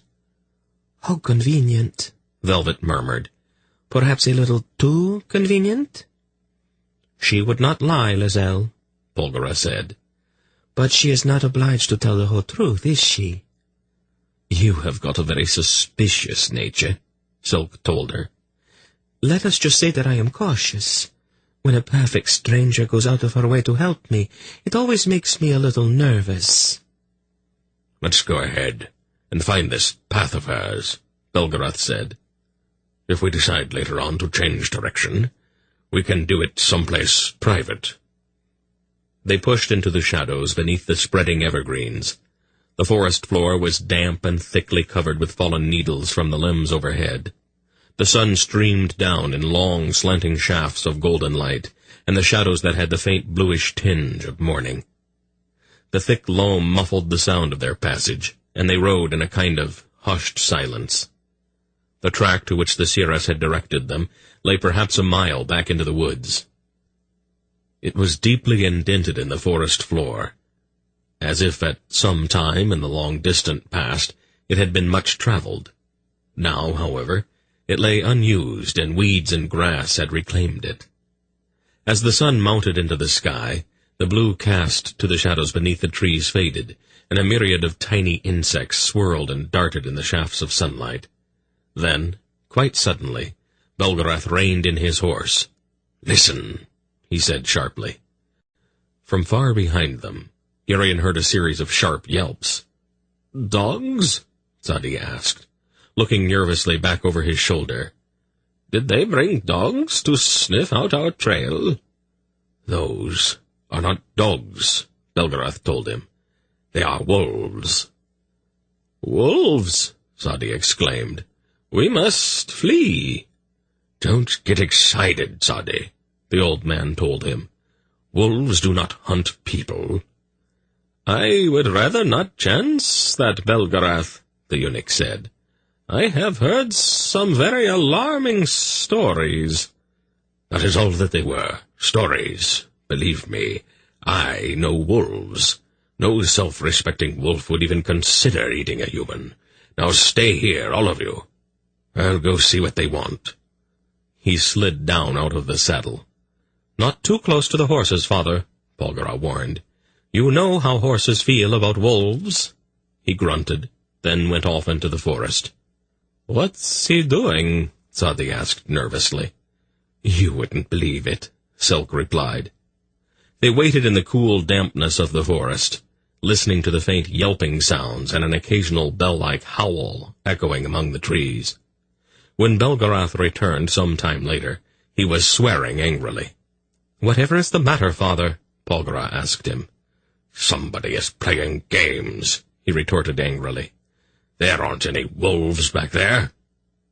"Belgarath," Sadi said, "I can hear them. They've been yapping and howling on our trail for the past half an hour." "And that's all there is back there, just the noise. There's not a wolf within miles of here." "What's making all the noise, then?" "I told you. Somebody is playing games. Now let's move on. Keep your eyes open." They rode warily now, the phantom baying filling the woods behind them. Then there came a sudden high-pitched bellow from somewhere in front of them. "What's that?" Durnik exclaimed, reaching for his axe. "It is an absurdity," Belgarath snapped. "Ignore it. It is no more real than the wolves were." But there was something swaying in the shadows beneath the spreading trees ahead, something gray and ponderously vast. "There! What is that thing?" Sinedra's voice was shrill. "It's an elephant, dear," Polgara told her calmly. "They live in the jungles of Gandahar on the east coast of Malloreon." "How did it get here, then?" "It didn't. It is an apparition. Father was right. Someone in these woods has a very twisted sense of humor." "And I'm going to show this comedian exactly what I think of his little jokes," Belgarath growled. "No, father," Polgara disagreed. "I think that perhaps you should leave it to me. You are irritated, and that sometimes makes you go a little too far with these things. I will take care of it." "Polgara," he started angrily. "Yes, father." Her look was cool and direct. He controlled himself with some effort. "All right, Paul. Don't take any chances, though. This funny little fellow might have some other tricks in his bag." "I am always careful, father." She moved her horse at a walk until she was several yards in advance of the rest of the party. "It is a very nice elephant," she called into the woods, as she eyed the huge gray shape swaying menacingly in the shadows ahead of her. "Have you anything else you might like to show us?" There was a long pause. "You don't seem very impressed," a rusty-sounding voice growled from somewhere nearby. "Well, you did make a few mistakes. The ears are not big enough, for one thing, and the tail is much too long." "The feet and the tusks are about right, though," the voice in the woods snapped. "As you're about to find out." The gray shape raised its huge snout and bellowed. Then it lumbered forward, directly toward Polgara. "Oh, how tiresome," she said, making a negligent-appearing gesture with one hand. The elephant vanished in mid-stride. "Well?" she asked. A figure stepped out from behind the tree. It was a tall, gaunt man with wild hair and a very long beard, with twigs and straw clinging to it. He was dressed in a filthy smock, and his bare legs were as white as fish bellies, with knobby knees and broken veins. In one hand he carried a slender stick. "I see that you have power, woman," he said to her, his voice filled with an unspoken threat. "Some," she admitted calmly. "You must be the hermit I've heard about?"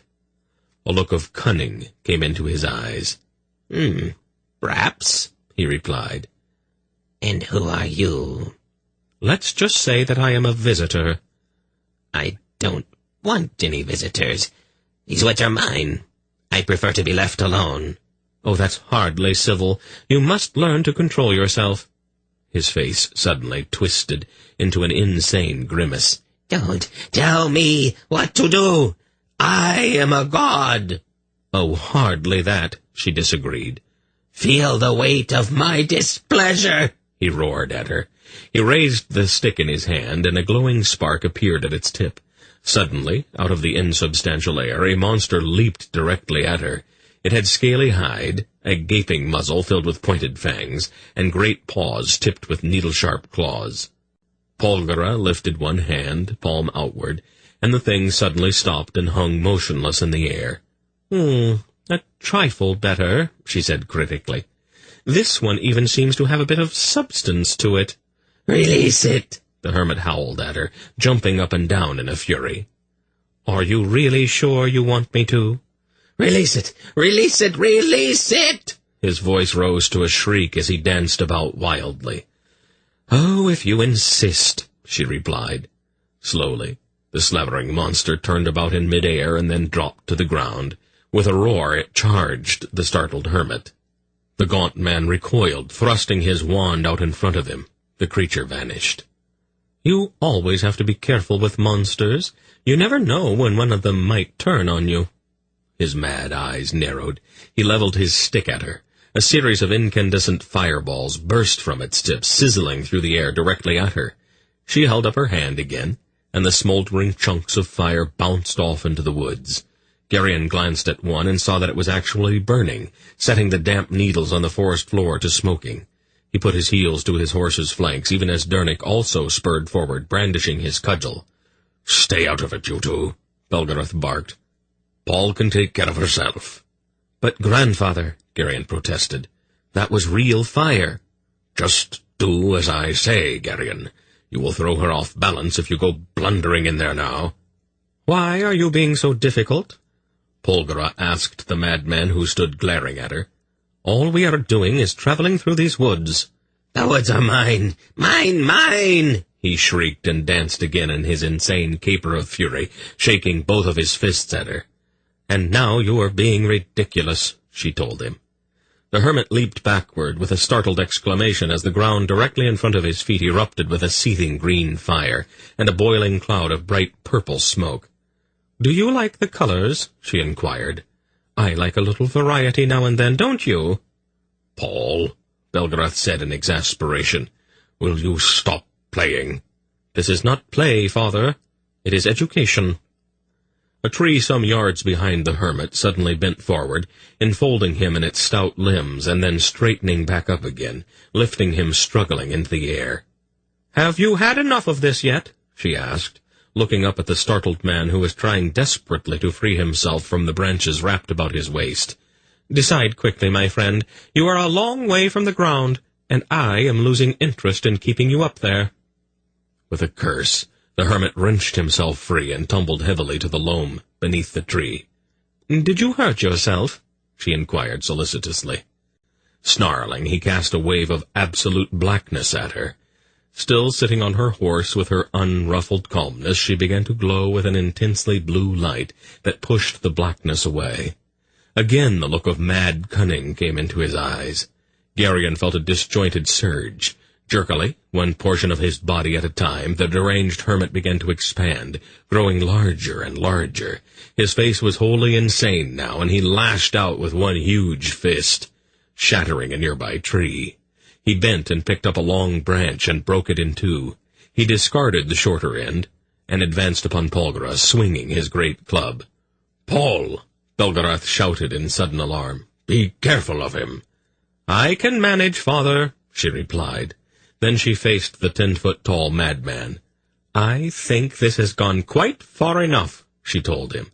"I hope you know how to run." She made a peculiar gesture. The wolf that appeared between them was impossibly large, half again as big as a horse, and its snarl was thunderous. "I do not fear your apparitions, woman," the towering hermit roared. "I am a god, and I fear nothing." The wolf bit him, its teeth sinking into his shoulder. He screamed and jerked back, dropping his cloth. "Get away!" he shouted at the snarling wolf. The beast crouched, its fangs bared. "Get away!" the hermit screamed again. He flopped his hands in the air, and Geryon again felt that disorganized surge as the insane man tried with all of his might to make the wolf vanish. "I recommend immediate flight," Polgara suggested. "That wolf has not been fed for 1,000 years, and it is dreadfully hungry." The hermit's nerve broke at that point. He spun and ran desperately back into the woods, his pale, skinny legs flashing and his hair and beard streaming behind him. The wolf gave chase at a leisurely lope, snapping at his heels and growling horribly. "Have a pleasant day," Polgara called after him. Chapter 25. Polgara's expression was unreadable as she looked after the fleeing hermit. At last she sighed. "Poor fellow," she murmured. "Will the wolf catch him?" Zinedra asked in a small voice. "The wolf? No, dear. The wolf was only an illusion." "But it bit him. I saw the blood." "Just a small refinement, Zinedra." "Then why did you say poor fellow?" "Because he is completely mad. His mind is filled with all kinds of shadows." "That happens sometimes, Polgara," Belgarath told her. "Let's move along. I want to get deeper into these woods before the sun goes down." Geryon pulled his horse in beside Belgarath's as they rode on into the forest. "Do you think he might have been a Grolem at one time?" "What makes you say that?" "Well, I sort of thought—" Geryon struggled to put it into words. "What I mean is, there are two groups of sorcerers in the world, the Grolems and us. He wasn't one of us, was he?" "What a peculiar notion," Belgarath said. "The talent is latent in everybody. It can show up any place, and does. It takes different directions in different cultures. But it is all related. Magic, witchcraft, sorcery, wizardry, even the peculiar gift of the seers. It all comes from the same place, and it is all basically the same thing. It just shows up in different ways, that is all." "I didn't know that." "Well, then you have learned something today. No day in which you learn something is a complete loss." The autumn sun was very bright. though it was low on the northern horizon. Winter was almost upon them. Once again Geryon was reminded that they were in a strange part of the world where the seasons were reversed. Back at Faldor's farm it was nearly summer now. The fields had been plowed, the crops planted. The days were long and warm. Here at the bottom of the world, however, it was quite the opposite. With a start, he realized that, except for the brief time in the desert of Araga, he had entirely missed summer this year. For some reason, he found that thought profoundly depressing. They had been climbing steadily for the past hour or more as they moved up into the low range of hills that formed the spine of the island. The land became more broken, with wooded gullies and ravines wrinkling the floor of the forest. "I hate mountain country," Sadi complained, looking at a cliff that suddenly reared up out of the trees. "Broken terrain is always so inconvenient." "And it's going to be just as troublesome for the Malloreons," Silk pointed out. "That's true, I suppose," Sadi admitted. "But I'm afraid I still don't like hills and valleys. They seem so unnatural for some reason. Give me a nice flat swamp any time." "Let me check that ravine just ahead," Dernick said. "It's getting on towards sunset. We're going to need a safe place to spend the night." He cantered his horse to a narrow notch, splashed across the turbulent brook that issued from its mouth, and disappeared upstream. "How far do you think we have come today?" Velvet asked. 6, maybe 8 leagues, Belgarath replied. "We should be deep enough into the forest to avoid being noticed, unless the Malloreons intend to take this search of theirs seriously."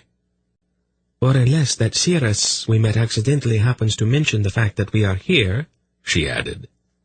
"Why are you so suspicious about those people?" Sinedra asked her. "I am not entirely sure," the blonde girl replied.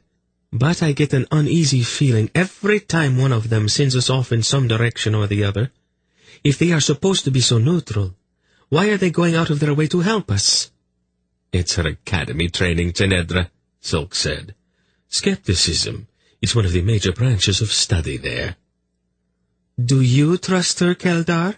Velvet asked pointedly. "Oh, of course not. But then I graduated from the academy, too." Dernick came back out of the ravine with a satisfied look on his face. "It's a good place. Secure, sheltered, well out of sight." "Let's have a look at it, then," Belgarath said. They followed the smith up the ravine, with the brook gurgling and splashing beside them. After a few hundred yards, the ravine angled sharply to the left. Farther along, it twisted back to the right again, and opened out into the wooded basin. The brook they had been following upstream spilled out over the edge of a steep limestone cliff above the basin to fall as a misty spray into a pond at the upper end of the little canyon. "Very nice, Dernick," Polgara congratulated her husband. "And that pond really didn't have anything at all to do with it, did it?" "Well," she laughed a rich, warm laugh, leaned across and kissed him lightly. "It's all right, Dernick. But first we'll need shelter. Then you can see if the pond is occupied." "Oh, it is, Paul. I saw one jumping." He hesitated. I just happened to notice it in passing is all." "Of course, dear." He lowered his head slightly, much like an ashamed little schoolboy, but Geryon could see the faint flicker of a smile playing about the smith's lips. It was almost with a shock that he realized that his plain, honest friend was far more devious than he sometimes appeared. Since Polgara enjoyed catching him in these little subterfuges so much, Dernick often arranged things so that she could catch him, just for the sake of the pleasure it gave to her. They set the tents, far back under the trees, not too far from the edge of the pond. As usual, the chore of gathering firewood fell to Geryon and Ariond, while Dernick and Toth put up the tents. As usual, Silk and Belgarath disappeared until all of the work was completed.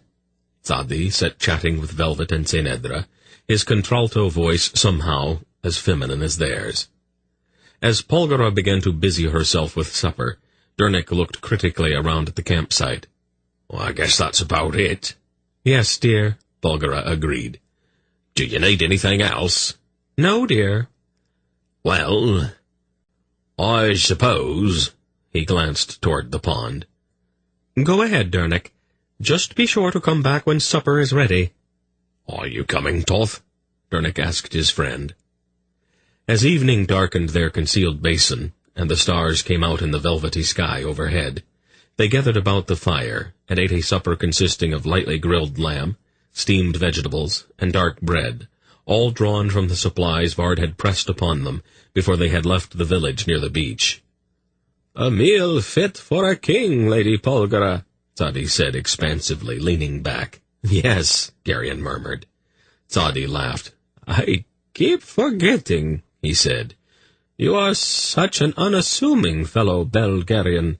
If you asserted yourself a bit, people might take you more seriously and take more note of your royalty."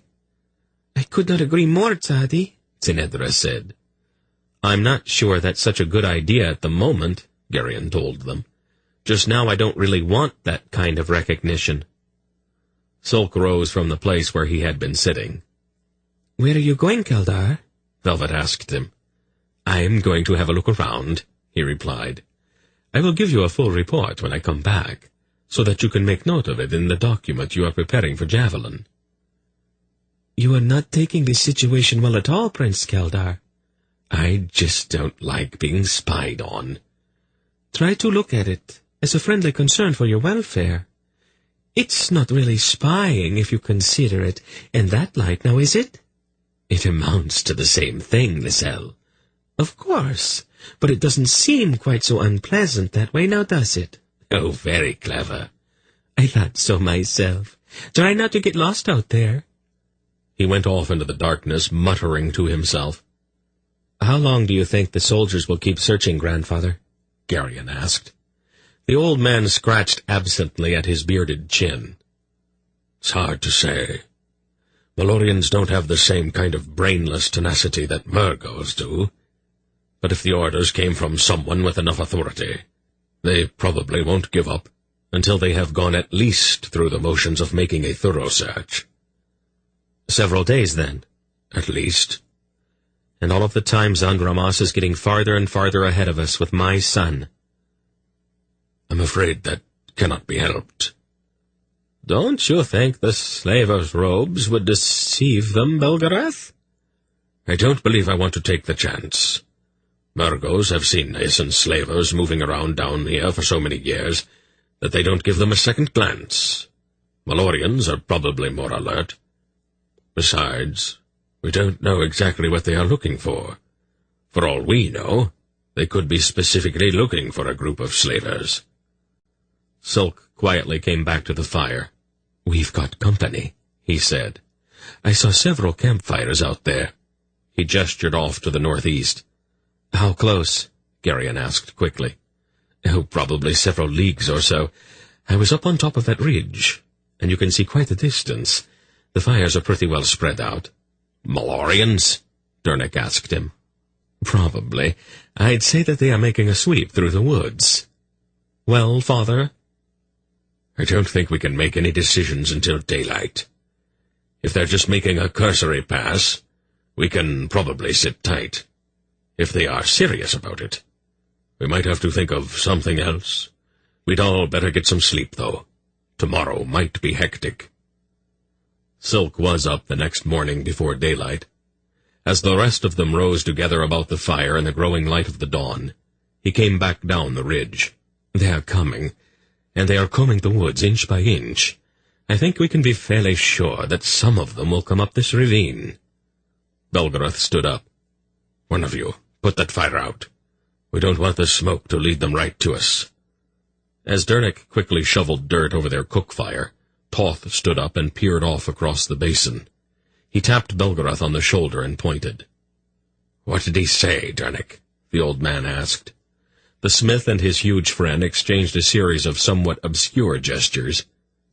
"He says that there's a bramble thicket on the other side of that pond," Dernick interpreted. "He thinks that if we go back around to the side where the cliff comes down behind it, we might be able to find a good place to hide."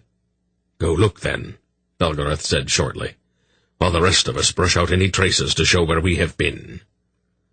It took about a quarter of an hour to break down their tents, to obliterate any footprints that might alert the soldiers to the fact that someone had spent the night in this area. As Silk was giving the campsite a critical last scrutiny, Dernick and Toth returned. "It's adequate," the smith reported. "There's an open place in the center of the thicket. We won't leave any tracks if we're careful getting in there with the horses." "What about from up there?" Geryon asked him, pointing at the top of the cliff. "We can cover the open place over with brambles," Dernick replied. "Shouldn't take too long." He looked at Silk. "How much time do you think we have? How close are the soldiers?" Probably about an hour away." "Well, that's more than enough time." "All right," Belgarath said. "Let's do it.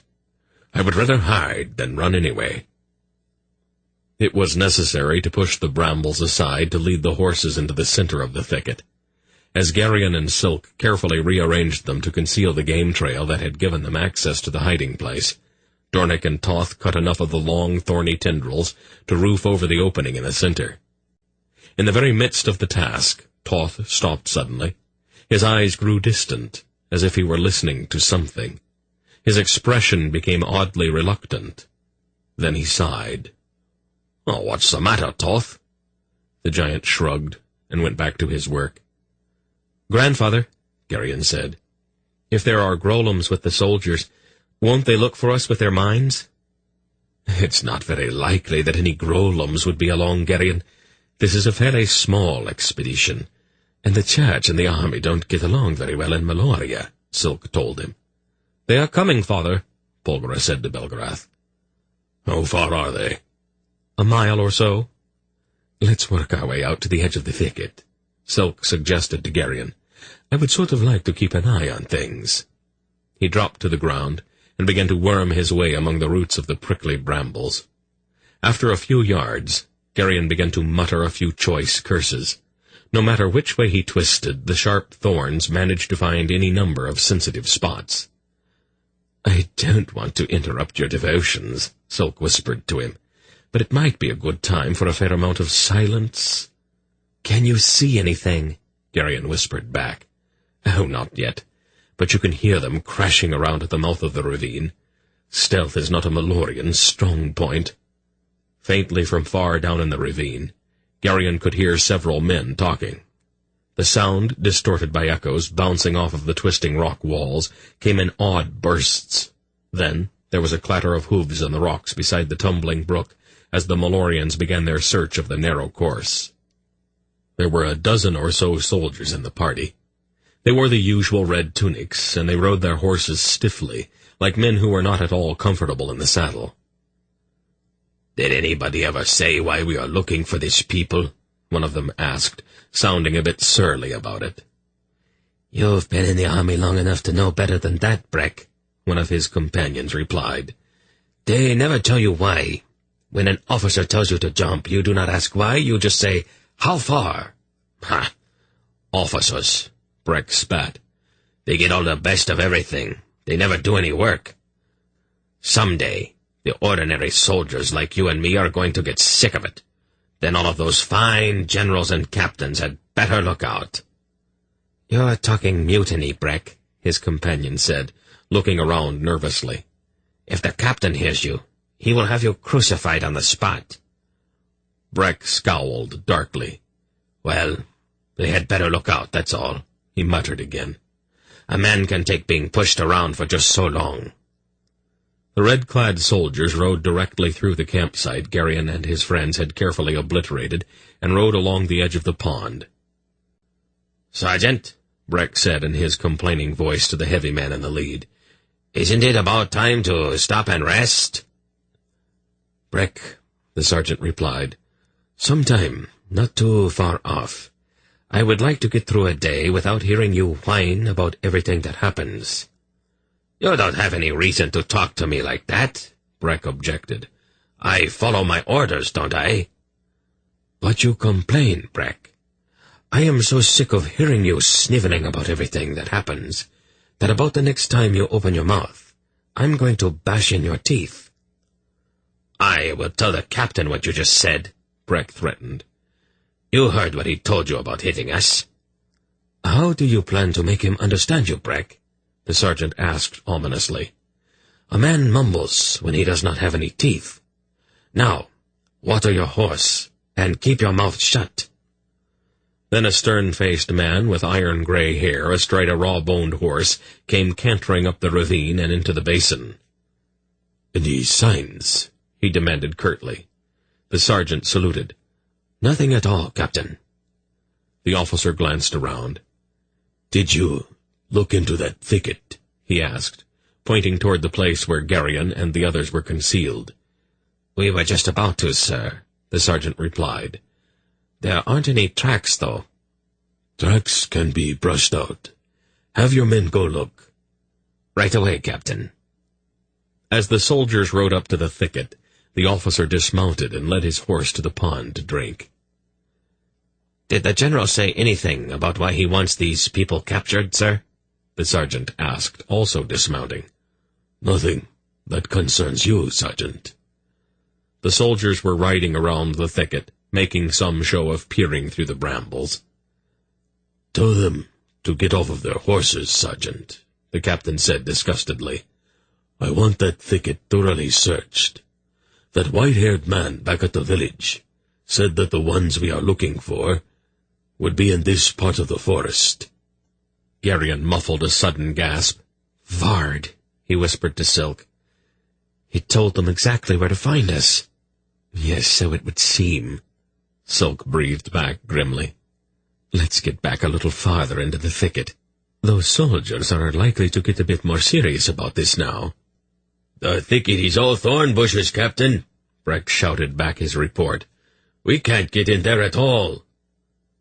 "Use your spears," the captain ordered. "Poke around. See if you can flush anyone out." The Malloreon troopers untied their spears from their saddles and began to stab them into the thicket. "Keep down," Silk whispered. Geryon pressed himself closer to the ground, wincing as he found a fair number of thorns in his thigh. "It's solid brambles, Captain," Breck shouted after several moments of probing. "Nobody could possibly be in there, not with horses." "All right," the officer told him. "Mount up. Come on back down here. We will try the next ravine." Geryon carefully let out the breath he had been holding. "That was close," he said to Silk. "Yes, too close," Silk replied. "I think I'll have a talk with Vard about this." "Why would he betray us like that?" "That's one of the things we're going to talk about when I see him." As the soldiers reached the pond, the captain swung up into his saddle. "All right, Sergeant, form up your men. Let's move on." Then, directly in front of him, there was a peculiar shimmering in the air, and Serradus, robed and cowled, appeared. The officer's startled horse reared, and the man kept his saddle only with difficulty. "Thorax teeth," he swore. "Where did you come from?" "That is of no moment," she replied. "I have come to aid thee in thy search." "Look out, Captain," Breck called warningly.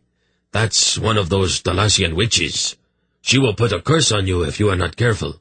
"Shut up, Breck," the sergeant snapped. "Explain yourself, woman," the captain said imperiously. "Just what did you mean by that last remark?" Serradus turned until she was facing the bramble thicket. She raised her hand and pointed. "The ones you seek are concealed there," she told him. From somewhere behind him, Geryon heard Senedra gasp. "We just searched there," Breck objected. "There's nobody in that thicket." "Thy sight is faulty, then," she told him. The captain's face had grown cold. "You are wasting my time. I watched my men make that search with my own eyes." He gave her a narrow glance. "What is a Cirrus from Kel doing here in Tol Murgos?" he demanded. "You people are neither wanted nor welcome here. Go home. Fill your mind with the shadows of brain-sickly imagining. I have no time for the babblings of adolescent witches." "Then I must prove to thee that my words are true," she replied. She lifted her face and stood quite still. From somewhere behind where Geryon and Silk lay concealed, there came a crashing sound, and a moment later, the huge Toth, responding to the silent summons of his mistress, burst out of the bramble thicket carrying the struggling Senedra in his arms. The captain stared at him. "That's one of them, Captain. That's the big one you told us to look for, and the red-haired wench." "It is as I told thee," Zoradis said. "Seek the others in the same place." And then she vanished. "Take those two," the sergeant commanded, and several of his men jumped down from their saddles and surrounded Toth and the still struggling Senedra with drawn weapons. "What are we going to do?" Geryon whispered to Silk. "They've got Senedra." "I can see that." "Well, let's go then." Geryon reached for his sword. "Use your head," the little man snapped.